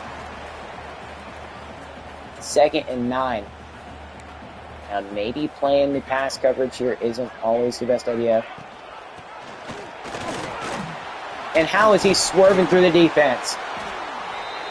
Like, we are not even trying to tackle this man.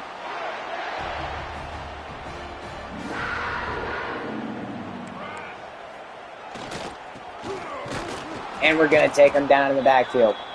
We switched it up, and we knew they were like going to run on that.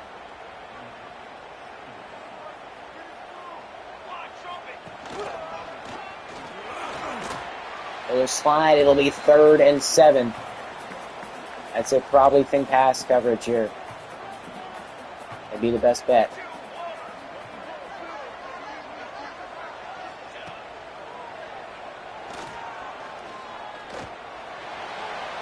It's knocked away. Good job. 4th and 7. BYU will be held to just a field goal. That's actually a good stop. Yep, and it'll be put through. Game's tied back up at 3. So both teams going and getting a field goal to start off their game. Taylor Centeio to return it. He's going to actually get it out to the 23-yard line. Last time out, we definitely saw the run game be very effective for Santa Cruz.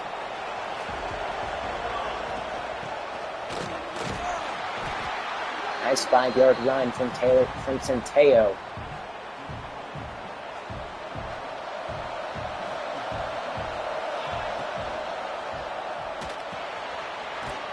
And Perez, I don't know why I said Perez.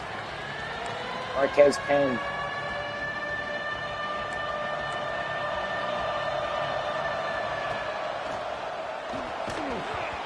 Oh, we can't get it out fast enough. 4th and inches. I want to go for it here so bad. It's quite literally inches. Yep, and we got it. But Jared Gardaki's getting hurt. You've got to be serious. Okay, Spencer Jr. I don't know why I keep wanting to say Spencer James. They are getting past the run blocks so well. But 2nd and 10 now. Clock ticking in the first quarter. Gilliam in motion.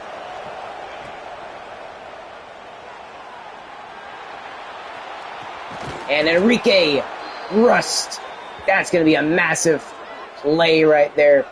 Remember, his favorite player all time is Jerry Rice, so that's also why his gear's like that. He wants to be the next Jerry Rice. He could move on to the NFL to do it. But how do you move on to the NFL? Well, by winning big games, by being a great player in college football. And he's got to prove that here against BYU.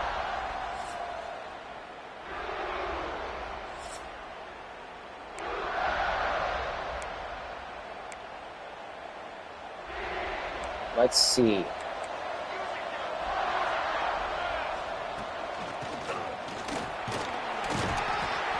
Well, the thing is, the defensive linemen know exactly where we're running it, even though we cut fast.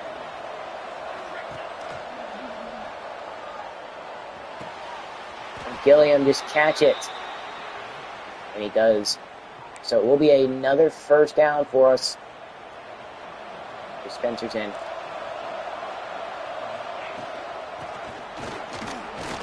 Man, he just cannot break off a big one. Just cannot break away.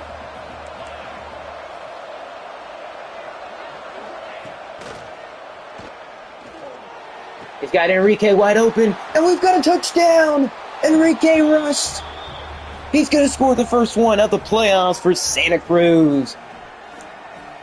This BYU team doesn't look nearly the same as they did last year. And the Santa Cruz team looks so much better. That would have been an overthrow. Probably would have been an overthrow if it was Patrick Carapacious. But it wasn't with Gideon. He's got way too good of accuracy for that to be an overthrow. He's got like 97 medium. Alright, let's keep it going. Just need Enrique and Gideon to continue to dial it up to each other. BYU down 7. If we can get a stop, this will be big. An opening game stop. Not opening, but you know what I mean.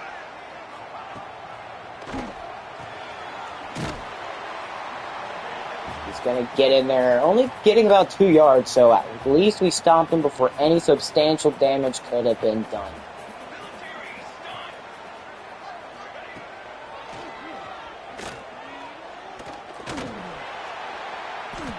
He throws it away. Glenn Calloway was so close to sacking him, but the diving in this game is horrendous. It'll be 3rd and 8 now. Pass coverage just needs to last long enough for the pressure to get there. It's going to be a screen. He's going to go down. It'll be a 4th down stop.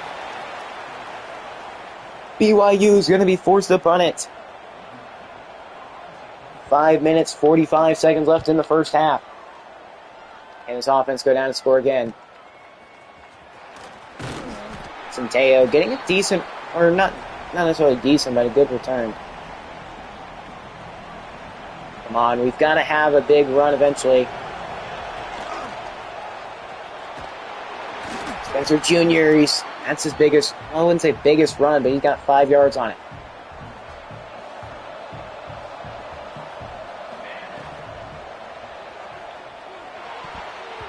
Over the middle, Gilliam was the recipient, but it did not get caught.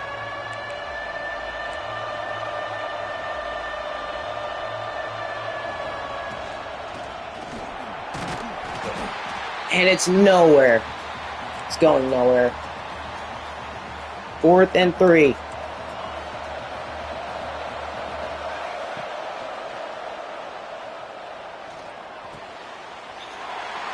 It's always the wrong button, man.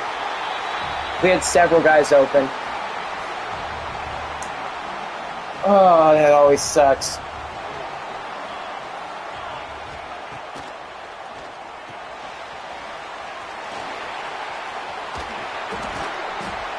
It's gonna be stopped. Man, that sucks so bad. So freaking bad.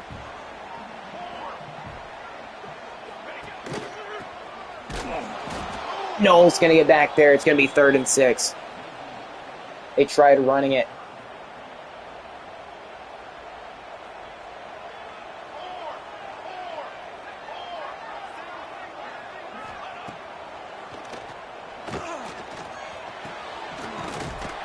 And it will be caught. Dang, man.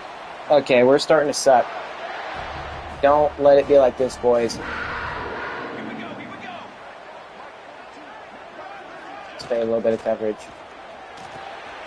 Out to the flats.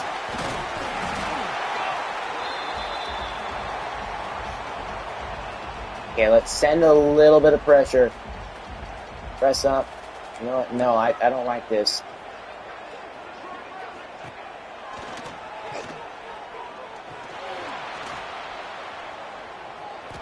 Oh, we missed. And he's going to get a touchdown. How do we not get to that QB?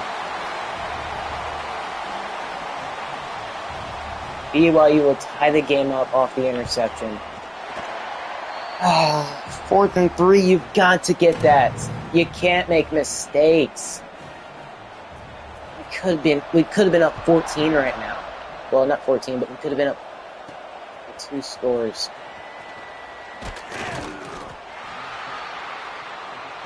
From our own 22.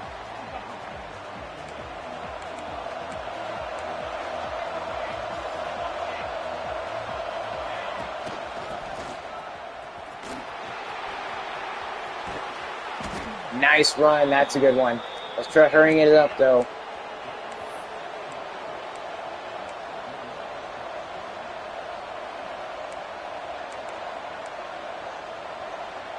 Got 2.5 minutes left. Come on, Gideon.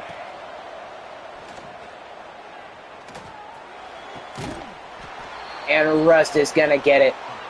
They left him completely open. And now BYU will call their first timeout.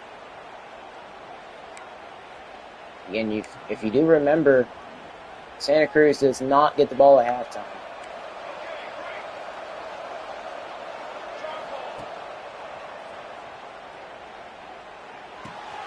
Gideon Applewhite. He's going to get a first down. And I wouldn't mind a touchdown here before the end of the half. Oh, before the 2-minute warning. BYU's calling their second timeout. So it'll be 11 seconds left until the 2-minute warning.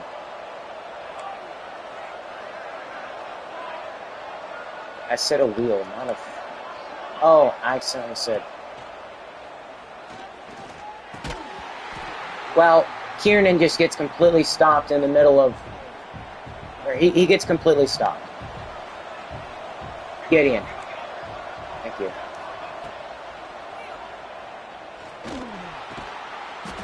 Enrique Rust. Just take it to the... Tied ball game. 2 minutes left in the first half.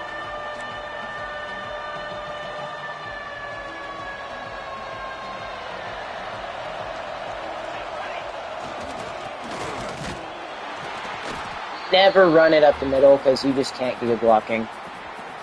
It would be smart to take...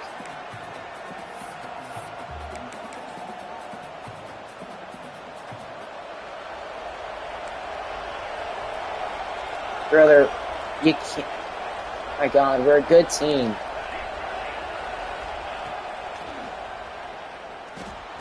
Touchdown, Gilliam, and they still tackle him. Like, why is that necessary? Okay, we're taking a 7-point lead. We needed this going into halftime. What would be even nicer is if we can get another stop on BYU. We need that pass coverage to come in handy now. We absolutely need it to come in handy. If we can force them into a turnover before the end of the half and get another score, whether it's a field goal or not, that'd be very big. What about making some adjustments? It's knocked out. Grant Richards is there. 2nd and 10 for BYU, the BYU Cougars.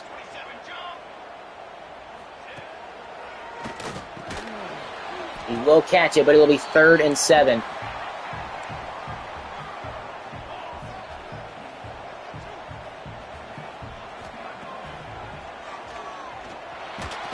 He's going to get sacked.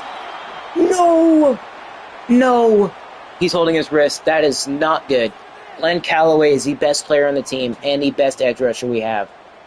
That is terrible news if he is not going to be able to be in. Oh, that is absolutely terrible news. That is so bad. Okay. Bruised hand. Keep him in.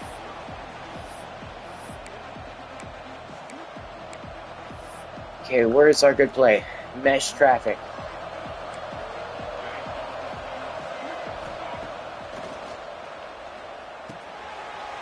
Enrique Rust, hurry it up. If we can go into halftime with a 2-score lead, that's going to be very good.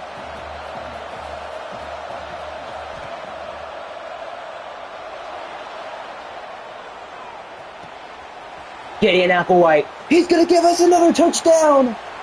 We're going to have a 2-score lead going into halftime. Perfect. Kick is up. 14-point lead over BYU. And the defense has actually been able to shut them down. Spencer's got muscle cramps. Buddy, you'll be fine. You're going to be a big part of this game. At least in the second half. So we score in like 40 seconds. Okay. Our offense has done way better than theirs has.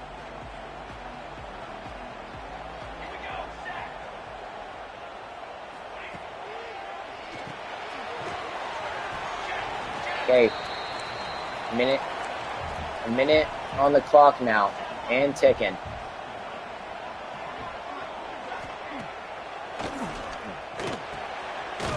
It'll be a catch, but there's going to be an injured player, and what did he hurt?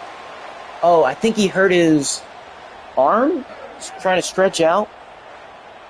I don't know, maybe he slammed it on the ground. Yeah, maybe slamming on your arm on the ground was not a smart decision. Wow.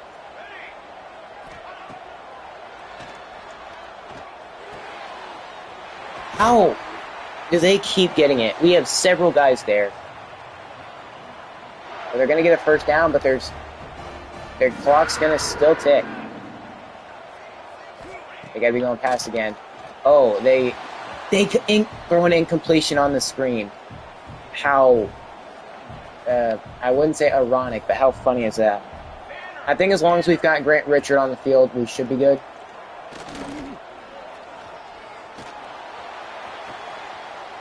Why was he so open? Surely we would have had somebody there. Why was he so open?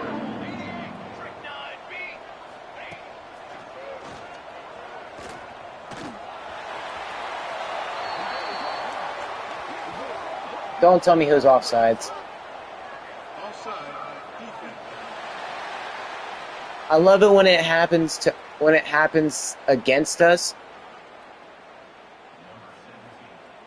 You know, well, not that that's another thing. Surely calling a timeout right before the end of half when they're trying to kick a field goal will ice them, right? No. Just no. Okay, BYU to try to make this an 11-point game. Kick is up, and it is through. It is an 11-point ball game.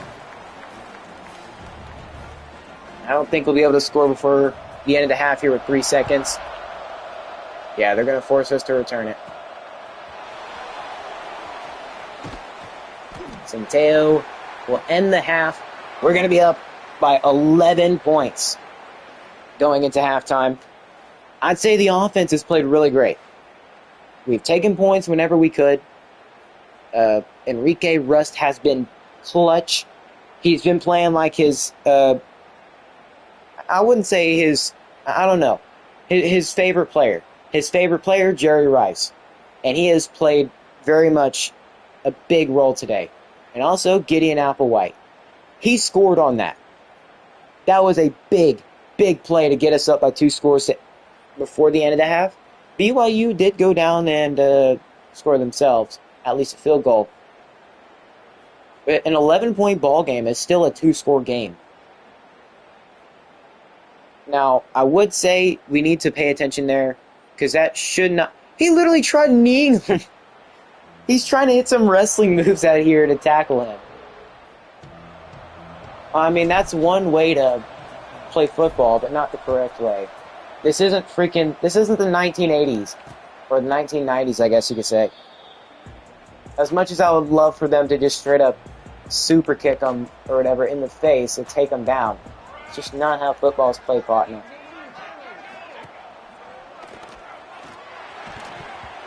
And it's incomplete. The tight end drops it. He could have had maybe a decent chunk of change there. But it will be 2nd and 10. And Jermaine Pettis is going to be there. His first name might not even be Jermaine. But it's going to be 3rd and 9. Can we please not run something that's going to cause us to screw us up? 3rd and 9, though.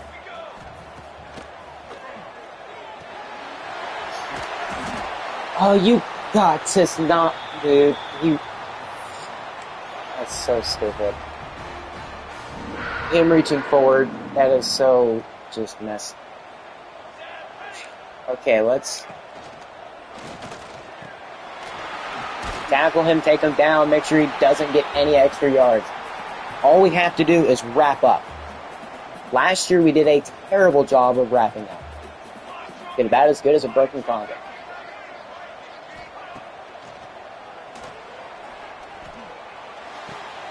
Dude, it's always us overshooting. Jermaine Pettis read him all the freaking way. Man, it's so hard to cover him. Well, it's not so hard because we did it. Come on, man. Another first down. Marquez Pounds is definitely pounding it into us. I should definitely be giving context to these. But watch out, he's going to run, maybe...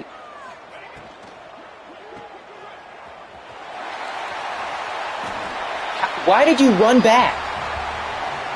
You see, he has the ball. Why are you running backwards? What the heck?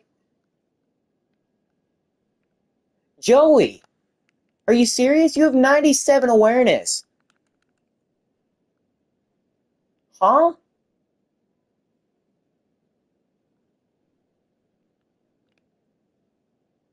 Dude, you have 97. You clearly see the quarterback. You literally looking straight at the ball. He's looking directly at the ball. He's like, oh, you know what? Let me take myself out the play. Let me take myself to being the best corner out the play. He could have prevented that touchdown. But no, he decided it's in his best interest not to.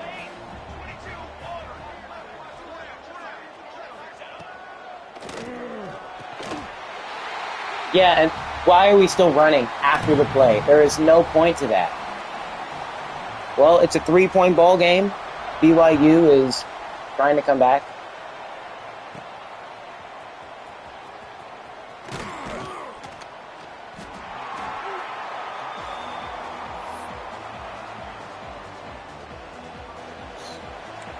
Okay. Let's just do inside zone. Where is Spencer?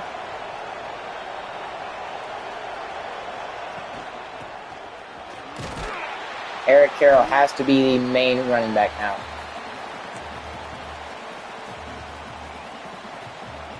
He actually has to be the main guy. Gilliam, thank you. Number 1 tight end for a reason, baby.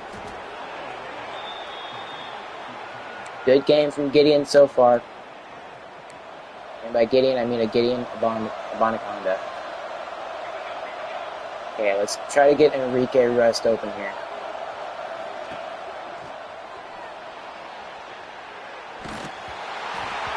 It's probably for the best that wasn't caught. Or, like, an actual good throw. And these are some, like, almost 90-plus overall receivers.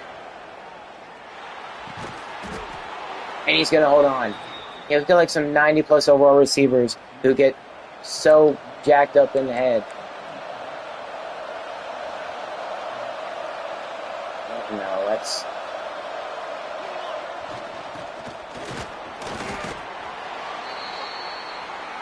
that didn't work. Well, let's go play action double post. Come on, Enrique. Thank you. He heard me. He actually freaking heard me. But we get sacked instantly. Why is the pass rush so bad? Because the right guard... Why do they always try to double team? For no reason. There's absolutely no reason to double team there.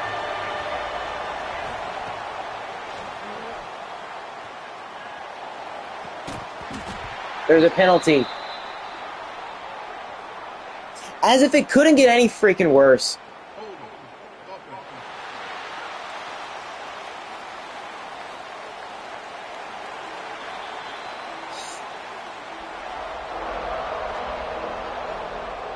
Is this really how the game's going to go?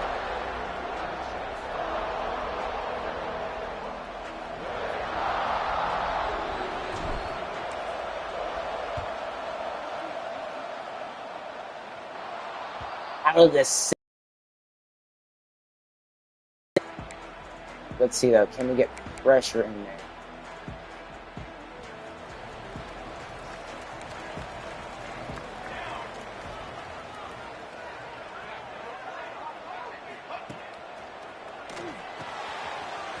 Nope. Oh, okay, I thought he was going to score. How the frick did we not get pressure in there quicker? That is so bad.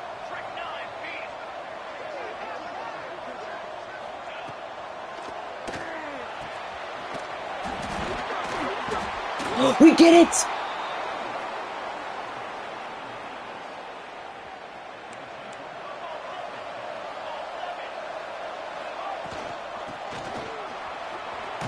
Eric Carroll, nice cutback. We just actually came up clutch. That was a big turnover.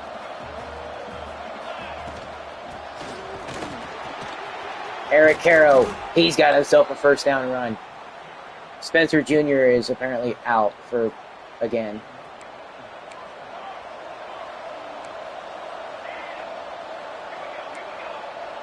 make him run a deep cross. Gilliam's got another first. Yeah, I'm liking what I'm seeing so far. We just need actual good blocking here. We got to get it to Marlon Christmas. Marlon Christmas, he's going to hold on. He's going to try to cut it back. And we're already down to the 19. That is actually so clutch. Christmas, he's not known as the best pass catcher, but he is making some big pass catching plays right now. And these defensive linemen are so good at freaking disengaging. Like, absolutely yoked out their minds. But Gilliam, he's just going to catch it. It's going to be 3rd and short. Big play here.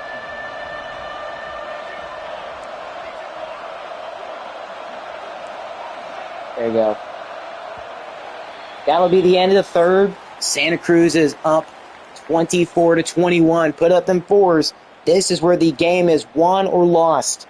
We're very close to the end zone. We've done a great job offensively. 91 rushing yards, 309 passing yards. And it's going to be very, very important right now to get a touchdown.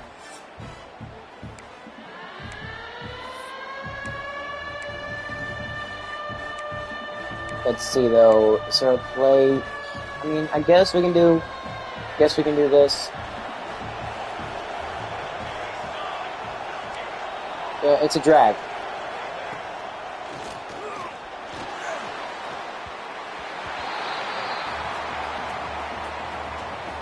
You know what? As much as I want to go for it, let's do it. Screw it. We're going to either hit Gilliam or Rust here.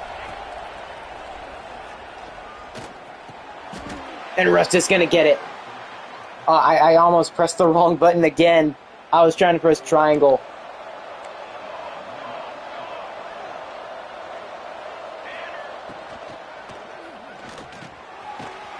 Kieran's going to make the grab. It's going to be 2nd and goal from the 3. Okay.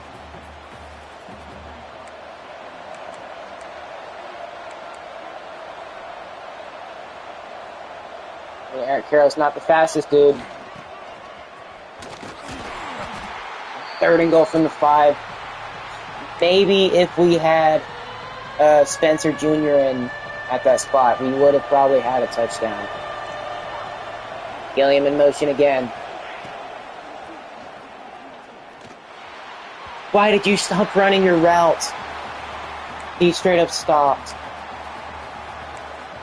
Dang it, man. Ooh, 4th and goal. It's a good route to run here.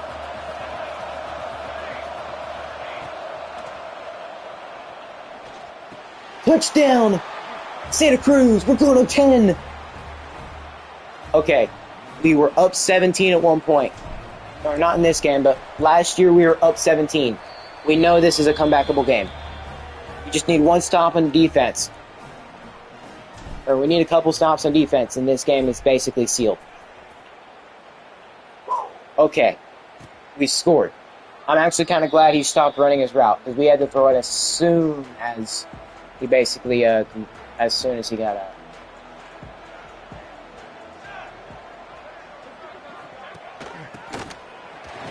And we brought it down from behind. Thank the Lord as well. 2nd and 5.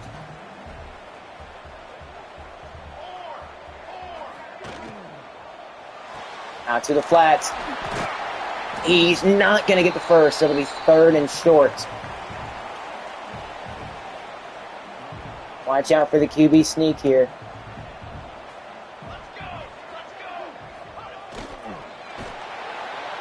He's literally bumping him with his balls. Can you please try to tackle him?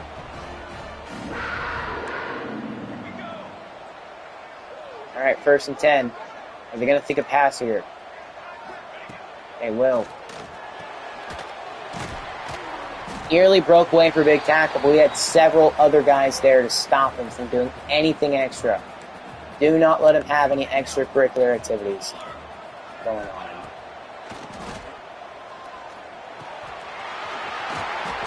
And the diving sucks in this game. It's so hard to control.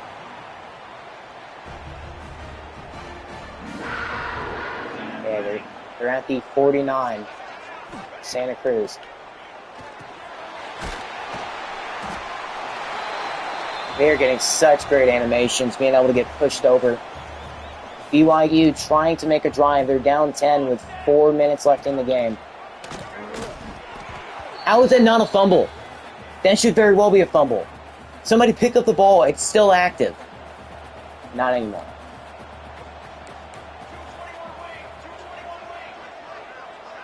Watch for a run here.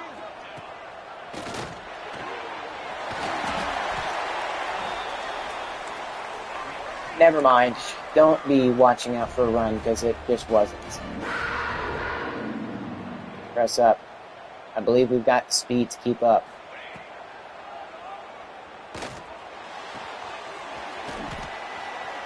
How on earth did he stay up? He did such a weird spin.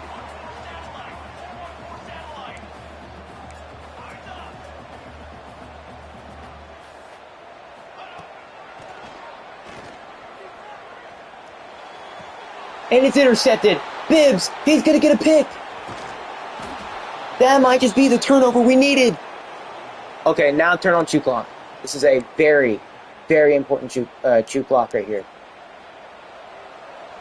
I believe Spencer's out right now. Yeah, it's best not to have him in. Gilliam.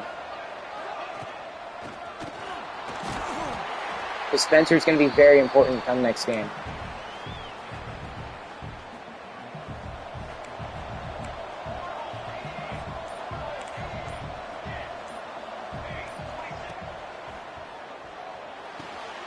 And Enrique Russ, they left the middle of the field wide open. Down 10 BYU. They've got to come up big. They've got 2.5 minutes left to get 10 points, which is very possible. Caro. A little iffy. The clock has to remain ticking.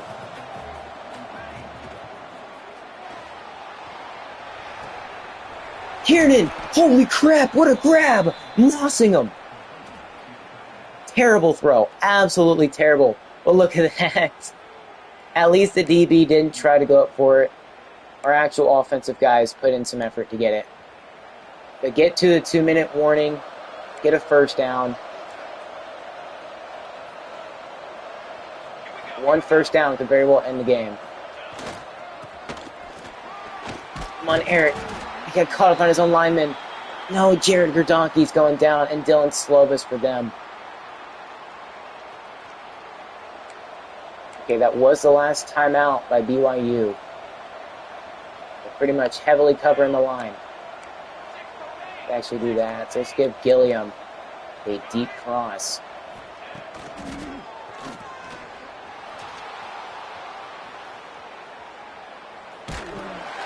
Oh, Enrique Rust, so close. We were so freaking close to being able to get hit big with them. Enrique, come on.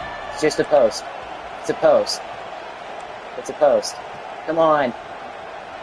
Understand. Thank you.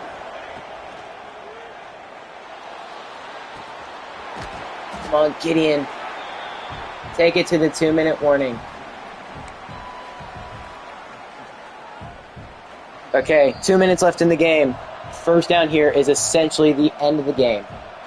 They're wanting us to kick the 53-yarder. I don't hate it, but I want to go for the. I want to go for them fourth.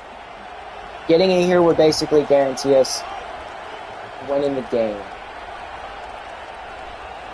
Gilliam, don't do this to me. Thank you. And Kiernan's gonna catch it. We're gonna win our first ever playoff game.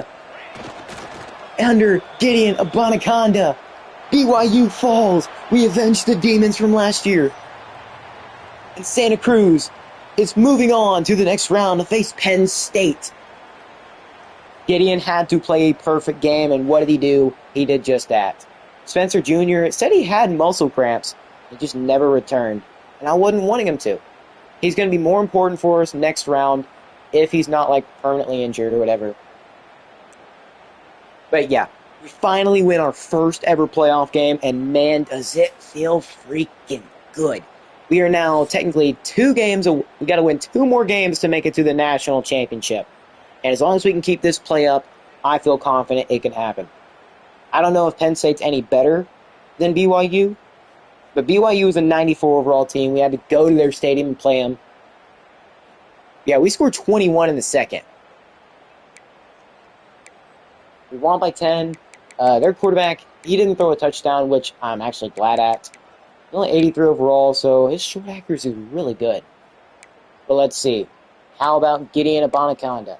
We know his accuracies are actually insanely good. 99 throw on the run, platinum mobile resistance, platinum adrenaline, bronze the natural. He was 72 completion percentage, 4 touchdowns. He had a great game. Outside of that one pick over the middle, which could have been easily avoided, it did at the end, clutched it up. I don't know if that was Patrick Carapatius, probably would have lost again. Because Gideon has a little bit better accuracy, actually a lot better accuracy than Patrick did last year. Spencer, he played and got 60 yards. He was actually being shut down quite a ton today. But Enrique Russ coming up big. Gideon Applewhite as well, and Pat Gilliam. We already know he's a really good tight end. Especially, he's a former receiver, so that also helps too. He's got really good catching, basically receiver-level catching. The reason I put him at tight end is because of his speed. He's only 82 speed. It's not really that fast. He wouldn't have been good at tight end, or he would not have been good at receiver, but he's a good receiving threat at tight end. He's also 6'2", 215. A little bit heavier than some of these other guys. He's not a blocker. He's really not. Enrique Russ, his favorite player is Jerry Rice, and, well, he played like him. He dominated. He was outrunning everybody, even though he's only got 87 speed. Okay. But yeah, great day from the offense. Defense did really good too. Well, I guess outside of some things, but Bibbs came up clutch. Bobby Bibbs getting that pick at the end. On the overthrow, we finally have the CPU overthrowing the football, and it results in a pick. Yeah, decent amount of tackles. TFLs, got 4 TFLs, not too terrible. Only had 1 sack from Tommy Parris. The pick, obviously, Bobby Bibbs. That was a very important pick.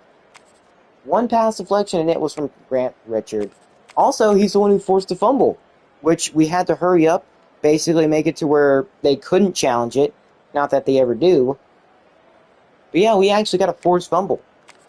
So we had 2 turnovers today on the defense. They actually did fairly well, forced 1 fumble. Even though we aren't necessarily trying to force fumbles, we actually managed to get 2 turnovers, and that's clutch. Also, Bobby not only got the pick, but he also recovered the fumble, getting us the ball. I think the fumble recovery is kind of what set us up momentum-wise. We just weren't able to be stopped. But yeah, no block kicks, no safeties, and no defensive touchdowns. But we're moving on to the next round, baby. We're facing Penn State. Can the underdog story be completed? Can Coach Manu go from having his career ended as a player, basically having to have spinal surgery to make it to where he can walk again, or at least stand again? He's fought hard in his life, and now he's built one of the best teams in college football. 3 straight undefeated seasons, and we're 13-0. Or no, we're 14-0. We won our first ever college football game. Is it possible for Santa Cruz to go 17-0 and win a national championship in year 19, right before the team's probably about to get trashed by everybody leaving to go to the NFL or whatever? We're 14-0. That was a tough game against BYU, but we're moving on to the next round to face Penn State. So that at least means we finished as a top 10 team in college football, whether we lose the next game against Penn State or not. But yeah, we're going to be in the Orange Bowl against the number 3 team, Penn State. We are very familiar with number 3 teams this year. As a matter of fact, we started off the year beating number 3 Texas. Speaking of which, are they in the playoffs? Actually, let's see. How is the schedule faring out this year? Well, Texas is pretty much the only ranked team on the schedule, it seems. But they finished 9-4, so did Duke, and they're also ranked. USC 7-6. Seriously, how do they get ranked? How are they ranked at all to start the year? They go 7-6 several seasons in a row. Troy went 8-6. Vermont State went 8-5. Oregon Tech 7-6. Wait, does that mean Vermont State won the bowl game? Holy crap! I'm actually more curious about that right now. Did Vermont State actually win a bowl game? Because I'm pretty sure they had the same record as I'm pretty sure they. Oh wait, no, they got to face North Carolina in the Tony the Tiger Bowl. I think Oregon Tech played last week, and they had to face Texas. Yeah, they lost 27-38. But we've got a big matchup now. How are the playoffs shaping up? So it looks like it's either LSU or Louisville that's going to be advancing to the semifinals. Santa Cruz or Penn State, Oklahoma or Tennessee, Michigan or Notre Dame. How ironic would it be if we actually get to face Michigan? Because if you remember, when I did the Vermont State series, it was just Vermont State by themselves, the team we beat in the national championship and who basically kept beating us repeatedly was Michigan. So, would we be able to beat them? And also remember with Oregon Tech, they won in the first round, but they lost in the second round to Michigan by 1 or 2 points. I'm pretty sure it's just 1 point. They lost to Michigan by a singular point. Are we going to have much more luck with Santa Cruz this time against Penn State? It's a neutral site game. Penn State is a 96 overall, so they're a little bit better than BYU. We do win a playoff game, our first ever one. Let's go try to win our second one. But let's see, job offers. Washington head coach. Okay. Why would we take the head coaching job at Utah State? 8 teams left, so we officially made it to the top 8 in college football. Will Penn State suck, or will they actually be incredible?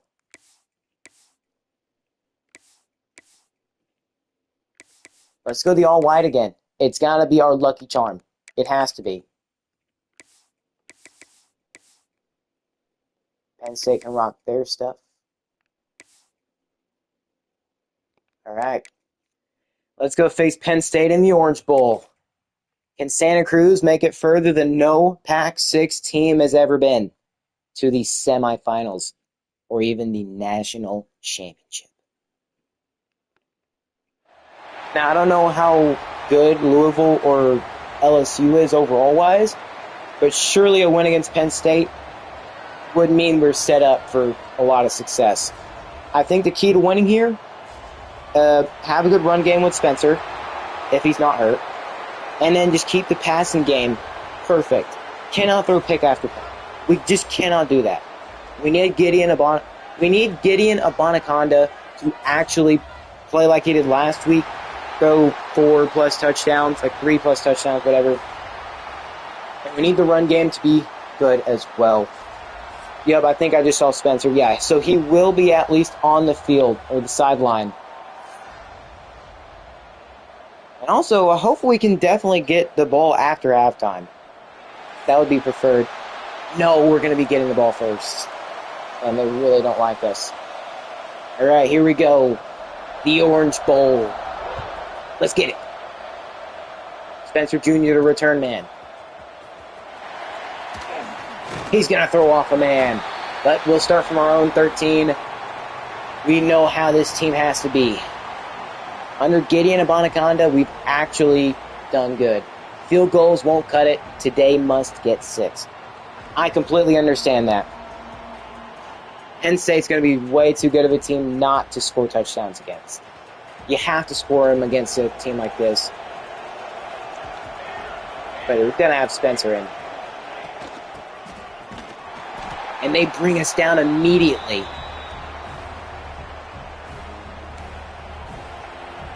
Okay. And they don't have home field advantage. But Gideon Applewhite will get the first down for us. Spencer Jr. Man, what is number 90? Like, he is insanely good. Like, he's getting back there really fast.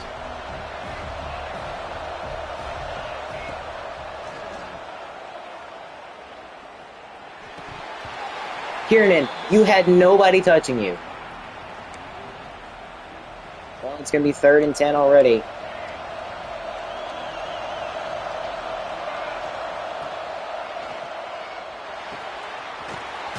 And Applewhite, he's going to get the first on 3rd and 10. Okay, so the passing game is working really good. Just one big run, and that can help us out at time.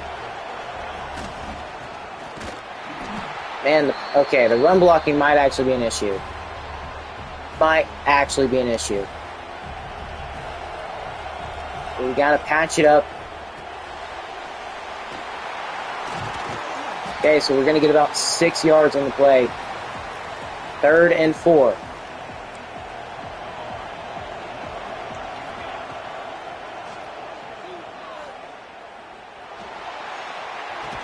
And get it up away. What a throw! Bang! In the bucket! An absolute dime from Gideon Abanaconda. Spencer nearly got through a tight hole right there. That was a great throw by Gideon.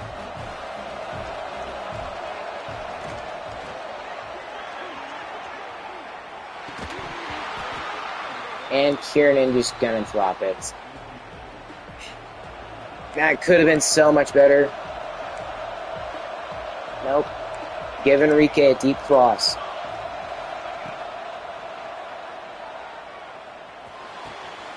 Just go down, Gideon. Okay, so far so good. Let him run it up the middle. Maybe he... I mean, this is where Spencer was dominating at last year. Well, he can't because, for whatever reason, the invisible wall blocking him. Well, let's actually run it back. Let's run mesh traffic again. I think this is just the best play to run in somewhere like this.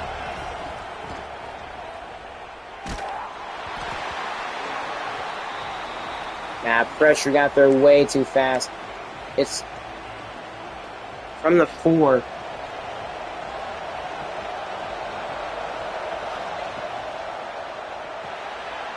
Gilliam, get up the freaking field, man. I don't know how good their offense is, but let's just take our 3. I mean,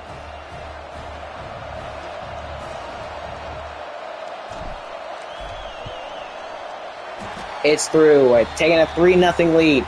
I know the thing said we basically can't take just field goals. Field goals aren't going to cut it. We've got to get touchdowns. Well, the O-line, seemingly an issue right now. But hey, we at least score points. We can't have any empty drives. I'm okay with field goals, despite what the game plan said. I say we just need to be able to score on offense. Like, you can't have empty drives and then actually have the defense be able to stop Penn State. I know Penn State loves to run the football. And it's deflected. Great job getting your hands up. Perfect job. They were trying to go deep off the get-go. Trying to set momentum. And he's going to step out. It's going to be 3rd and short. It'll be really good for us.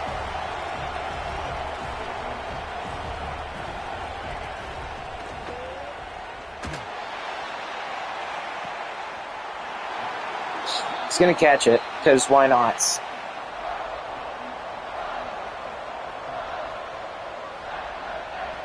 Yeah, because why not?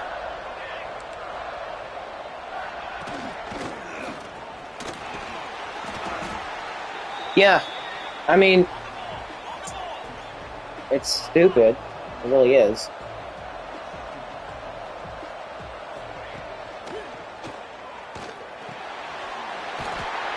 No spin moves really screw us over dive-wise.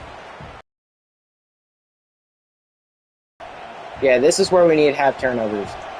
We need to force turnovers big time here. And nearly intercepted. Several guys there. I think Bobby Bill or Bill Bob, whatever.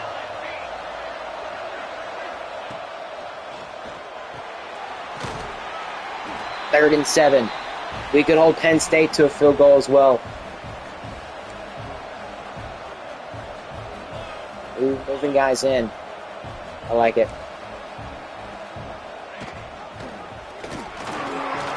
He's going to be brought down. 4th and 3. Ooh, they're going for it. Very, very risky call here.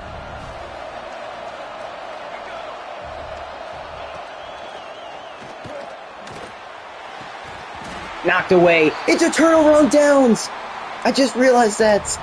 Turnover on downs. Okay, that's a good start for our defense. Forcing a turnover. You know what?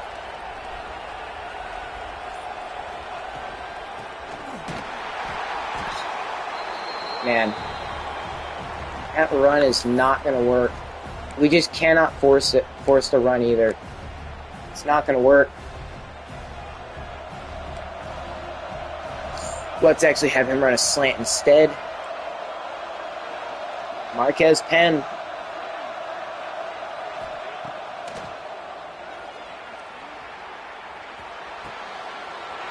What is number 90 on?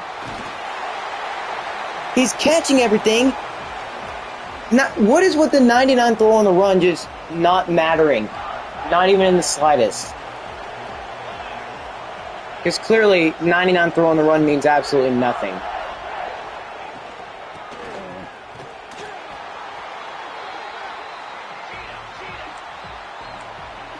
Yeah, sure, have it mean literally nothing.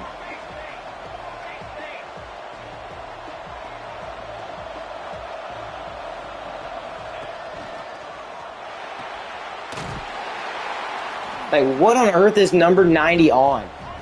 Like, he's got to be on some kind of drugs. Drug test him, please.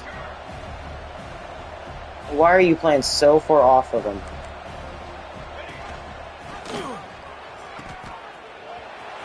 Please tackle him, thank you. Man, okay, run defense is actually very difficult right now. Please press him up. Saying man in motion. And he's in the backfield. Cobb taking him down. That'll be the end of the first quarter. Scores 3-0. Santa Cruz on top over Penn State, who's actually very close to the end zone.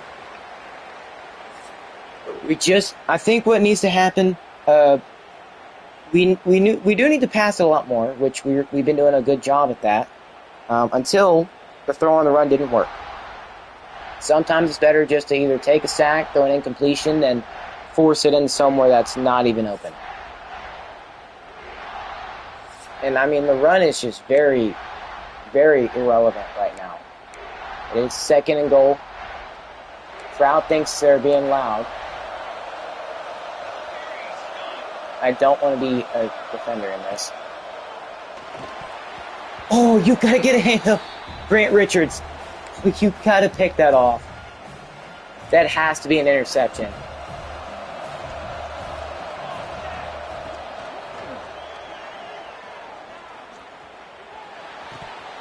He dropped it. 4th and goal. Okay, now Penn State's going to take a field goal. Oof. Were they worried that earlier they weren't going to get it? No. Okay, well, they tied the game up at 3. Now we know our offense has to score. Penn State is a really good team, and it shows.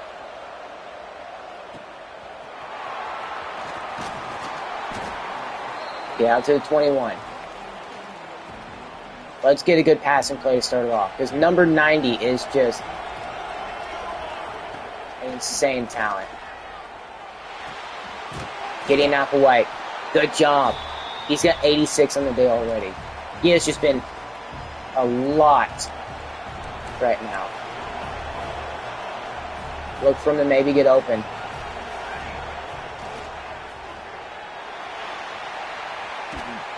How is that not pass interference? I know it was overthrown, but at least 2nd and 10. He definitely had the guy beat.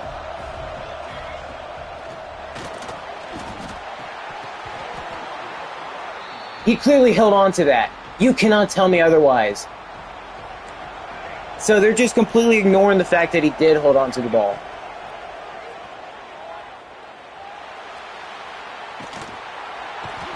My Lord.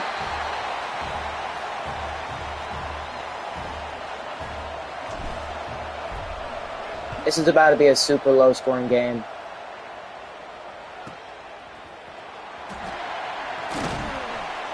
My Lord.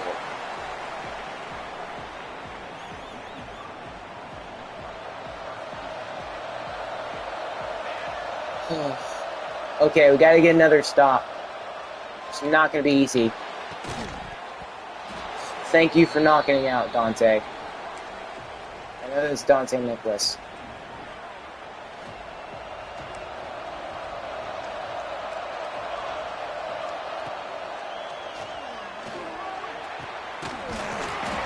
Oh my Lord, nobody is even close to these guys. And they're just straight up spamming all goes. Of course they are. Freaking online looking cheese.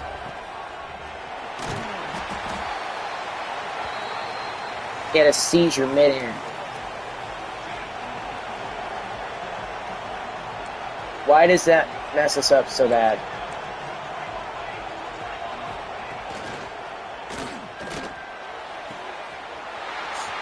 No way!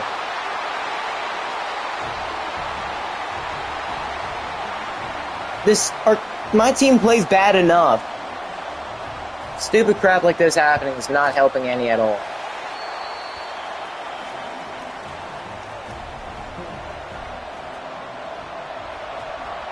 Okay, we're down 7 against Penn State with about 6 minutes left in the half. Penn State does get ball at the beginning of the second half. That's a good return from our running back. We have been unable to get past the 50. Good job, Gideon. It's actually hurried up. See if Penn State will use those timeouts or theirs.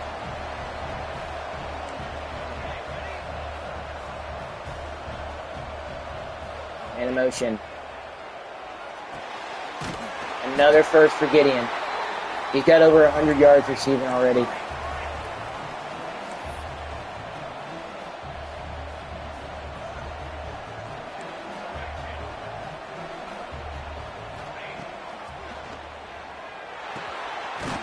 He's got another first. It's hurried up. We've also got to try to score a touchdown.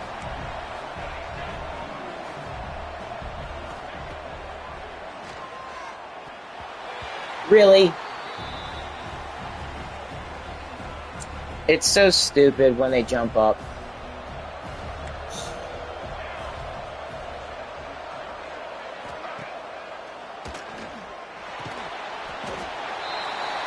And they instantly pull him down too. Like, surely they can do something. All right. Spencer. Good run. Good run, Spencer. Finally having a good one with them. You know, let's move Enrique in a little bit. Have him come into the slot. Have him run a short. Not that way, girl.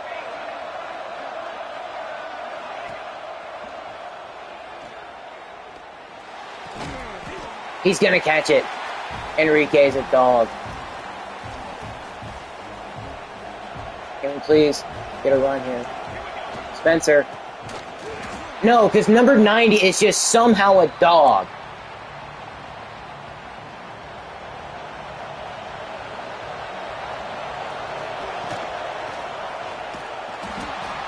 Yeah, running is just impossible at this point. There's just no reason to do it. You know, actually, let's have him run a deep cross. Touchdown, Enrique Rust, tying the ball game up.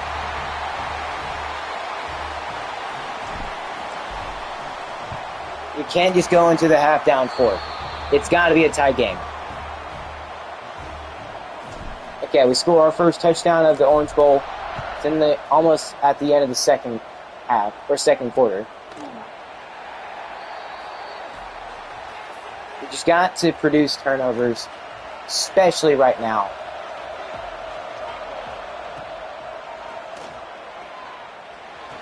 No, Pettis, you gotta jump up for it.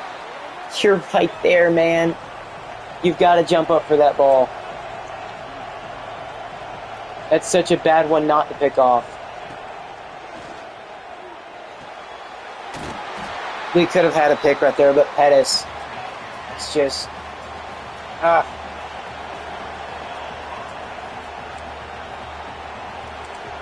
Really?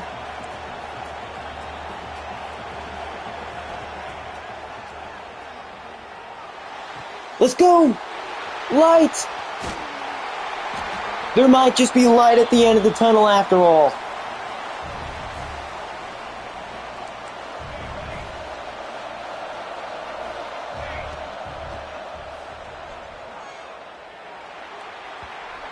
Maybe not.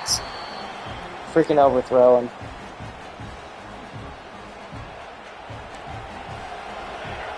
Let's have Applewhite run a deep cross.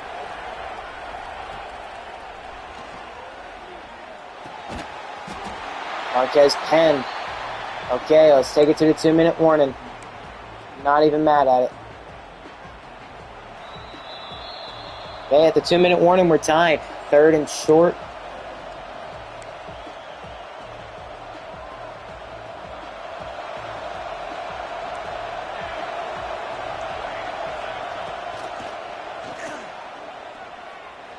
Gideon Applewhite, please. He's going to have a first down. Advancing the drive.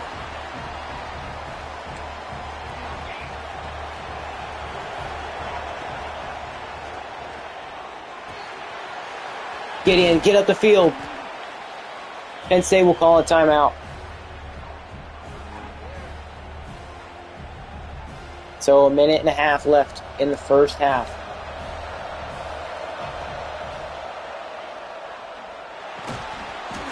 He's going to have it. Timeout. Enrique Rust holding on. You already know, this is to get the lead. He's going to get it! Touchdown, Santa Cruz! We're going up by 7. Okay, it is possible. Got a 7-point lead over Penn State. Got 1.5 minutes to try to hold him. Now, for a guy who's 95 speed, Joey Light is so slow. I don't think he's got really good change of direction at all. But it's 1st and 10. They can still get a field goal, so let's not go completely crazy.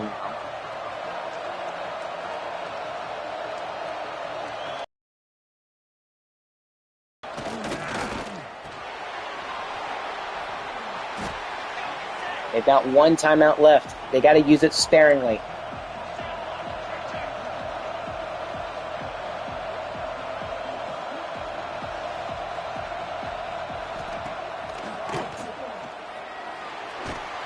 And Light's going to bring him down. Not for a sack, but he does bring him down before he can make any big play. But the clock will remain ticking. He'll be stopped. 2nd and 6. They're going to run hurry up again.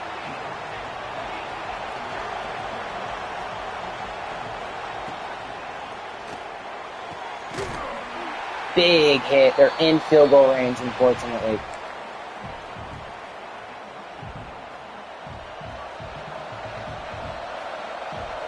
Of course, we are without Glenn Calloway.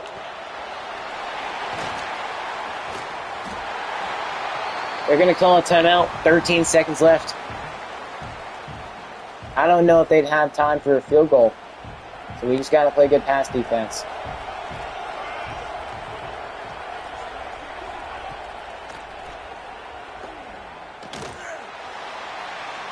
How is that not intentional grounding? Well, Penn State's going to go for a field goal. Let's call a timeout before they can actually get it.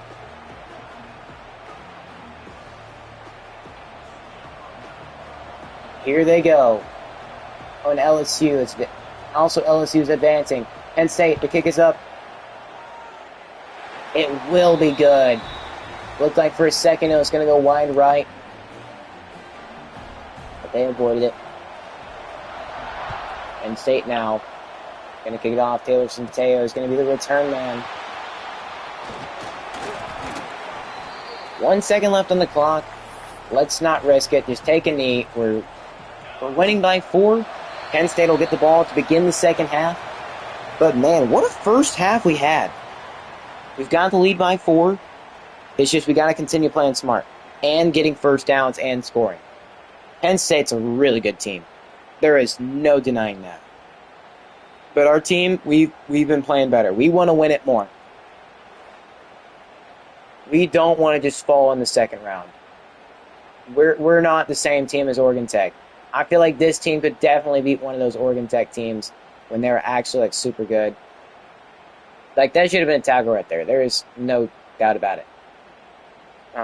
The pass offense has been great. Well, at least mostly. Now, Penn State is in a very crucial moment. They can look to finish the game better than they started it. They only scored 13 in the first half. They want to try to score more than that in the second half. But how will they start it? Are they actually going to be going good, or are they going to be bad? And it's going to be a 1-yard loss. Not the best idea right there. It'll be 2nd and 11. Loss of 1 in the last play. It's going to make it extra longer. It's going to be 3rd and 8. They still got a ways to go. I guess let's go cover 2 and Bird. Right? Not the best call right now.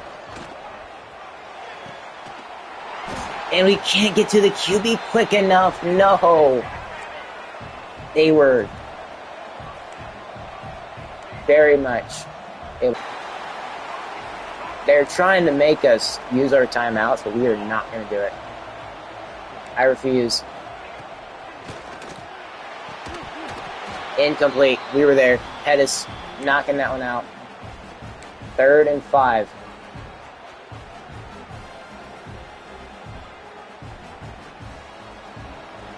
All right, 3rd and 5.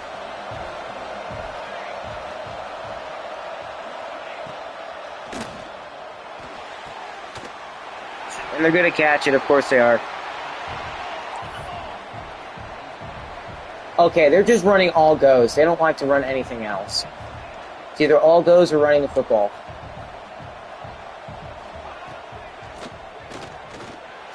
No! Pettis, that's over your head! Jump up to get it! We could have had a pick.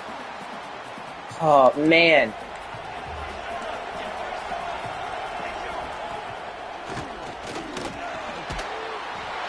Touchdown, Penn State. Pettis, you got to put your hands up to pick it off. You're acting about as bad as a receiver sometimes. 3-point game. It's okay. It's still a ball game. Spencer is going to get to return it. Getting to the 20. Okay. We need a big run. We really do. But I don't know how much we're going to be able to actually do it with number 90 still on the field.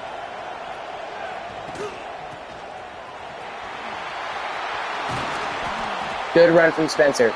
Let's keep it going.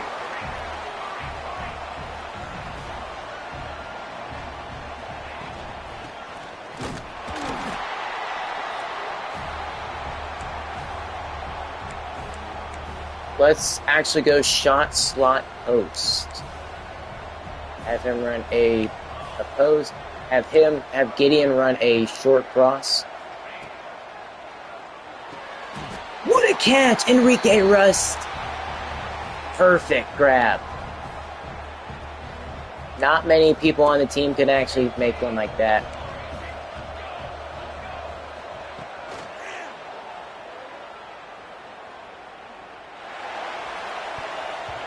Gideon, Applewhite, he was double teamed. Oh well, 2nd and 10.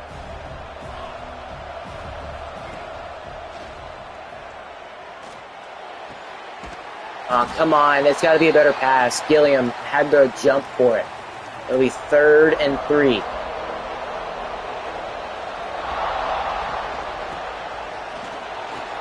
Spencer Jr. getting the first. And there's a Penn State player down. It's Sidney Tyree.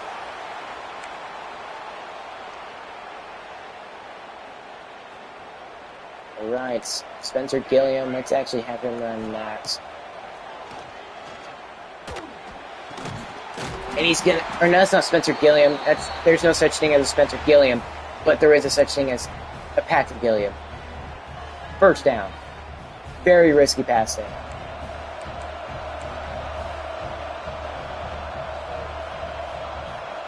Spencer, please. And there's another Penn State player down. Got to take full advantage of it. 2nd and 10. Are they ready for a screen?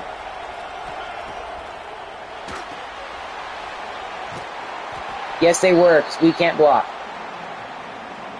Forget blocking. That's no longer a thing. Let's actually move Applewhite in. It's caught. Marquez Penn. We could tie the game up. Kick is up, through, tied at 20 apiece. I will take the tie right now. That way we don't have to fight as hard for it later. But we need a stop on defense. I mean, we've seen us being able to get some earlier. But the pass coverage has to be way better than it's been. It has not been good. Like, it seriously just hasn't.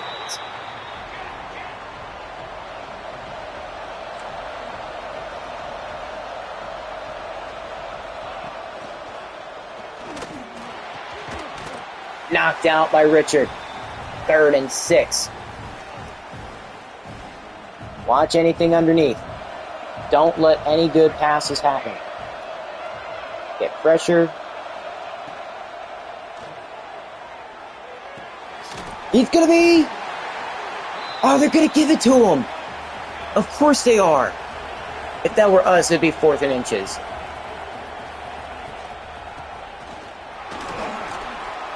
Okay, we took him down. We actually reached the handout. I think cover 9 showed too. It's actually a pretty good defensive front. For whatever reason, whenever they switch up plays, it completely messes us up. It's going to go down, 3rd and 4. Let's go cover 6.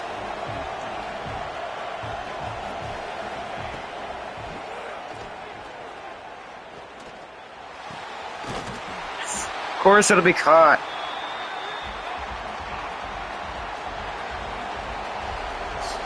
Come on, defense. We need a turnover. Just need one. Just one turnover.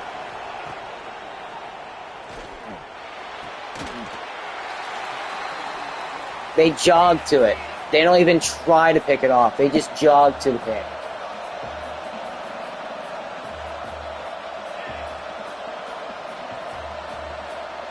Nobody's covering that slot receiver. Of course, he gets a major speed boost after the broken tackle.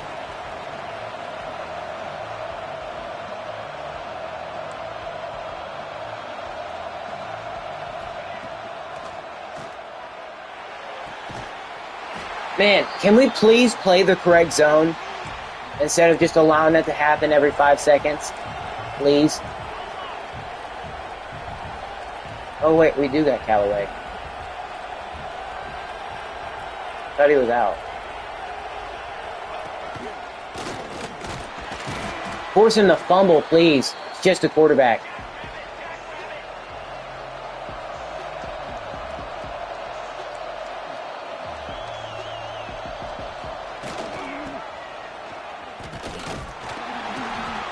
Thank you. 3rd and 5. Let's go cover 9, show 2.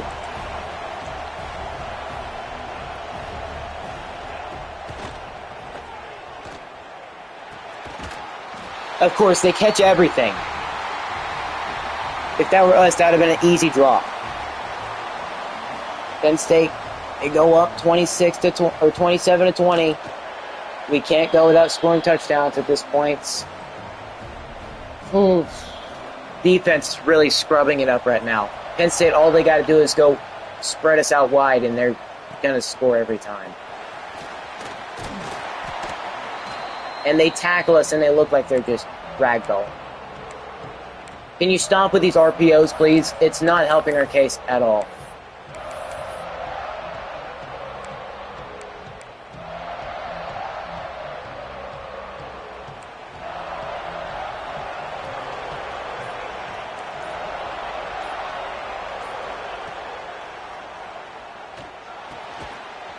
Like, it is seriously not helping us in the slightest.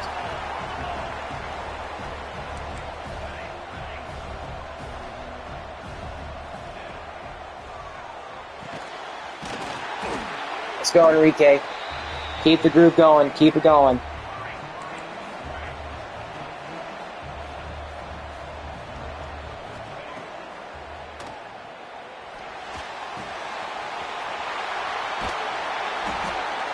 Yeah, hurry it up, hurry it up, hurry it up.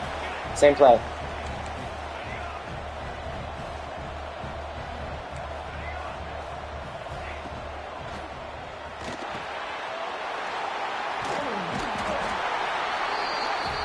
Okay, going into the 4th quarter, down by 7. All it takes is for defense to step up and make one big play. The offense is trying to do everything it possibly can. Running the football is not going to work. Passing, it has to work. Otherwise, we're screwed. But maybe eventually we can get Spencer involved. Like number 90 has just been a menace to us all day. Like, they're just completely... And they're jumping completely over our offensive linemen. I pressed... Okay, well, we can still fix it.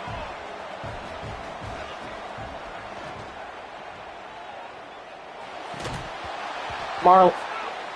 And Spencer goes down.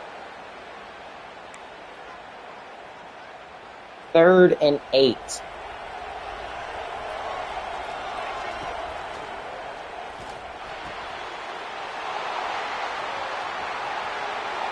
That could have just ended the game. Are we actually serious? Unless defense gets a stop here and doesn't let them get a field goal, that could have just ended the game.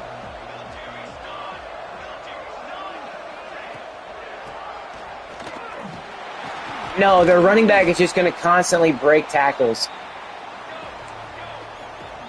And all Penn State has to freaking do is just that stupid crap. Because we can't force any fumbles.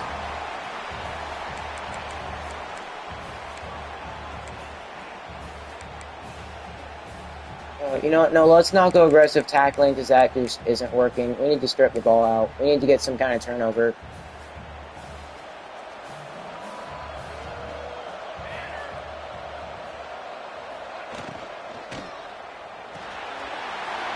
Tackle him, please. Do not let him get the first. We're not wasting our timeouts right now.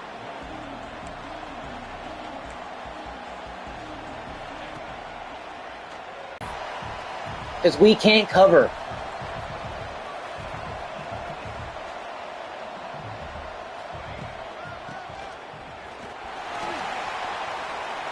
Oh my lord.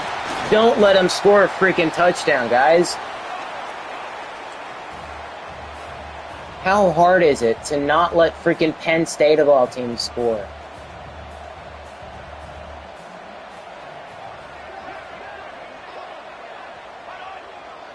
Sending man in motion, I can imagine it's a pass.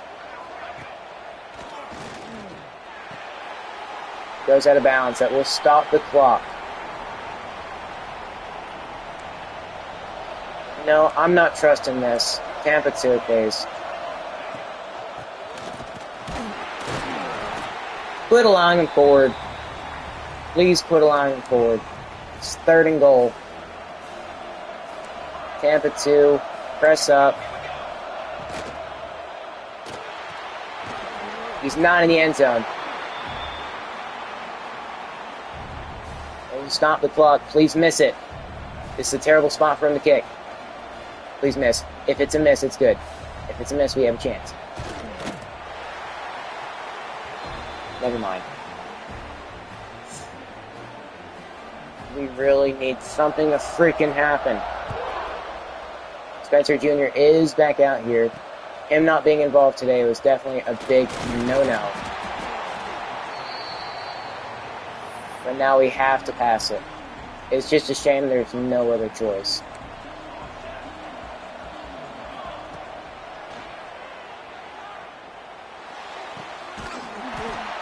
Okay, hurry it up. We're down 10. Like, number 90's been an issue.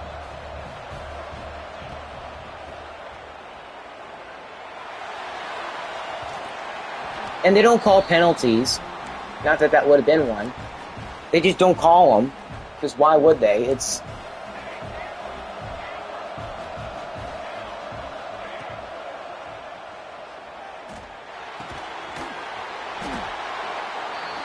Third and 5.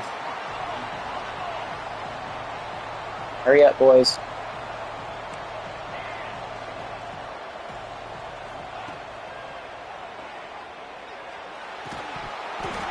Dude, he has like 90 plus catching. How is that a draw? If that were Penn State, that's a catch 20 times out of 10.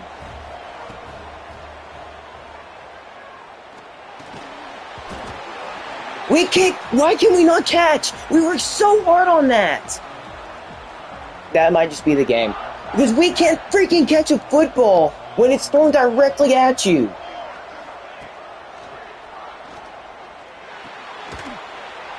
Oh my lord, we're down 10. We've screwed up every opportunity at the end we can score.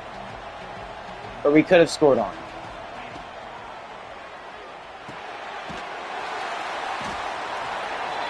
And they're just constantly going wide.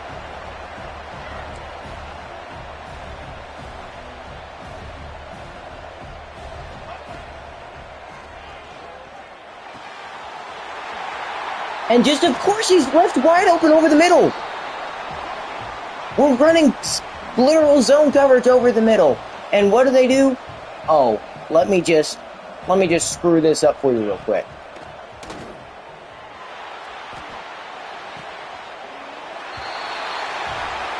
I am actually about to rage so freaking hard.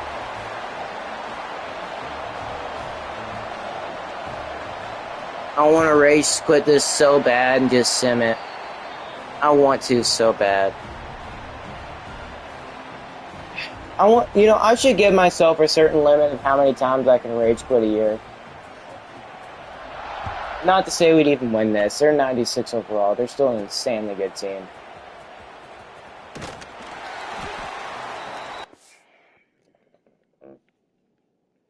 I've got to really consider this. Because I'm so sick and tired of this stupid game screwing me over so much. Like, let me literally show you. Oh, not controls. I don't need to show you the controls. Apparently, I need to learn how to. Apparently, I need to learn the controls. But explain to me how Enrique Rust, who is 90 catching, 99 spec catch, 90 catching, 93 spec catch. Where's his catch in traffic? 90. Explain to me how he drops it. 88 catching. Explain to me how he drops it. And yet, Penn State's receivers can catch every little pass. No hit is going to knock it out. I don't care if we have to get a coach upgrade to be able to knock those passes out.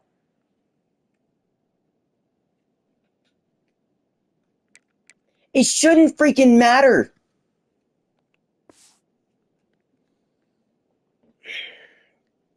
I don't want to. I wouldn't consider it cheating because technically it would just be leaving it up to the computer. A lot of people would say it's cheating, and I would say it's not.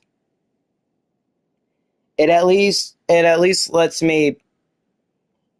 Oh, I'm fighting the urge so hard to quit. I'm fighting the urge. I'm not gonna play it again. I'm only gonna play the games once, and then if I'm not gonna play the games twice. I'm not just gonna keep playing until I win. I'd only play once, and if I rage quit, I just sim it because I do tend to suck a lot at this game. Now they are 96 overall, so it is very much fair if they lose this game or if they win this game. Screw it. Just sim it. I don't freaking care. We tried so freaking hard, and it didn't even matter. Number 9. I need to fix the sliders, because clearly this game doesn't have good... I'm literally going to show you right now. Gameplay sliders.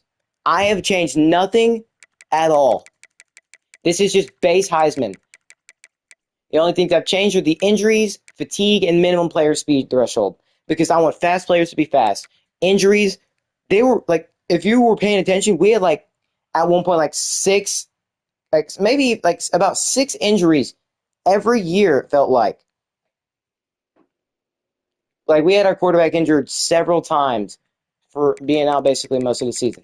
But I have changed nothing other than that. Now, I probably need to make it actual fair or actually realistic. The interceptions needs to go down a ton.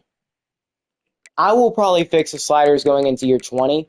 No, we'll just keep these base sliders. But when we go to the new team, I am fixing the sliders. Because it is stupid what happens in this game.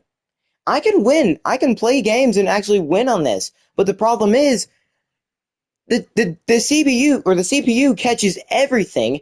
They play the most insane defense. Now, they had a 99 defense, so that makes sense. But their defensive linemen are not going to catch everything. And they were catching everything.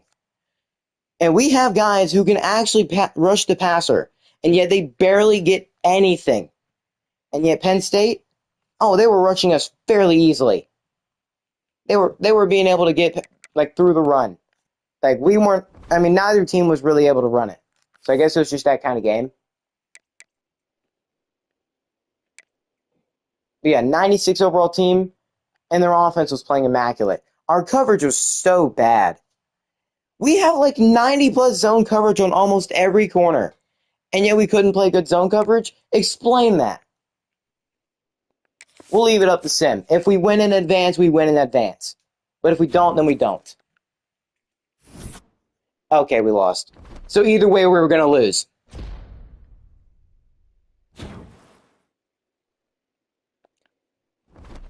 He must have got 20 plus sacks. Single season passing yards record? He must have gotten over 5,000 yards. He had 2 sacks. Such a stupid game to lose.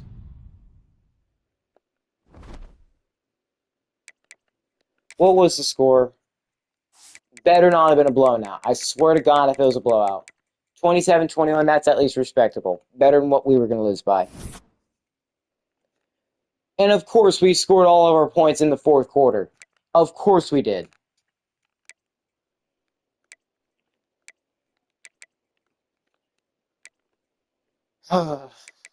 We sacked them 4 times.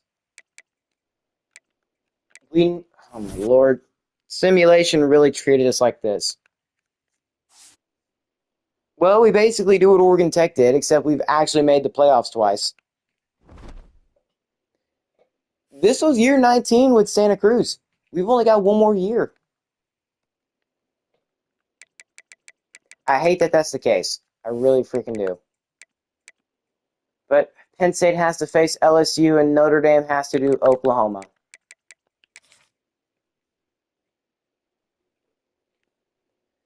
Well, we at least won a playoff game, so we should technically go up in we should theoretically go up in star rating. Whether it's up to a 2.5 or a 3-star. I seriously doubt it's a 3-star. It'll probably be a 2-star or 2.5-star school. Man. We came so close yet so far to beating Penn State. This was the year to win a national championship with any team in the conference. It really was. Penn State just had us everywhere. We couldn't have much success against them. We went up into halftime, I think, with like up 4, 17-13. Obviously, that's now basically a race. It's on video footage, but we lost either way. Yeah, 99 overall team will lose. Makes sense. That might be the last year we're a 99 overall team. It just might be. Because most of our players are seniors, and the recruiting class is not going to be too good. Well, at least overall-wise. Who's going on to the Natty? I really hope it's Penn State. That would mean that we lost to the national champions. But we did finish in the top 10. So we're at least a top 10 team. Oklahoma and LSU. It's always the teams we lose to that don't make it. So, how did Penn State do against them? 27-34. They pretty much couldn't score more than 27 in the playoffs. LSU is what we should have had, basically.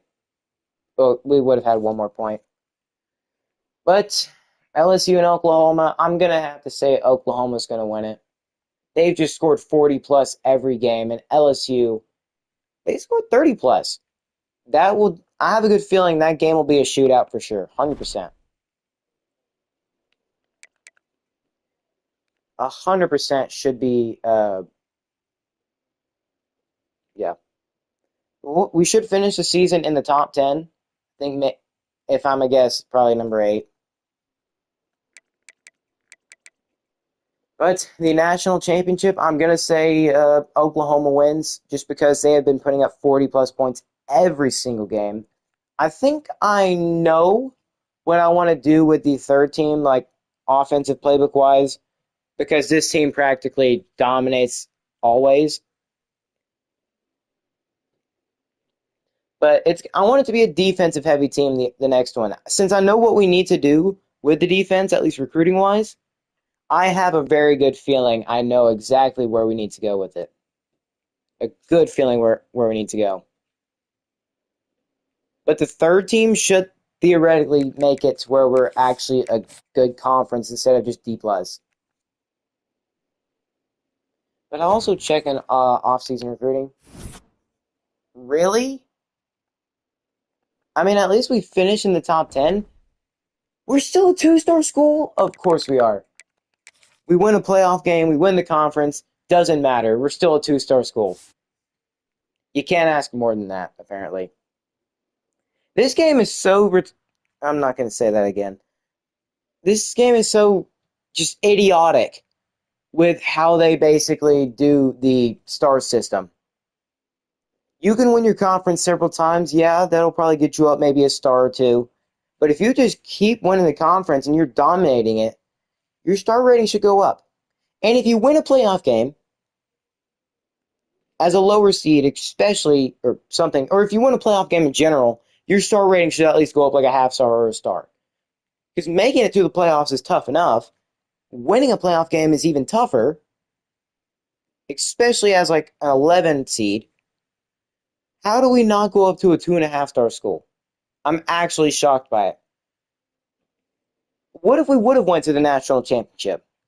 Would we have just stayed at a 2 star? Would we have only gone up a half star? Who knows? Who freaking knows, man? Such a terrible way to end the season. I mean, not a bad way. Not necessarily the worst way, but we still won a playoff game, so we cannot argue about that. But this was season 19. We're going into the final year with Santa Cruz. Coach Manu, he's definitely built this team up to be a really good team. 3 straight undefeated seasons. We went 14-1 this year. He had 4,500 yards, 4,560 yards, 43 touchdowns, and 10 picks. He's going to get better. I don't think he's going to the NFL, though. I don't think he's, well, at least not yet. I wouldn't think he'd go. Rushing-wise, Spencer Jr. finally got over 1,000. And then receiving-wise, Marcus Penn, while Gilliam only had 1 yard short of 1,000. I'm going to say he had 1,000 yards. Knowing this game, they probably robbed him of having that extra yard. But Marquez Penn over 1,000. 15 touchdowns, 10 touchdowns. I mean, this receiving core is obviously good, but Gilliam, it sucks he's not going to get drafted. I feel like in Madden, I should do some kind of like UFL league.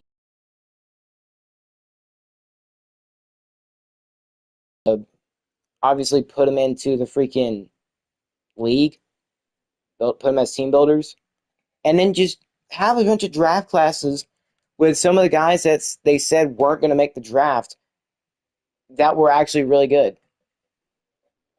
Or I guess like 5th through 7th round picks. Because we've had some guys who should have made it but didn't.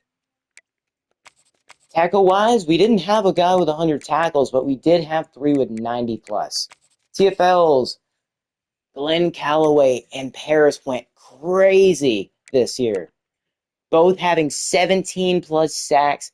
They were getting to the pass, or they were getting to the quarterback nicely. 27 TFLs, Tommy Paris, 25. Glenn Calloway, he should be a first-round pick, without a shadow of a doubt. He's going to be a first-round pick.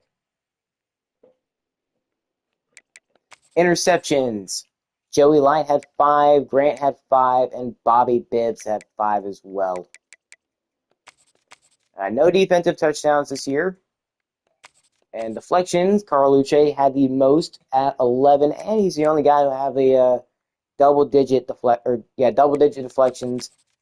Joey Light and Jameson Jewell tied for the most allowed catches. We managed to actually force a fumble a lot this year. Holy crap. We were balling out. Tommy Paris leads the team with 3 forced fumbles. Tyler Noah with 2. And here's everybody with 1. Glenn Calloway was one of the best edge rushers in school history. And it clearly showed. He broke the record for I think maybe career sacks and single season sacks. I think he broke the career record long ago. But Tyler Nolan had the most fumble recoveries. We definitely recovered a ton of them. We blocked 1 kick apparently. Joey Burr, he got 1. Safeties. No safeties. What about kicking? What was our kicker's longest field goal? The freshman kicker, Joaquin Azalea. 52. What's he got? Proximity to home, bro. You're a walk-on. I mean, that's like one of the only spots we actually have walk-ons at. 80 accuracy, 91 power. I feel like you could definitely get longer than a 52-yarder. Maybe 55. I don't know. Maybe that's pushing it. Okay. Kick return. No, I didn't mean to do that. No touchdowns and punt returns. Same here as well. Taylor Centeio did have a good amount of yards returning, though. Oh, man, I hate to say it, but that is all for the stats. Let's look at the trophy room of Coach Manu battles. We've won the Las Vegas Bowl once and the Sun Bowl once. And we've got 4 conference championships. I think that's in the last 4 years. I mean, he's built Santa Cruz into a powerhouse of a team. Like an absolute powerhouse. Have we ever seen a team this dominant before in the Pac-12 or Pac-6, whatever? Even in the Pac-12, I don't think we've seen a team this dominant. 3 straight undefeated years. We are very close to being in the final 10 years of this entire dynasty and of this challenge. It's kind of sad too. Okay, let's see. Final top 25. We finished at 10, somehow behind BYU, who we beat. What? We should at least be in the top 8. At least. Is there some teams on here that lost in the first round? There better not be. Oh, well, BYU, obviously. We should at least be in the number 9 spot. But no. Apparently that just doesn't matter.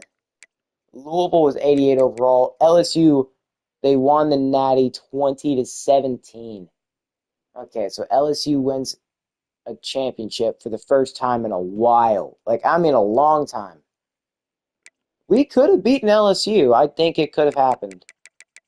But how are we behind BYU?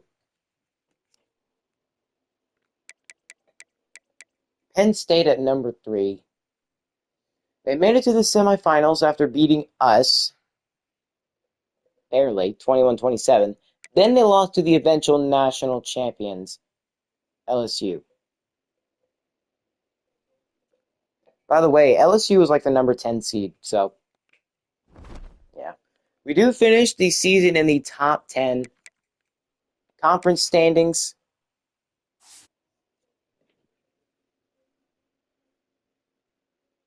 Oh, sorry, I thought my stream stopped for a second. Okay, but anyways, let's see. Vermont State's up to a 1-star. Oh crap, Oregon Tech's at a 2-star. This is not good. They're getting worse and worse. I mean, they finished the season with 7 wins. Vermont State at 8.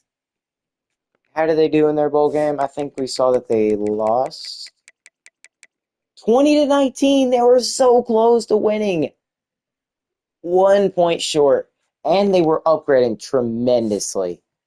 Up to an 86, or up to a 65 overall. The second or the third best team in the conference. They might even take over freaking Oregon Tech.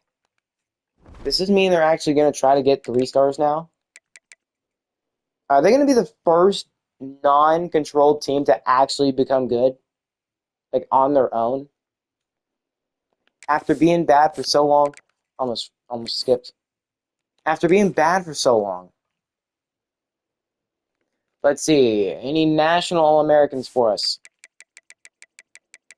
Wow, our guy with 18 and a half, or 18 sacks did not make it. Glenn Calloway got robbed. Oh, he's on here. Apparently he was only good enough for second team. But Ron Ernsberger's also here. He's a junior redshirt. He'll hopefully not leave. But I can imagine next year we're going to have a ton of seniors on the squad. Now let's check out the Pac-12. Surprisingly, Gideon Abonacondo is not on here. He had a much better season than that. Well, he threw 10 picks, but Only second. He's only second team. Spencer Jr. making the first team, Pac-12. That's great. But our whole O-line, except for right tackle, making it. A couple of our receivers. Glenn Calloway, understandably so. Grant Richard. We should have a ton of draft picks this year. And I mean a ton. Freshmen. We didn't really have many starting freshmen. Yeah. That's all the All-Americans. Do we have anybody even close for any kind of awards? Like, relatively close? Surely we didn't completely suck. I think Coach Manu's got to be he's got to be very close to winning Coach of the Year. Like, he just cannot be kept out of it. Yeah, he's at number 9. 86 and 36 career record. Apparently Shannon Dawson's here too. 153 and 97. Okay. But Coach Manu, he could potentially get up to 100 wins next year. We've got to go undefeated again, which it's not going to be easy. I think the team's going to be significantly worse next year. But hey, we won a playoff game. That's got to mean something. It has to mean something. And we're in the top 10. We're finishing the season top 10.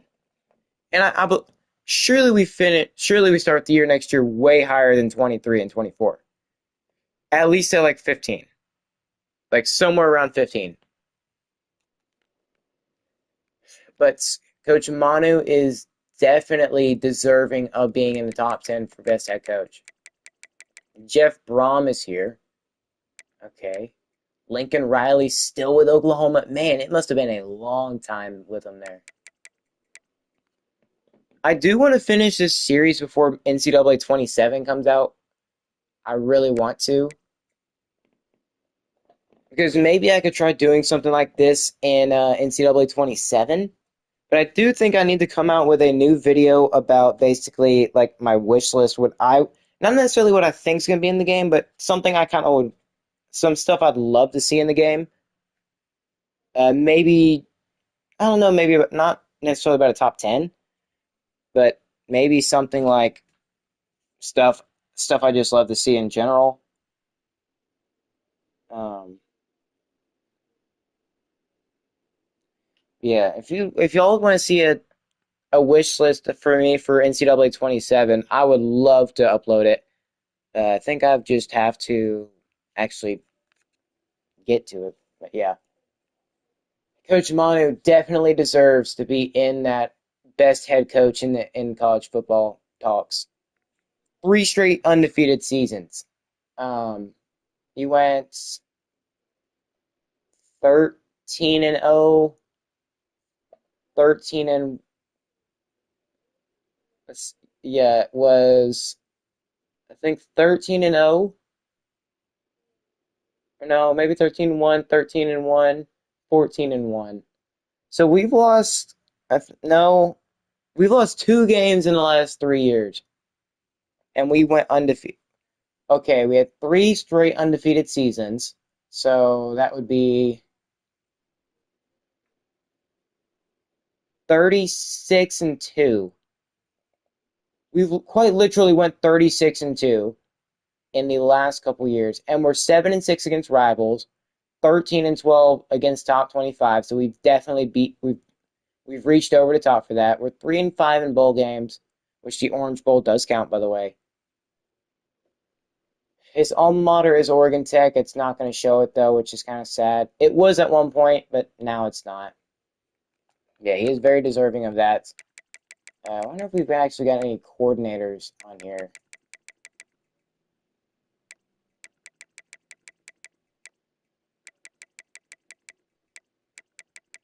Glenn Calloway has to be on one of the awards. There is no shot Glenn isn't on there. Yep, Lombardi. He's on the Lombardi Trophy, and him and Tommy Paris, which is very much understandable. We didn't really have the best quarterback. Glenn Calloway and Tommy Paris, top 10 best edge rushers in college football. How much did Kreiner have? He had to have had like 20 plus sacks.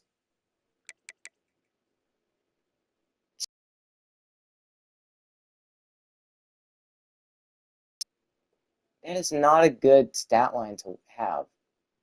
Oh, wait, that's. Oh, of course he was dominating. He's 99 overall. 99 excel, 98 tackle, 91 block shed.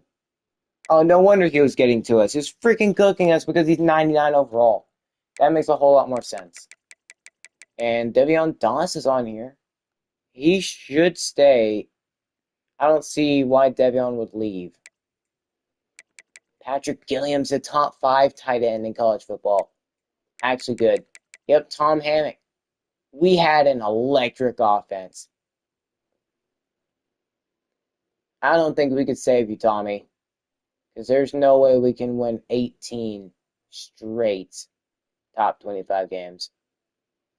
Yeah, so he's just not going to finish with a good record against top 25 teams. The rival ones, though, I think for the final season, we're not necessarily going to be worrying about facing off against top 25 teams. Now, it would be nice to go undefeated yet again, but I think we're more worried about facing our rivals this year than anything. Basically, end our time with he's 41-2 with us. Wait, does that mean I can check from Manu's record with Santa Cruz? I really hope it does, because it would show our all-time record with them. But yeah, he's got to win 6 more games to basically tie his career record. 6 and 7 in bowl games. DC's obviously not on here. How the frick is he in here? Assistant Coach of the Year, Andy Kotelnicki. That is, how is there a head coach and a coordinator award? I don't know. I'm not even going to complain about it. I'm not going to talk about it. Whatever. Metro Atlanta's punters up here. And the Jet Award. Nah. Sean Alexander, the freshman of the year award. Nope. Well, let's actually see. Where is it? Where's it? I forgot which one the award is. What is the head coach award? It's for coordinator.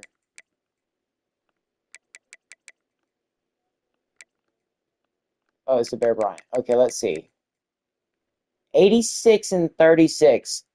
So he's not, even if he lost 36 games, I don't think he still wouldn't even come close to matching the win total.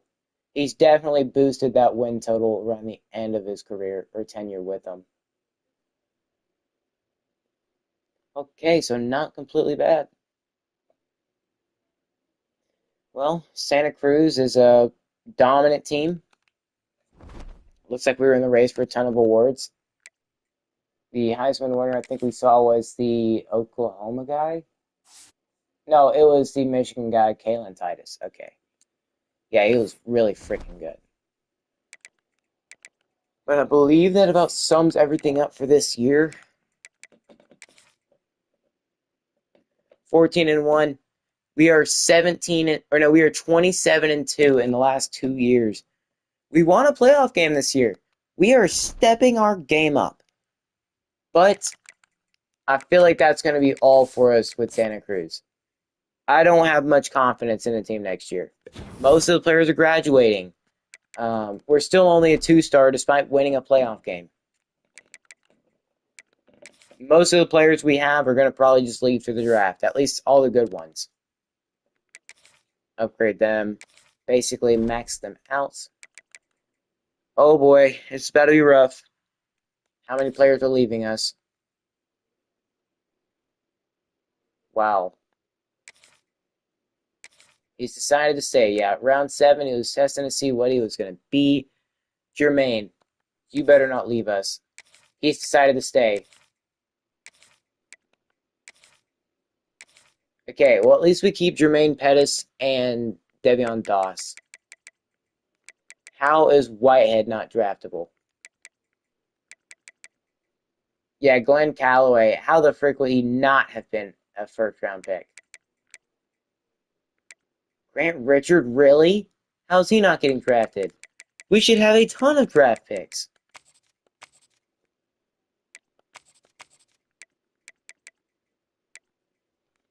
I'm surprised Carl Luce is getting looked at that low. We had so many 88 overalls. Surely a couple of these get drafted. Now, I don't know about Cam York. I don't know about that. But the others, Grant Richard, he was really good.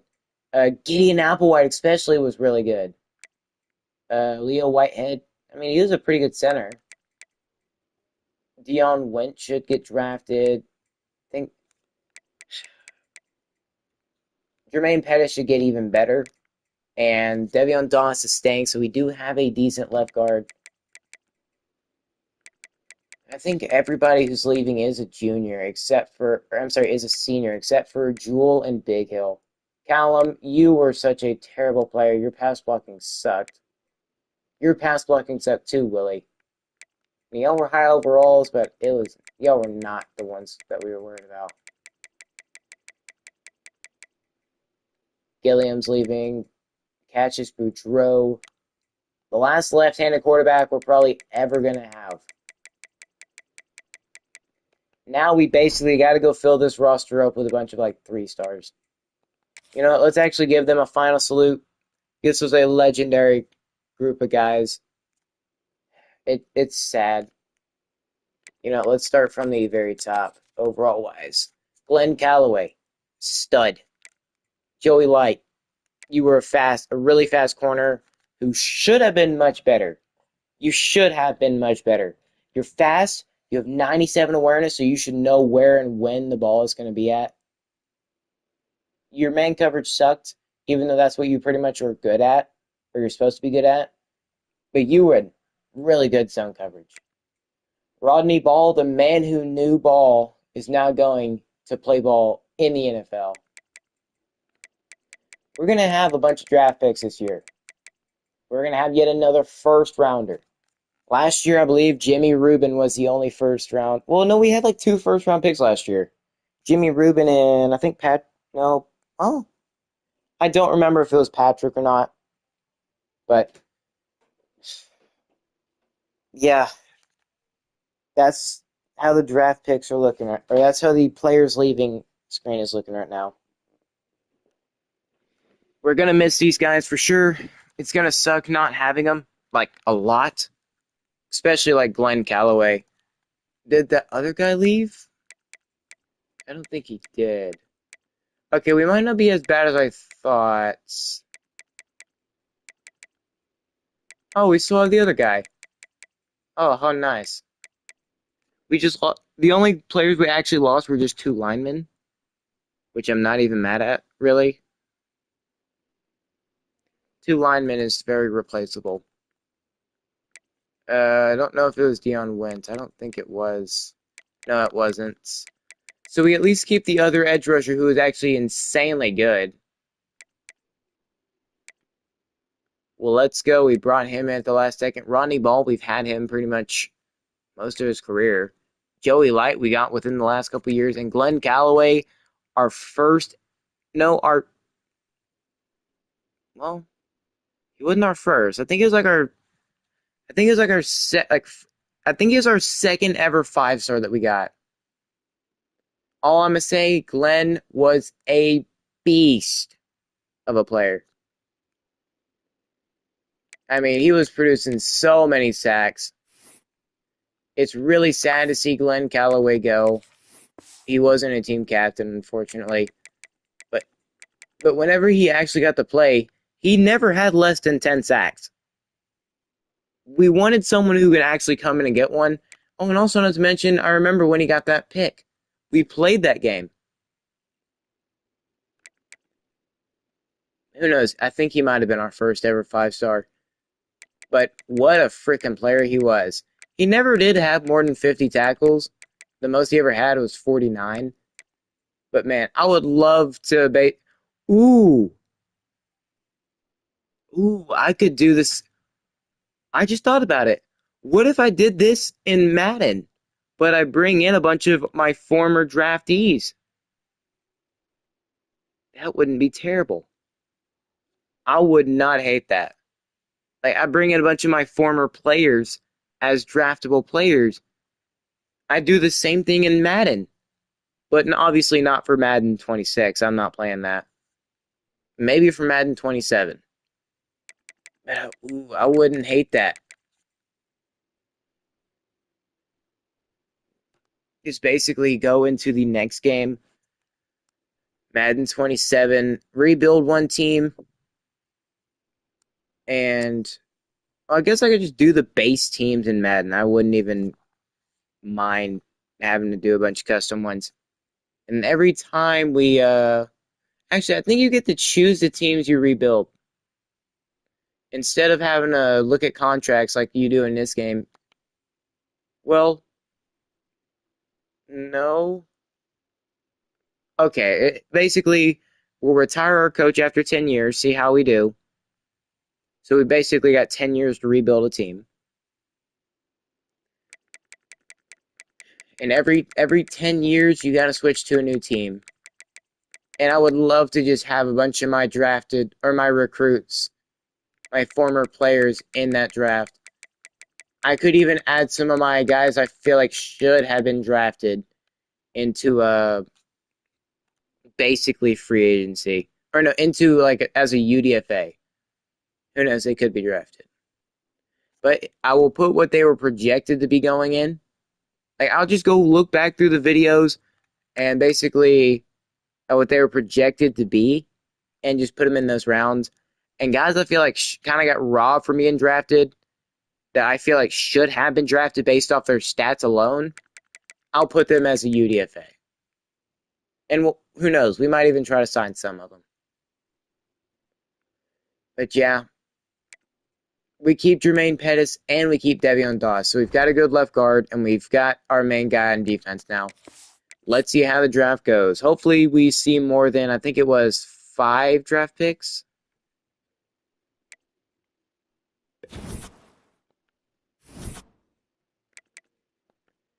With number 10 team going into the offseason, let's see the draft results.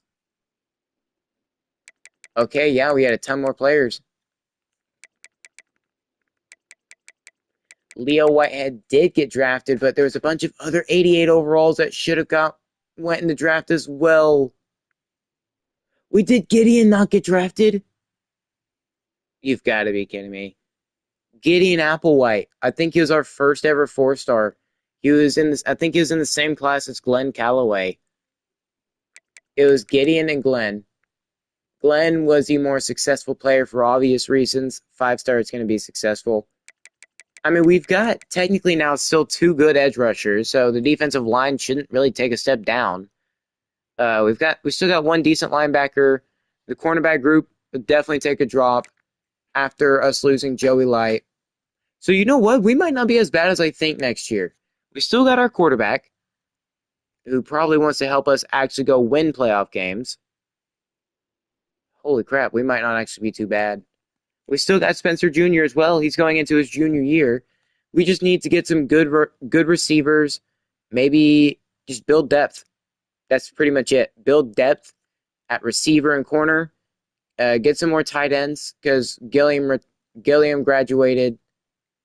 Unfortunately, he did not get drafted. He was not even close to good enough to being drafted.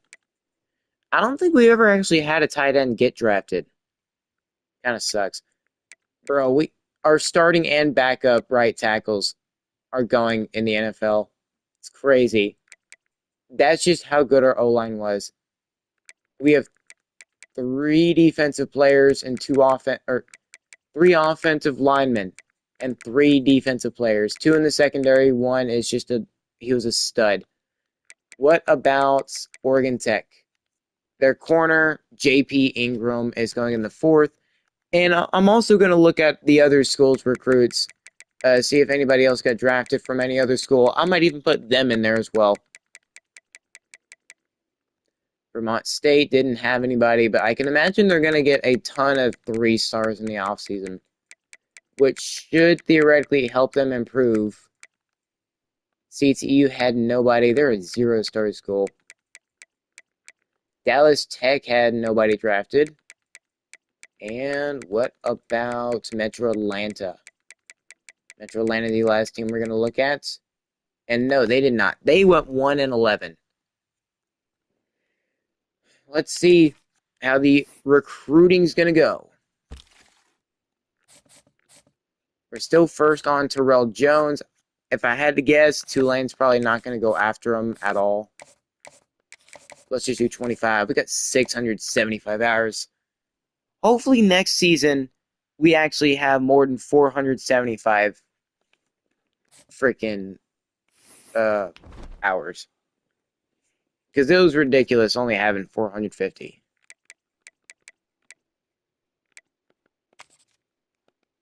Let's see. Ooh, 4-star running back. Jose Macari. Okay, I'm not mad at that. Tony Alba. And they're not old either. Grant Beard. We do need some tackles. Bad. D'Angelo Funchess. Maybe some relation to Denard Funchess. That's probably a reach.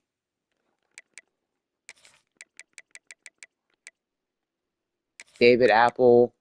We do need... Oh, pure blocker. Come on, man. I don't like having a pure blocker tight end. They're not really helpful. Randy Cantrell. Eric McManus. Okay, I'll take the physical route runner. And we can really... I'm okay with going after anybody at this point. Like Lawrence, Tanico. I mean, we've got 7 corners on the board.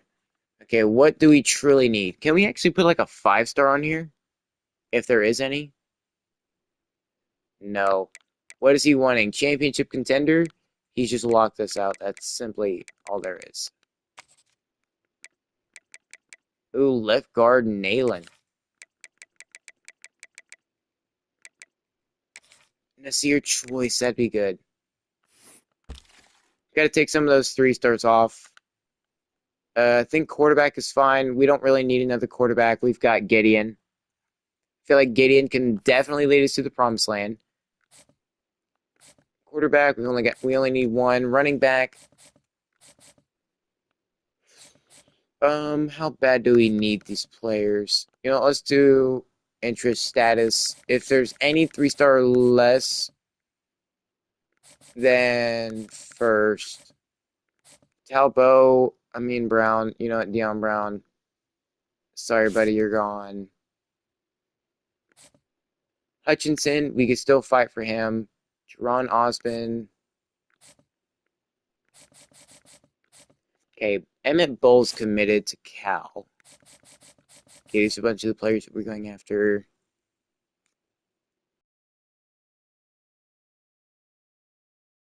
Pretty close to committing anyways. Douglas Aday. This is also mainly just to clear up some space so we can actually get some important recruits. Trahan. We're very close for Trahan. Let's do 15. Alex Arolo, I don't think so. Osbin, let's just do 15. If 15 doesn't work, then oh well. Hutchinson, let's do 15. And then Talbot, let's do 15. I'm not trying to spend too many points on these guys.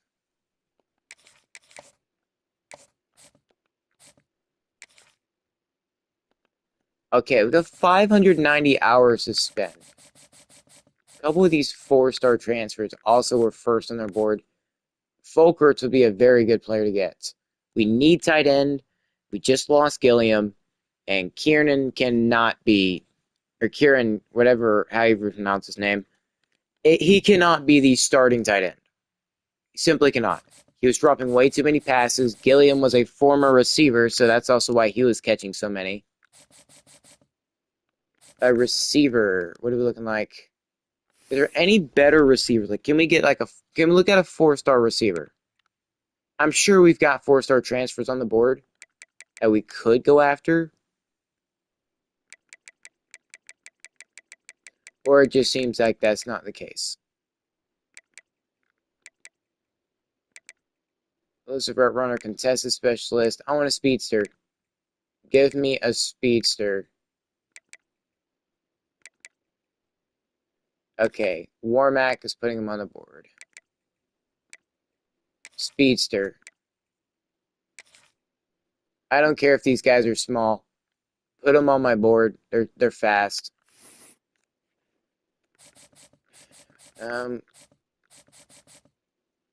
Kafka doesn't think he's gonna get to play. Well, we're first on y'all's boards, and nobody's even gonna come close to competing for y'all. So if we can get these guys, I am not worried. I'm not worried in the slightest. So let's give everybody a scholarship.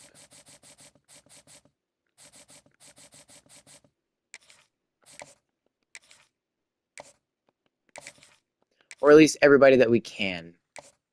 Wait, actually, before we do that, let's think about it. What do we need that we don't have much of on the board? Or that we have too much of? Okay, we definitely need Mike. We need some edge rushers, D tackles. So we need to get rid of some corners and receivers. As much as I would love to build depth up there, I don't think it's going to work. We're not trying to have some freshmen starting. I don't want that.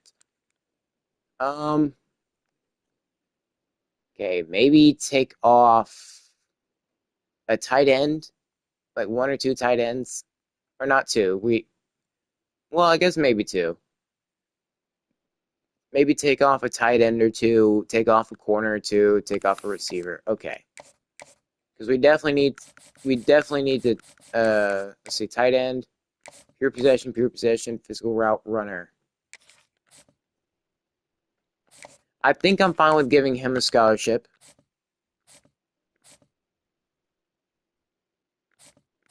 I mean, we are so far ahead first on these guys. You know what?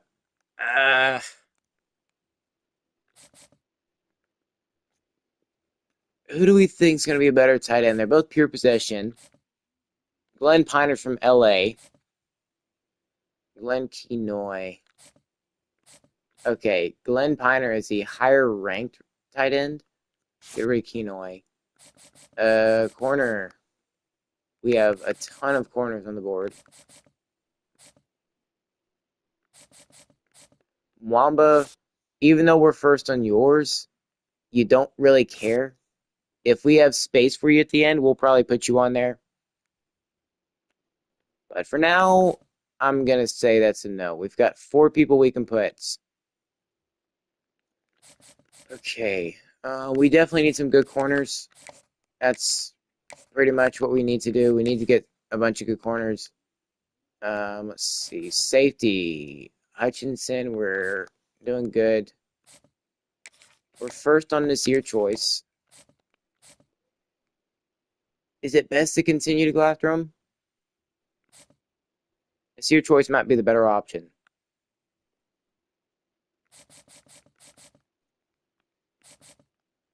But we got rid of one corner.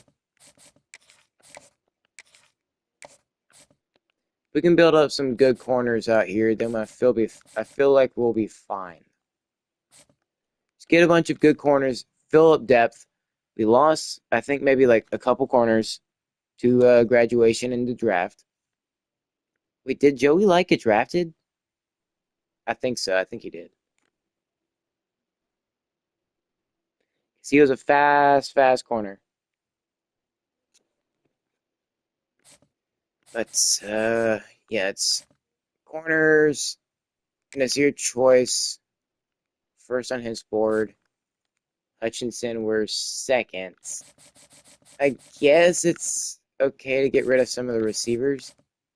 Kafka, yeah, he's 180. 6'4".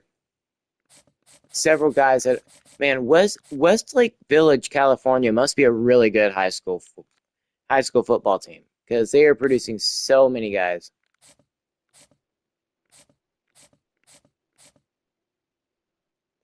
Maybe it wasn't best to get rid of Kafka. These guys just worried about being successful. He's worried about pro potential, which we've got a ton of good receivers on the board for.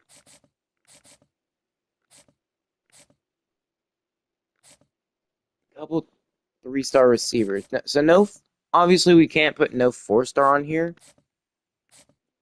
I think Chuck Wuma, he's a speedster. None of these guys are speedsters. But these are all shorter, fast guys.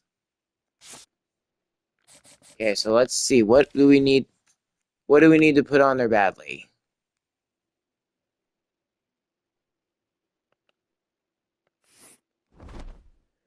What position do we need badly? I know we needed Mike because we don't have a single one on the board. And I'm okay if it's a bunch of 3-stars. I'm okay with that. As long as they've got a good depth trait.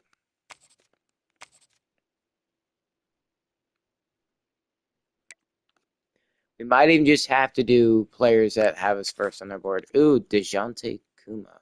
And he's a lurker? Okay. I am down with that. Come on. Lurker. You're a freshman. Not that it matters to us. Doesn't really matter at this point. We've at least got 2 mics on there. We need maybe 1 or 2 edge rushers. I would love to get George, but I don't think we'd have the hours for it. And we need 2 D tackles. Or maybe we can do 1 D tackle.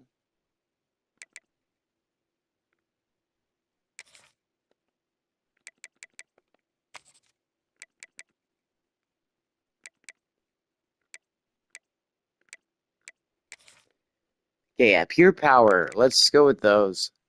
Pure power is going to be very important. An outside linebacker, probably.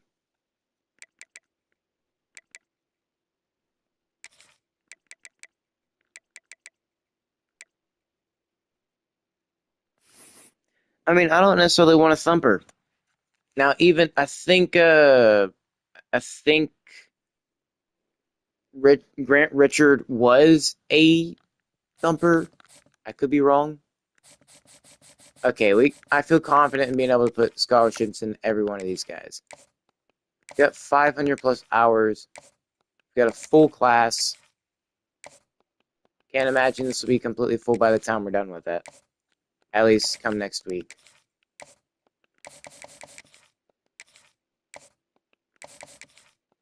I don't think the line is too bad. It's always, I mean, you can always use some work. But we didn't lose many of the pieces on the O-line. I mean, we lost the right tackle. We need a tackle now. We need an offensive tackle.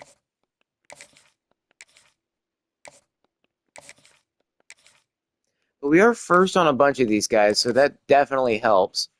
Hopefully, a bunch of them have good depth traits. I'm hoping so.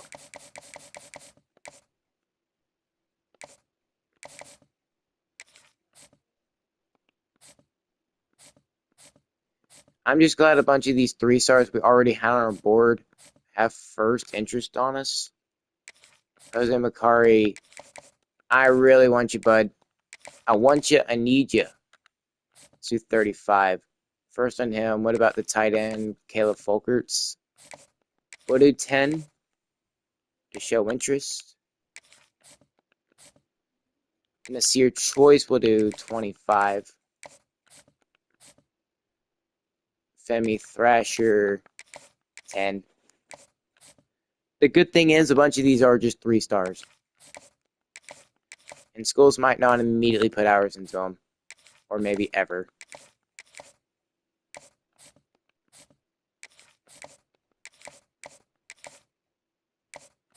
Okay, now we've got these.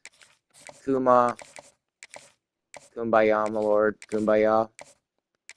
Let's do 40 for DeJounte Kuma. For David Apple, let's also do 40.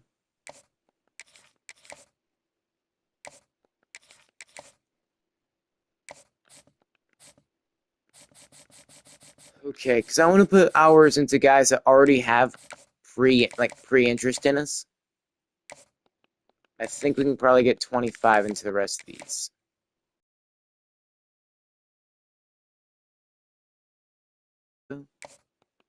Yeah, I'll do 25 for the rest of these guys. And it's, like I said, it's a really good... It'll definitely help us fill out the class with us having all those other 3-stars, or all those just 3-star players from the regular season, basically first interest. So that way we don't have to go after them. Because in the off-season, they typically don't. Okay, we should be able to put 25 in the rest of these, right?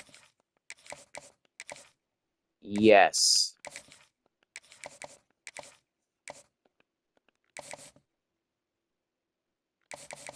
Okay, that's 25 into a lot of these people. Who needs it most, though?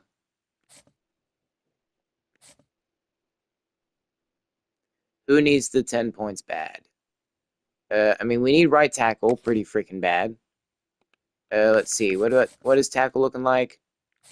I mean, we're first on Terrell Jones. He would be a good right tackle to get, which I don't think Tulane's going to go after him. I mean, they're close, but he'll probably just end up committing us to us. We're already on the board for Grant Beard. We're trying to fight for Kevin Walters. He'll probably end up just being us kicked off. So let's just go Grant Beard. But we need right tackle pretty freaking bad. Alright, that's week 1 of recruiting in the books. Let's hope it goes well for us. That is not good. Frick. I don't think we're going to get a single one of those linemen. Who all took off for us? Alba, that sucks. We would have had a good DB room with him. Kevin Walters. And McManus. Dang. Screw you, McManus. He would have actually been pretty useful. Was he the only running back we had? No, we have Macari and Melo Talbot.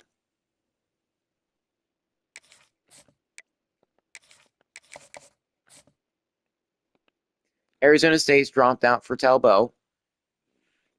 Both these guys, no, just Melo. Receiver-wise, we're actually up on the board for Huff and Warmack. I want speed at receiver. I want it.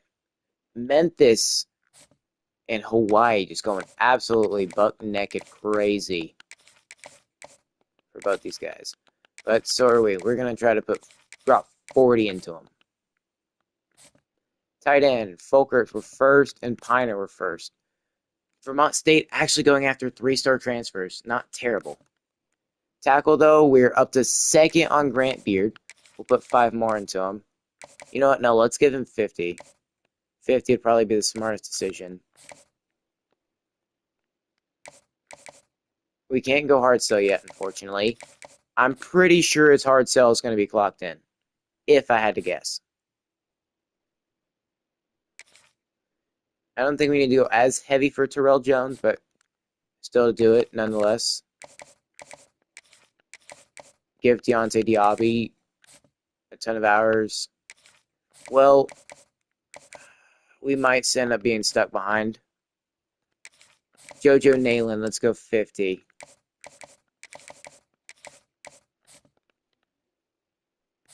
Edge. Fumagalli locked us out. First on Samuel. We managed to get first on Jerron Osborne. Arizona State is just seemingly dropping out for everybody. Ooh, Jay Neary.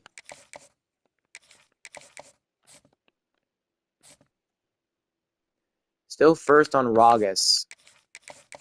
Put 40 into him. But the thing is, Tulsa's doing a majorly good job. He likes pro potential. I'm going to say a shot in the dark, bring him on a visit. If he likes playing time, that means we know what his hard sell is going to be. Rasher, we're first on. Corner-wise, we're second on David Apple. You know, let's just put... Wait, can we do a hard sell? No, but if I had to guess, I think we know what his hard sell is. It's clocked in again.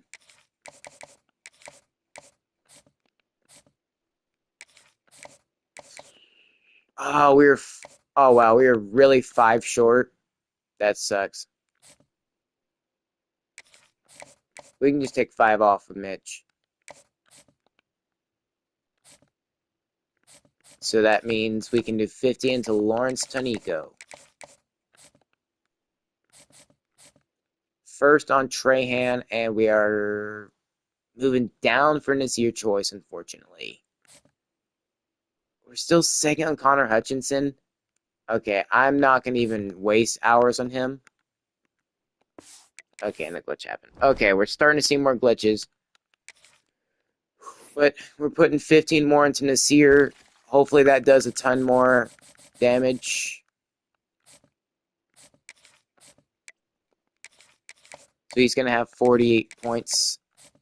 Hopefully we see ourselves rise for a ton more people.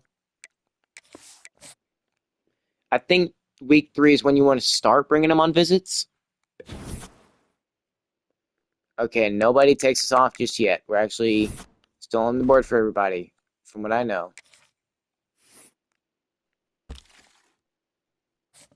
Quarterback, we're still looking good for Marco Hacker. He should commit. Melo Talbot, we should end up being first on him next week. And we're up to first on Jose Macari. But Duke is putting in a heavy effort.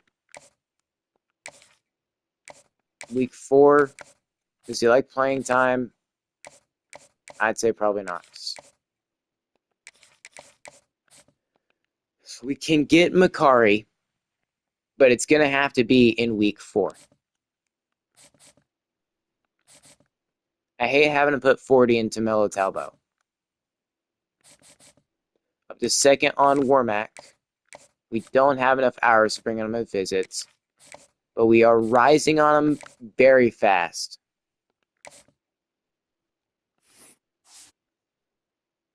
I didn't mean to go over to that.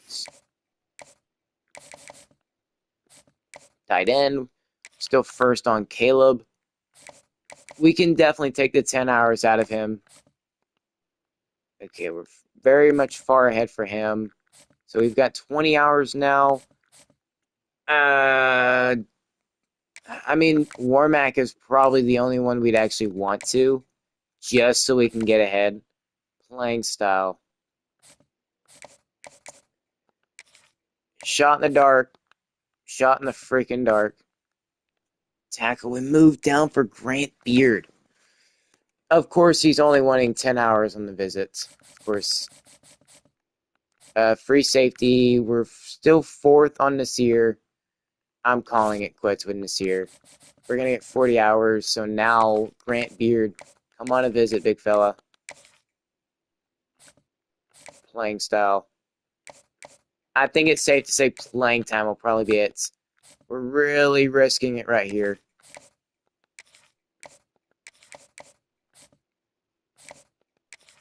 Okay, well, I really didn't want to have to put 40 into Terrell Jones. Tulane still trying to fight for him. A 4-star lineman, a right tackle would be pretty big. We can hard sell for him. It's playing style. Let's do the hard sell, baby. Let's do it. Locked in. He likes playing style and pro potential. Hopefully that means he also likes...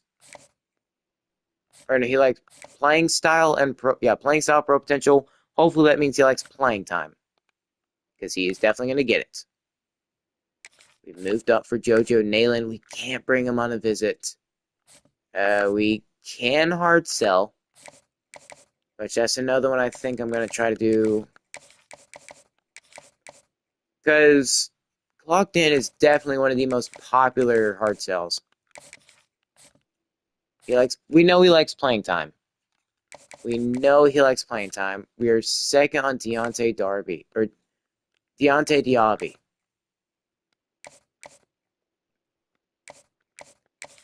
Not scheduling a visit. Let's do the hard sell as well.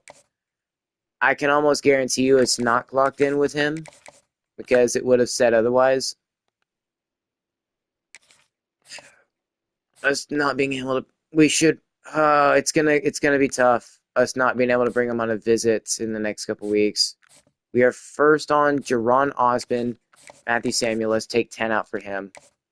I think the 3 stars were very much far ahead for just take it off. Arizona State doesn't seem to be fighting for Jerron. We'll keep 5 into him just in case. But it doesn't look like he's going to be... We're going to have to worry about him too much. Jaden Neary. Oh, wait, that means we can bring the guards on visits. Rope, does he like playing time? We put him at clocked in. Let's just basically get the guarantee pro potential. What about Diaby? Please don't be 40. Oh, wait, it didn't matter anyways. Edge rusher. Good. D tackle. We already saw that. Outside linebacker. We are first on DeAndre Ragas. We're first on him. We're up to first on DeJounte Kuma, which is really freaking good. We could hard sell for him. Pro potential. I wanna say he's clocked in with him, but we're already doing so good for him. Let's keep it here for now until we figure out a little bit more. If we see playing style or pro potential, playing style or playing time as a revealed thing or one of the revealed ones, we're just gonna go all out. Corner. David Apple. Looks like Georgia is his favorite school right now. Man, all these guys with freaking 40-hour visits. Okay, we can't put more into Lawrence Tanico. We've got one corner, and it looks like we're gonna have we have at least 2 corners. It looks like Lawrence Tanico. I wouldn't go hard sell him. I wouldn't. We can't anyways. We're first on Mitch Trahan. That could be 10 hours. We're keeping a scholarship into him, but since we're first in Colorado and Stanford aren't even trying, there's no point. What about QB? We don't have any points into him. Talbot, we just got to keep fighting for because I think next week we'll be able to jump forward. That way we'll have extra hours. So we should be able to have 40 extra hours next week. I think Macari, yeah, we've already brought him on visits. Let's do 50 for him. He's on a visit week 4. If we do 50, that should keep us in front for him a little bit more. Wait, what is hard sell? Oh, pro potential would not be good. We can't hard sell him quite yet. 5 extra hours. Where do we want to put that, though? We are first on both of the tight ends. I think one's transfer, one's an actual recruits. They're both pass catchers, which is good. Tackle, Grant Beard, we need to step it up for.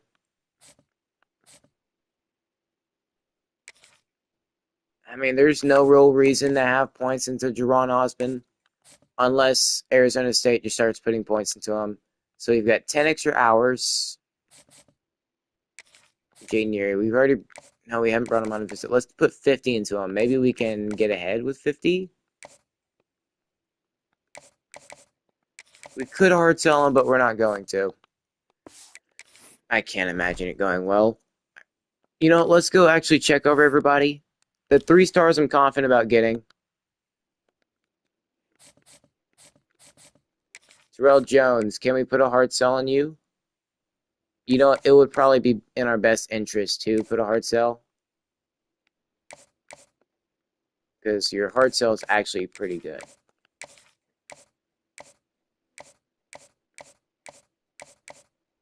Okay, the clutch. Okay, now let's see. What about Macari? I didn't. Okay. Press X. I've got to press X. We could put a hard sell like Coach Prestige. Ooh, okay. We can work with that. We can definitely work with that. Coach Prestige and playing style. It could be standard bearer.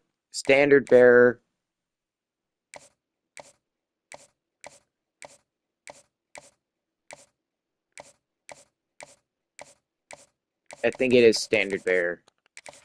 I mean, that's not completely terrible. It's an A+, an A, and a D+.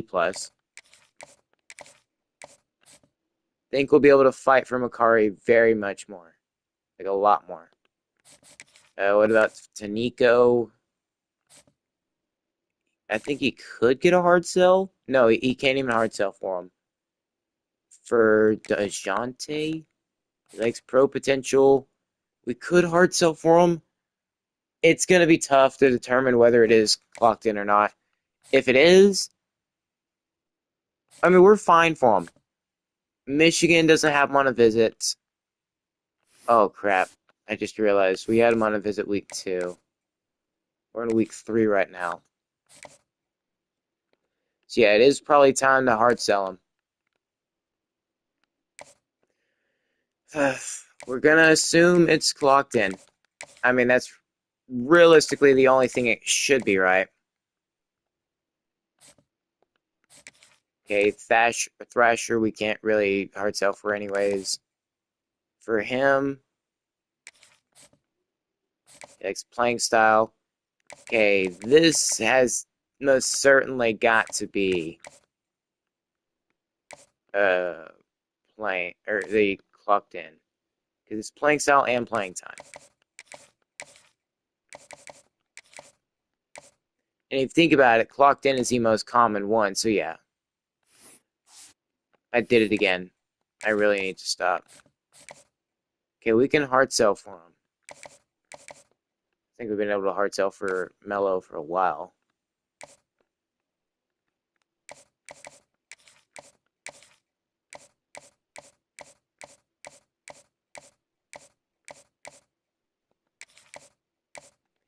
Okay, we should definitely be able to get Mello. That hard sell should work magic. Okay, Diaby. What do we know about him? We know we can hard sell playing time. Oh, okay, we already have one into him. What about David Apple? Pro potential. Okay, let's put a hard sell. Sort the shots. Warmack. We can't do it for him, can we? No. Oh, we could do it for him. Playing style, though, we're not... I don't think it's worth it. It's not worth putting a hard sell into him. Plus, we're already rising. We should be close to Hawaii next week. I think Hawaii might actually have an advantage over us.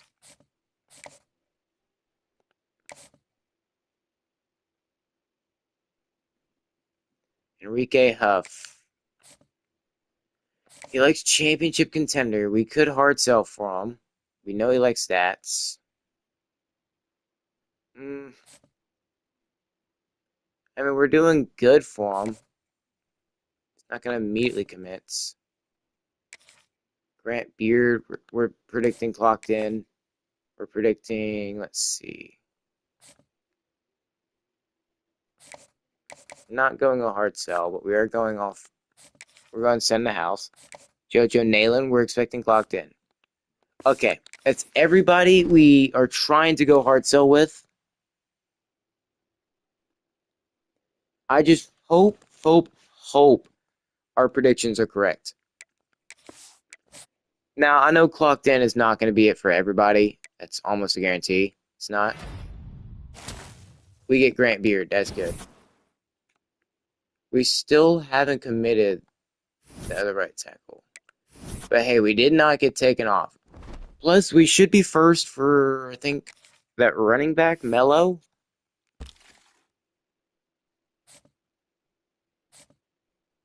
Ooh.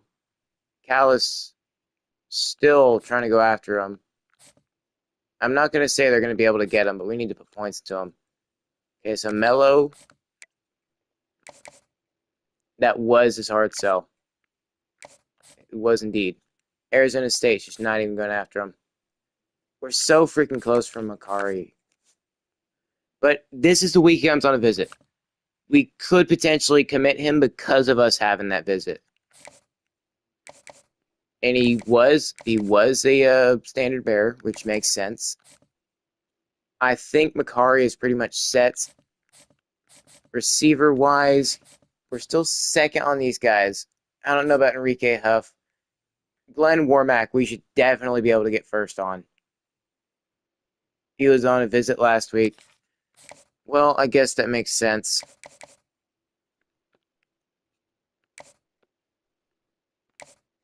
What is he like exactly? Playing style? Yeah, let's just send 50. I doubt it'll work. Enrique Huff, can we actually bring him on a visit this week? Yes, we could, but what do we know? Championship contender? I want to get at least one of these speedsters. Because a hard sell with him is not going to work all that well.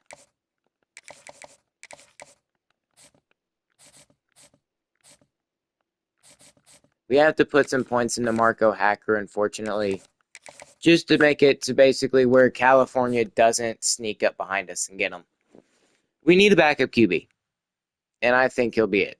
Now, whether he'll be good or not, I genuinely don't know. We can take some points off of him. I'd say maybe 10 into Melo. I don't think Arizona State's going to put any more points into a random 3-star running back from the regular season. They didn't do it the entire offseason, so why would they do it now? He's on a visit. He was on a visit week 3, and Enrique, we should be able to get him. Tight end, first by Colbert's. We committed Grant Beard, which is really good. It was the clutch. Okay, good. It's going to come down to the wire for 4-star tackle Terrell Jones. We at least get one right tackle. We're second on Diaby. Why are you unhappy? Why does it immediately go to F playing time? We're first on JoJo Nalen. That's actually really good. And his hard sell was clocked in. Why does playing time go down to F? Why does it always go down to F on week 4? It makes no sense. It's super stupid. Edge rusher, no issues here. We're up to second on Jay Neary. We know it's hard sell, but I don't think it's worth it. Let's bring him on a visit. We can bring him on one now. Outside linebacker, we are first on DeAndre. Oh, that sucks. That actually freaking sucks. We need 5 more hours to be able to bring DeAndre. Who can we take hours off of? That we'd be okay with. Strong safety, no. Trahan. Of course, Colorado puts hours into him. Of course they freaking do. Corner. It's a 3-way tie for Lawrence Tanico right now.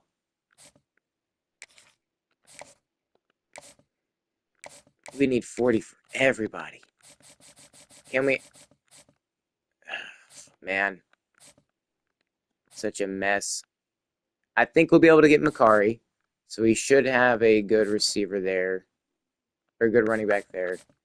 Tight end, we don't need anybody. I wish we didn't have to put 15 to Terrell Jones. I really do. We're probably not going to get Diaby, unfortunately, because of whatever reason week 4 playing time goes down. Got 35 hours, so.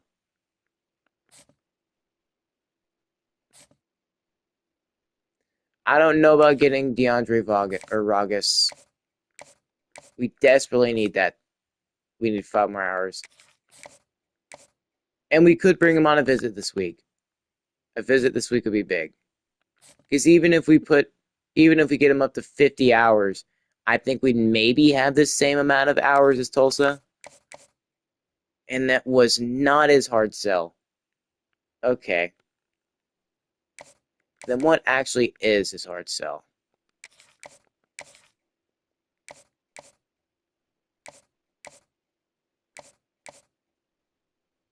Okay, I'm going to say the clutch is a good one. The clutch is a one to maybe say. I'm going to say it's the clutch. I've got to say it's the clutch. I could be wrong. Let's just do 50 hours into him. Tulsa's probably going to wait till the very last second to put him on a visit. Just because we don't bring him on a visit. A visit would basically guarantee him to us. Since we're already first, okay, take 10 hours off. We need 5 from somewhere else. You know what? 5 from... Let's just give Talbot 5 hours. I really hope Arizona State doesn't put hours into him.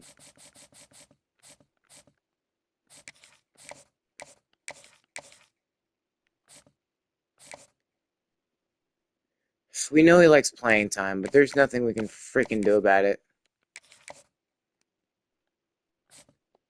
That's him on a visit. Thrasher, we can take the 10 off. Nobody's really competing for him. Dijante Kazuma. Like, why does the playing time go down to F?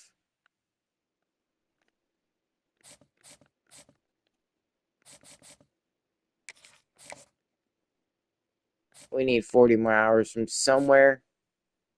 Do we really think we're going to be able to get David Apple over Georgia? I don't know about that, Chief. This might be where the end of the line is. Here we go. Let's see how many recruits we get screwed out for. Let's get it. Are we going to have a good recruiting class? We do get 4-star lineman Terrell Jones. We get a backup quarterback, Marco Hacker. We do get Melo Talbot, which is good.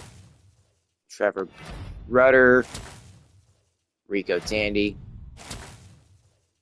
John Durant. Okay. So that's 2D tackles. Are we going to get 3 for 3? Okay, we know we're going to get Glenn Piner, Deontay Lavoie.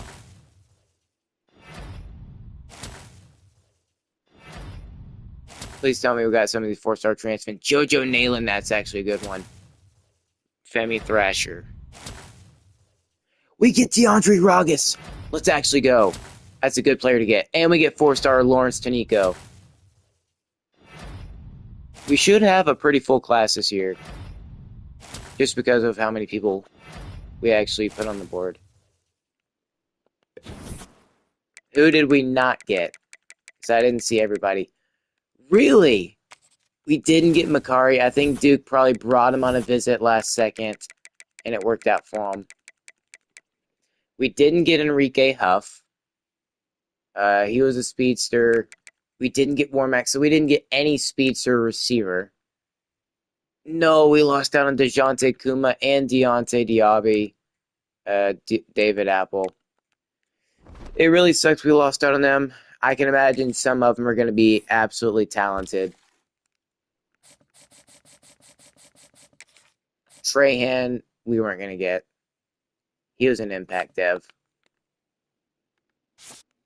What about Makari? He was a... Of course, he was an elite dev running back that we did not get. Deontay Diaby, normal dev. Okay, we didn't miss out on anything. David Apple, impact. Okay, so it would have been a solid corner. Warmack was an impact, so decent receiver. Huff, he was a normal. Kuma was a star, of course.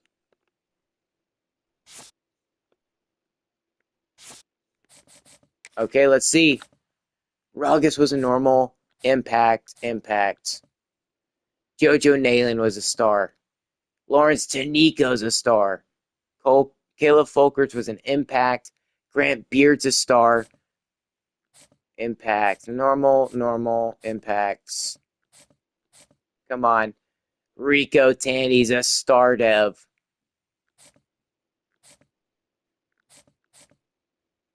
And JoJo Minor was a star dev. Okay. So we got a decent class this year. Not the best class. We still had 21 people in it. But we still had the best class in the conference. Vermont State's actually getting some 3-stars. How good is that? They're a self-made team. They might even eventually become better than Oregon Tech. That is actually a pretty good class. But now let's go fix up the team position wise.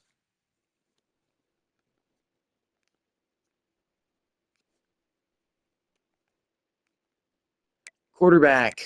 Hacker's a 67 overall. His throw power looks pretty solid. His accuracies are okay. Okay, not a completely terrible QB. He's definitely a pocket passer. Okay, Spencer Jr. Yeah, we're fine at receiver. We got a couple people in.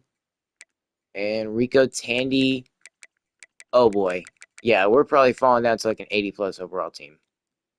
We're still really good. I don't think we're going to be 90, but I do think we're still going to be incredibly good. Okay, left tackle. We needed left tackle.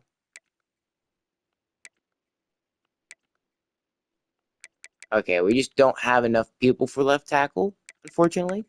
But we did get two right tackles. Terrell Jones was a 73, Grant Beard's an 88. It's a shame Terrell Jones is only a normal. Edge rusher, I feel like Elton Van Ness is going to develop a ton. Right edge, yeah. Samuel should develop a ton as well.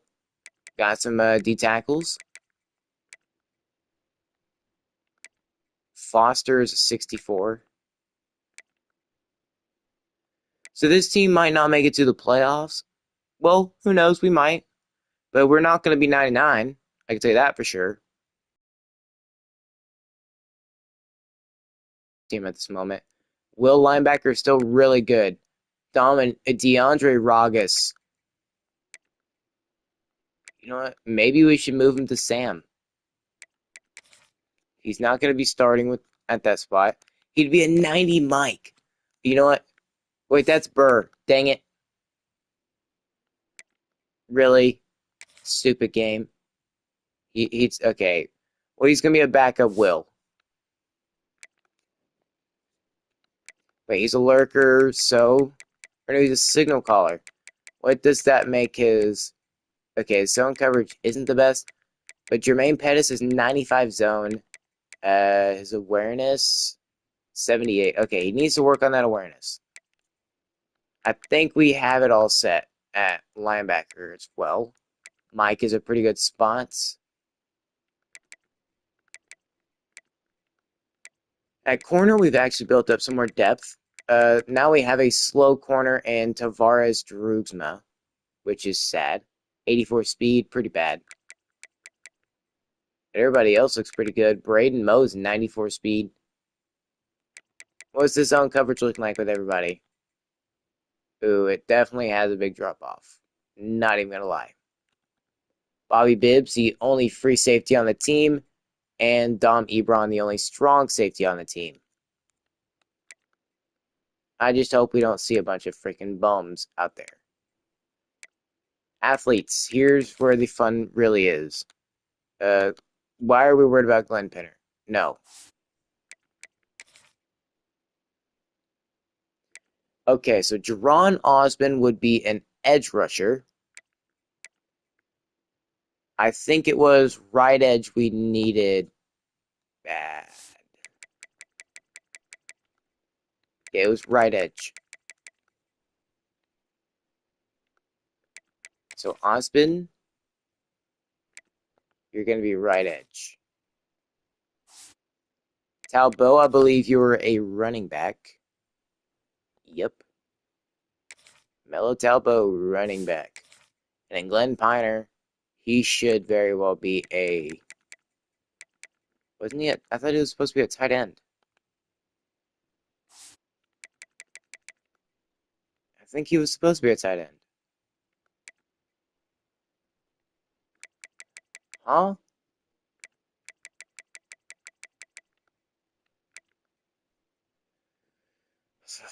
Oh, well. Elton Van Ness was a redshirt freshman, so you're telling me he didn't get to play last year? Santa Cruz could get to have him for even more years after I leave, or after Coach Manu Battles leaves. Not bad. Not bad.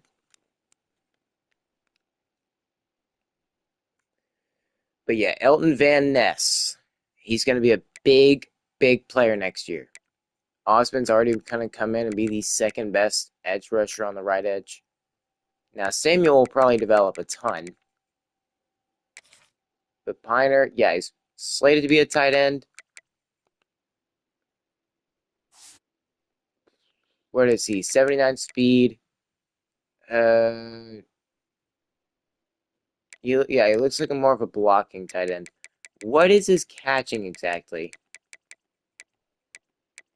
If his catching is good, then I might allow it. Oh, well, let's just not allow it then.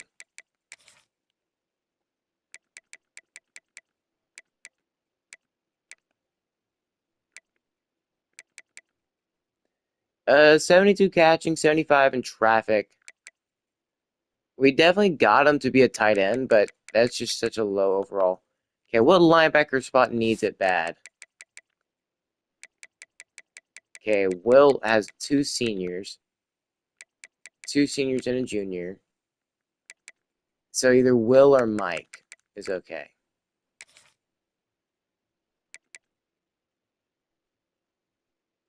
Mike, he'd still be a 68th. And Mike, I think Will needs it more. So even though we got him to be a tight end, that probably means, okay. Oh well. We're going to have a rough year this year.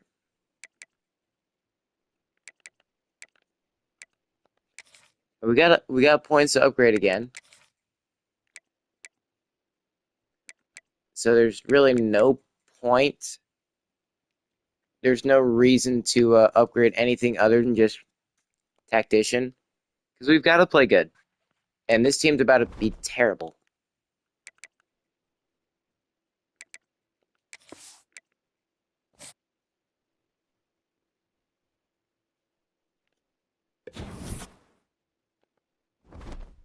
Alright, training results treat us nicely. Harris is upgraded to a star. That's the guy who had like 17 and a half sacks. Okay, let's see. How's it going to look? We still have a bunch of 90 overall players on the team. Gideon's got 31 points. You know what? He's going to max his accuracy out. 99s across the board. This should be one of Gideon's best seasons yet. Maxed out accuracies. He is never missing a throw. At least he should never miss one. Breaks tackles at max speed. I'll take it. Carrying. He should never fumble. I don't want to see it ever happen. And just get his IQ maxed out.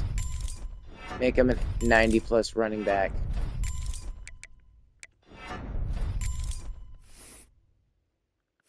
Can't get any more abilities. So just do his route running. He could also be a serviceable receiver, but Spencer is going to be a 91 overall. Really good. Keenan Singleton got 50 upgrade points. Let's get his catching up first and foremost. Now, he is only 87 speed, which is okay. So his catching is maxed out now. No, let's work on route running. It's going to be very important.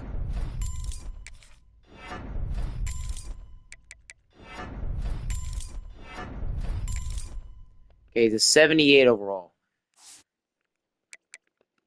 Enrique is going to have to carry this team tremendously.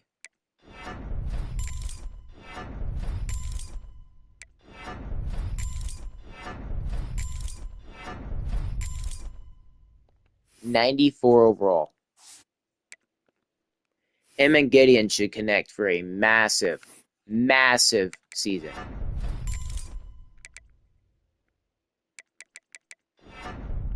Okay, any abilities? Gotta improve that jump ball. Get it up to platinum. And Marquez Penn should be able to easily get the ball at the air. 88 overall, I'll take it. Trayvon Kiernan. Let's get running up. Okay, 85 overall. That's not terrible. I mean, he didn't improve his catching at all. I don't think he even can. Caleb Folkerts, you are a impact dev senior. Okay, we've got several 80-plus tight ends. Just make his catching good. That's all we've got to worry about. And he's maxed every single thing out. So he is the best he's possibly ever going to be, which is 81 overall. Ron Ernsberger, I think he was a National American last year.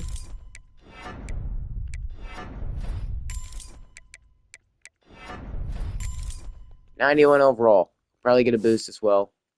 Or no. He's getting 99 pass blocking. Our quarterback is going to be so good that he shouldn't have to worry about it. And then Devion Doss. We already know he's going to be a beast. He's got 45 upgrade points. Oh, yeah, I forgot. He's got elite dev.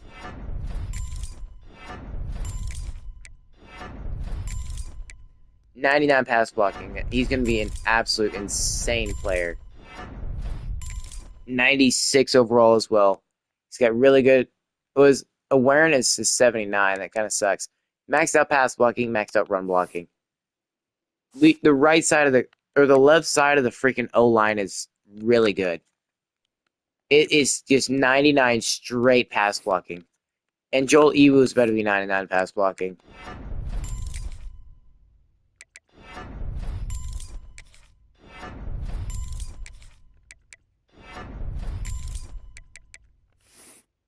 He's got 5. Yeah, improve his pass blocking. 89 overall. Dude, we have 3 players on the O-line with 99 pass blocking.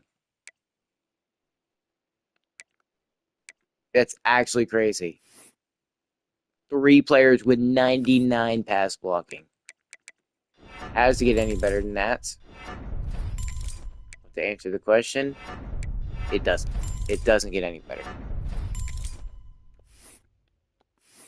Connor Waiters is also an 83. Are we going to have yet another season? Wait. 91, 96, 89, 90, 88. We could be looking at a whole O-line of 90 overalls. Jared Yurdaki. I think the offense has a good chance of still being close. I'd say maybe 96.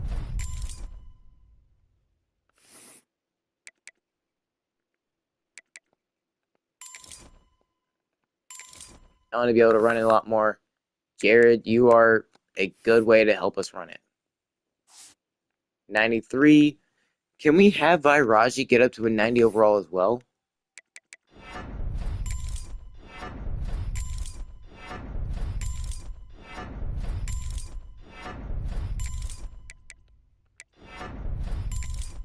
Oh, well, he's only at 88. That's still really freaking good. Okay, Grant Beard. You're a transfer. We brought you in. You're well-rounded. You're a 90 overall as well. So, he's got 70 plus. Sorry for yelling into the freaking mic, into the mic. Holy crap. We might have way too many points.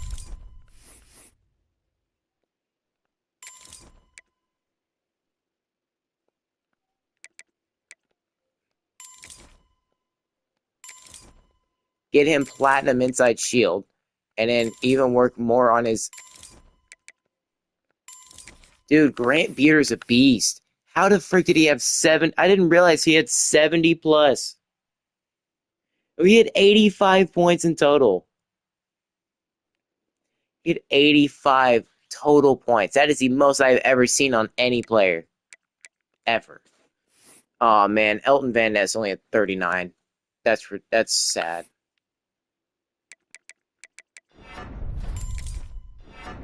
Come on, Kyrie.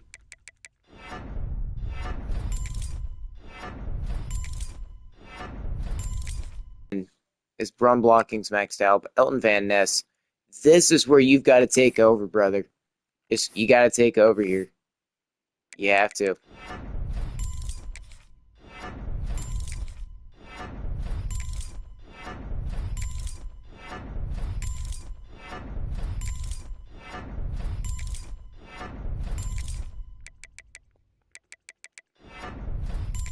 '86 overall, redshirt freshman. This is the best we're gonna get with him, at least as their head coach. He's probably gonna get even better. If I had to guess, he'd probably get over 90 overall by the time he's done here. Tommy Paris, we know last season he basically went crazy.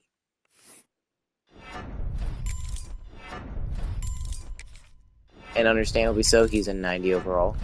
He had 19 and a half sacks, or he had 17 and a half sacks last year. Basically stayed on par with Glenn Calloway, who went on to be a round 1 draft pick.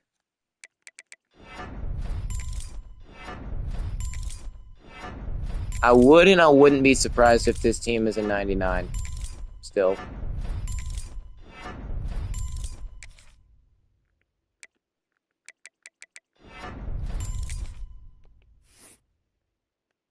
Matthew went from a 64, 62 something overall to now a 76.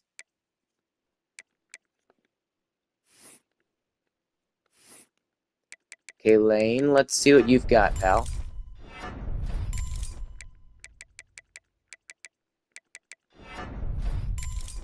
'84 overall, not terrible. The team's not going to be nearly as good as we were last year, but we're going to be facing a bunch of our rivals this year. We've had several opportunities to make the playoffs or to make it to the national championship. It's not easy. I'm going to be 100% with y'all. It's not easy. Jay Neary, 86 overall. Putting in the absolute freaking work.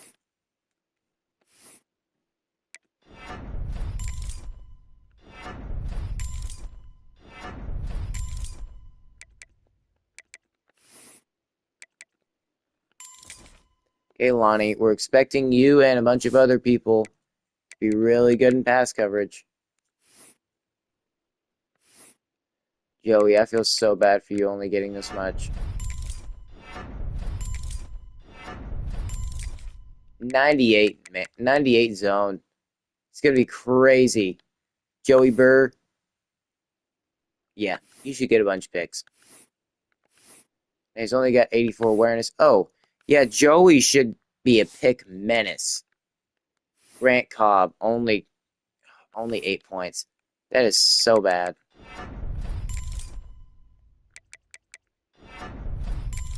How is he an 89? Like, seriously. Femi Thrasher.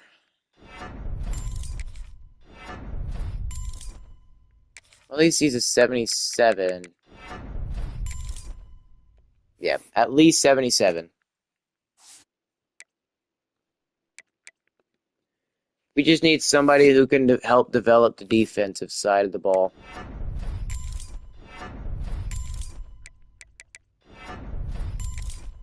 He's got 99 zone. Good. But the problem is they have really good zone coverage, but their awareness sucks so freaking bad.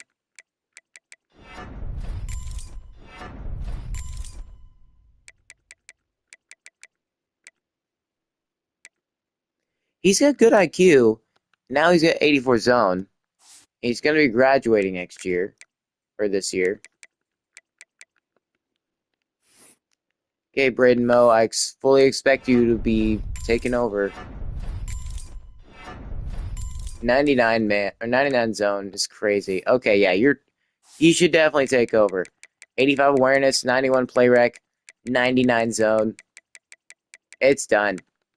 Anybody having to play against us is cooked.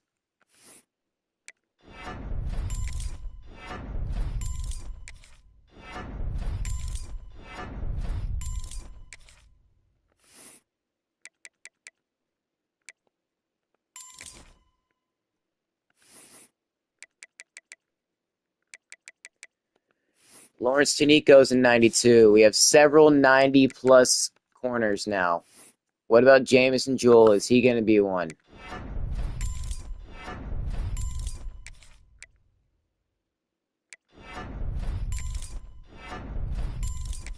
No, he's got 99 zone coverage as well. Jamison Jewell, 88 overall. Yeah, I think the zone coverage is going to work to perfection this year. Like, look at that. We're going to try to give it one final run, but this time the pass coverage is the main freaking focus.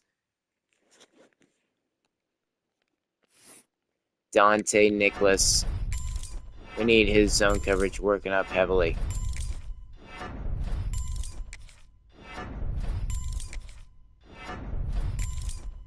What was he? He was an impact.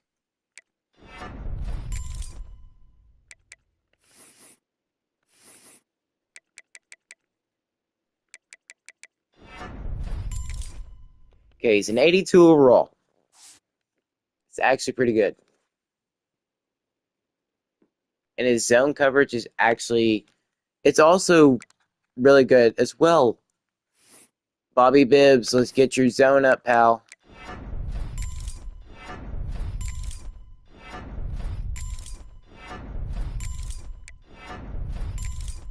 And then his IQ needs to go up way more.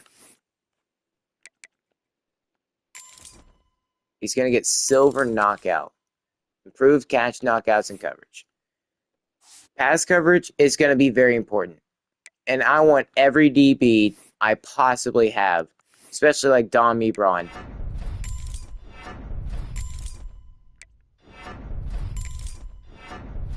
to have just the best possible pass coverage he can. 86 overall with 95 zone, 99 man.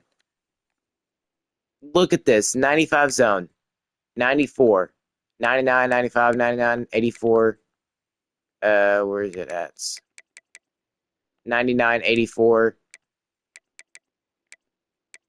98, 89, 84, 90. Like, we have 90 plus zone at almost every, well, at pretty much every starting position.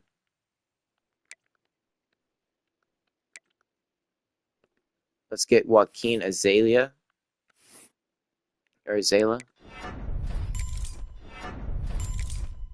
Who knows? We might still be at 99. I'd be very surprised. I'd be willing to say we're more... You know, actually, let's see. Can 2 points get him any abilities? No. But I'd be willing to bet we're not going to be 99.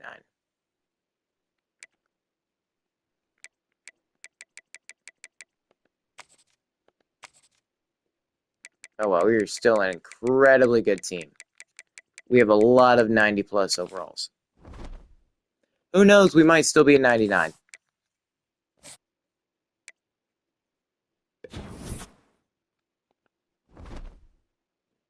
Who knows? We might still be at 99 overall. I don't think we are. I'm going to say 96. Oh, well, I guess for a fourth straight season, we're 99. Okay.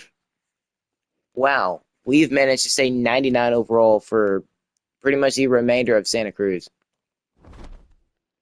So I guess yet another season where we're so close to being able to go. Are we going to go undefeated again? I mean, this team just got even better. The receiving core is a little bit more lackluster, but we're building depth. We're building depth for the future. Look at all these 4 stars. Crazy. But like I said, we're not going after all these guys. Now, I might do recruiting just to, you know what? Just to spice it up, I might do recruiting for this year, just to make the team, the future of the team a lot better.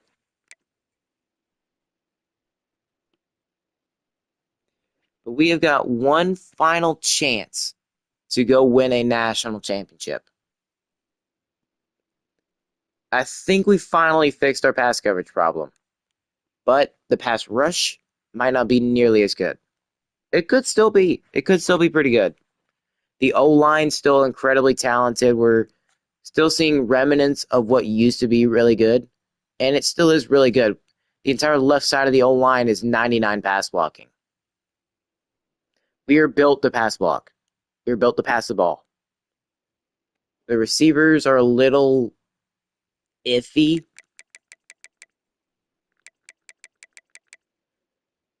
but Manuel Atwood, ooh, I would not hate that. We definitely need QB because what if our starting quarterback leaves? I don't want to leave the CPU of the crappy team. Now, recruiting isn't necessarily the most important thing for us right now. It's not. Oh, there's several dual threat quarterbacks. And I guess just Carl Ham. Aziz Ali is a pockets. I would go with the number 2 player who's apparently Shamir Stover is the number 1 player in the class. There just seems to be a lot of 5-star quarterbacks. Look at this. Holy crap. There are 7 5-star quarterbacks. That is actually crazy. Is there any left-handed QBs up here? I'd love to take a try to go after a left-handed QB.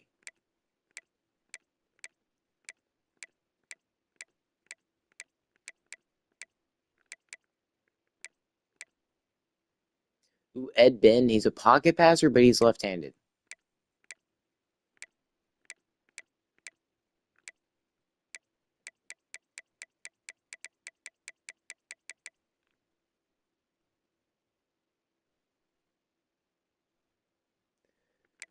Well, I mean, that's for quarterbacks. Let's see. I want to set this team up for the future. I'm not going to be doing off-season recruiting with them because I'm going to leave. I guess I'm going to have Coach Manu retire during the players leaving screen. We're going to look at all the players, whether we win a national championship this year or not. I think this next episode is going to be a long one. I want it to be long because I want it to be a long one so we can actually go through maybe some recruiting, also looking at the new team. I also got to think, who do I want to be the new head coach of the next team we're going to choose? I mean, Manuel Atwood, the thing is, he's a good quarterback, but he's not the one I want to go after. Running back, I want to say we need to get one. We definitely need linemen. Like, it wouldn't hurt to get one. Running back, it doesn't look like. There is no 5-star running back. Quarterback, corner, CJ Keller. I mean, we've got a couple really good corners. Like, a couple of them with 99 zone. Which I think I know how I want to build my next team. I really think I know how I want to do it. Basically, I'm using what I've learned from Santa Cruz and Oregon Tech and taking it over to that. I'm taking it over to the next team, which I'm gonna reveal to y'all who the next team's gonna be. I guess next episode, because I want it to be a surprise who it is. Now I don't think there's much of a surprise. I really don't. I think we all know who it's probably gonna be. But yeah, let's see. Corner, bump and run again. We do need an outside linebacker, and Damone Curl is a lurker. So even though I'm not going to get to play with this team, I still want them to be good enough to where they're still going to dominate. Now, who knows? Gideon Abanaconda might not even graduate after this year. He might not go to the NFL. But if he does, nice. Nice. But let's see who else. Jackson McBride, he's a signal caller. We do need to get another a free safety. We aren't starting off with 600 hours in the preseason. So let's just look at these four guys. I mean, I don't want to do recruiting as bad. That's like Carl Ham's a good QB. 92 throw power, 81 speed. Looks about pretty much where we'd expect a quarterback for us to be. What about Damone Curl? 84 speed. He's a lurker. Got 79 zone coverage. And he's starting off with 75 awareness. Jackson McBride, 85 speed. His zone coverage is 76. And Tyler Whitehair, finally, 88 speed.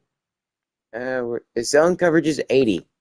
Okay, so these three guys I would have loved to play with, but we're not staying longer than 10 seasons with Santa Cruz.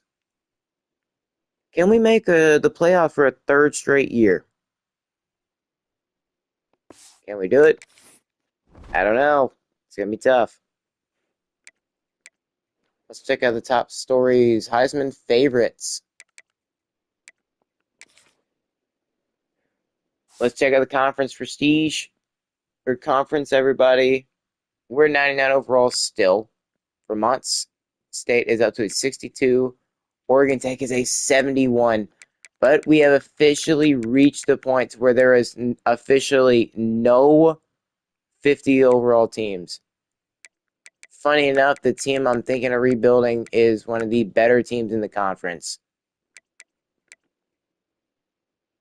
I'm going to try to rebuild Central Texas Engineering next. They're going to be the next team. Because we've already done Santa Cruz. We've already done Vermont State before, but in a different series. We've done Oregon Tech. The only teams that I haven't done yet are Metro Atlanta, Dallas Tech, and CTEU. Central Texas Engineering has to go against Georgia. No, they have to go against Texas, Texas A&M, a lot of different Texas teams, and that'd be the challenge for us to start off with them. We have to do a bunch of Texas teams. Their main rival, that's the Longhorns. The Longhorns are their main rivals. And considering Texas is one of college football's best states, it's Texas, Florida, and California, the most highly populated states for football. For Metro Atlanta, it would just be Georgia, pretty much. Georgia is their main rivals, which that's a tough team to have to face every year, if I'm being honest. It's a tough and scary team to have to face. Dallas Tech, their main rivals, SMU's, Houston. Who else? I don't remember who else. But their main rivals are SMU and Houston. But they're somehow a 65 overall team. I can imagine we're going to have a ton more success in the conference, at least at this point. Like Oregon Tech, they might actually start losing a ton of games. Actually, they've been losing a ton of conference games. But it's the first time in conference in Pac-6 history every single team is above a 59 overall, or above a 60 overall. Like, we're even getting teams naturally working their way up to being, well, you know what? If CTU does good enough, I might just do Metro Atlanta. I might actually just go be the head coach at Metro Atlanta.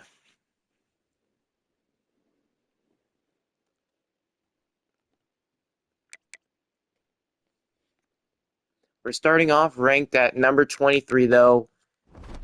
We've got to schedule some good teams. The Heisman Watch looks a little bit like this. Tyrell Littlejohn. Okay, Wisconsin's got another good running back. What about preseason All-Americans? How are we looking here? Any national preseason All-Americans? No, not first team, and definitely not second team. Because why would we? Pac-12. We control it outside of Oregon Tech.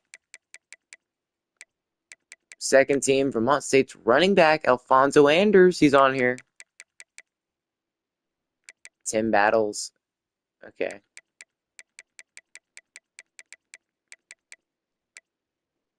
Yeah, just an insanely good team. And did we end up getting anybody else we were not expecting? JoJo Nalen. I thought it said we got him. Don't know why I didn't say that, but yeah, we get JoJo Nalen. That's actually a really good player to get. And he was a star dev. Max out his run blocking. What abilities can he get? Okay. Could have sworn we upgraded him, though.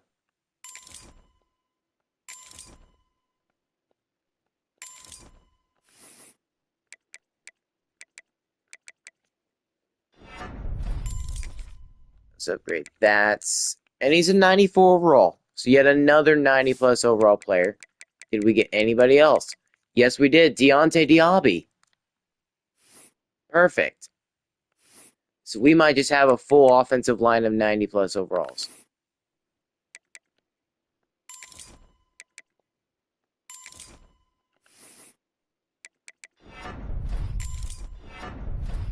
It's actually crazy. We got two really good offensive linemen.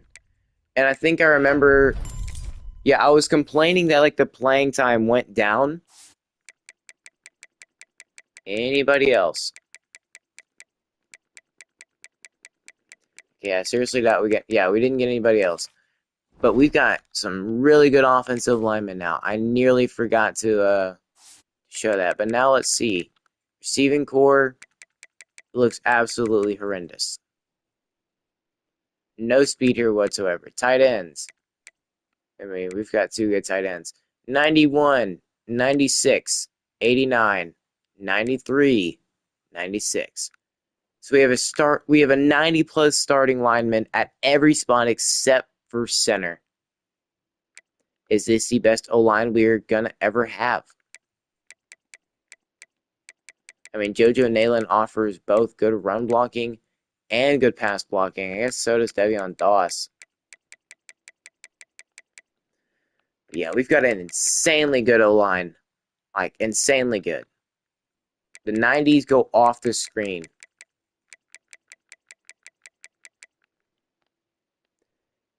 We might even have a better team, except for the receiving core. The receiving core still kind of sucks.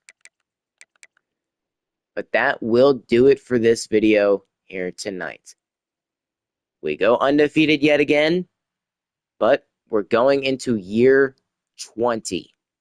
The final year with Santa Cruz. We've got one last chance to win a national championship. We won a playoff game this year. Not that it helped us at all. But we won a playoff game. And this year is going to be all about the rivalries. That's what this one's going to be all about. It is all about the rivalry games.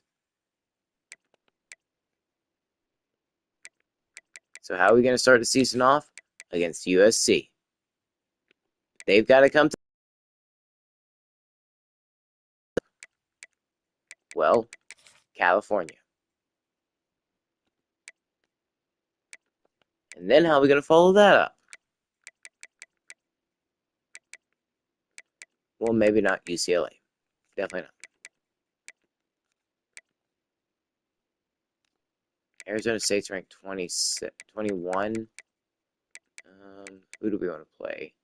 Florida looks like way too good of a team for us to face. I think we could try to play LSU.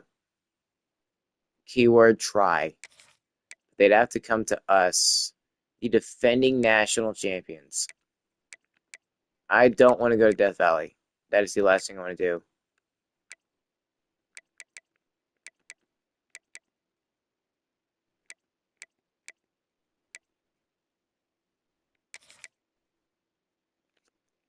I mean, despite Utah going 3-9, I think they can actually have a better year this year. Come on, UCLA. When can we schedule you? You can't duck us forever.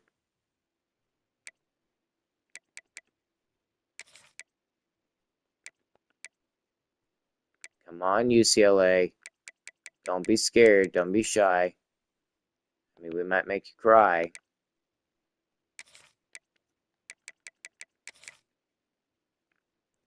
Week 11, that's a no. Week 12, also a no. So unfortunately, it's going to have to be maybe in this week. They're only a 75 overall team.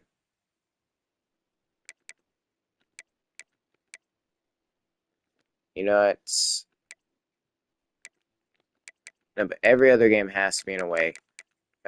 We've got 4 homes, 6, 7 home games, which I think we've kind of earned it at this point. I think we've definitely earned it at this point. Yeah, we've got our 3 rivals start off the year. This season's pretty much about getting ranked highly or playing really good. Last year, UCLA went 5-7, 7-6, 6-7. So they were pretty much all about the same.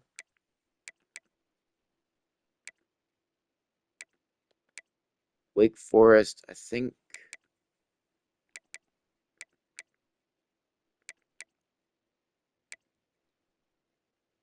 Okay, let's put Boise State on there. They went 11-2 last year, so they might do good again. They typically do good in sim.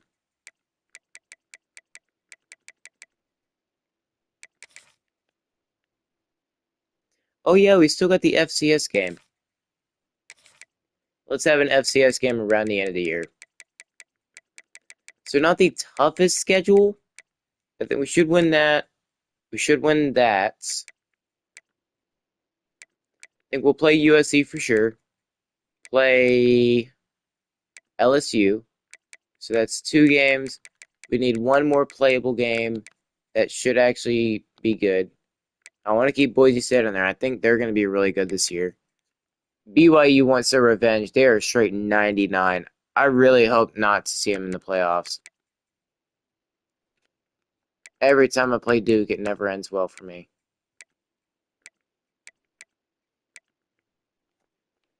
North Carolina. You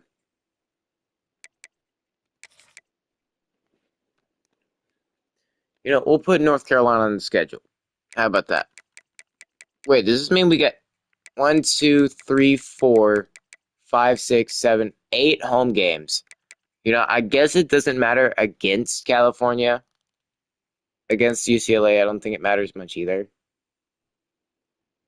But our three main rivals, number 2 LSU, number 12 North Carolina, Boise State, who did really good, conference opponents. This should be a tough schedule. It should be a respectable one too. Can we go undefeated for a 4th straight season? Basically get Coach Manu in his final year. He's still got a chance to win the national championship. His receivers aren't as good as they have been, but they're still pretty freaking good. And his running back, Spencer Jr., he's going to be insane. He's going to be even better than last year. He should easily have 1,000 yards this next year. But that will be the schedule for that. I think we've looked through everything we need to. That's going to be the end of this video. Santa Cruz, yet again, 99 overall, looking to go undefeated for a 4th straight year. Will we do it? Can we do it? Let's figure out in the next episode in Season 20 of the Santa Cruz Dynasty. Well, ladies and gentlemen, that's going to be all for me here tonight. We are the Santa Cruz Tidal Waves, I am Yo Boy Brother One saying, as always, have a good day.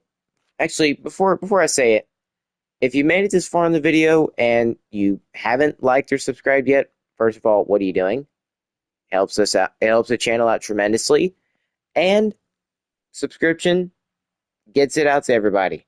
Liking the video does the same thing.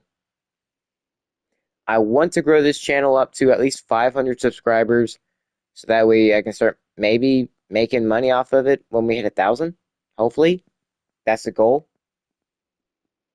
But it can be done without y'all.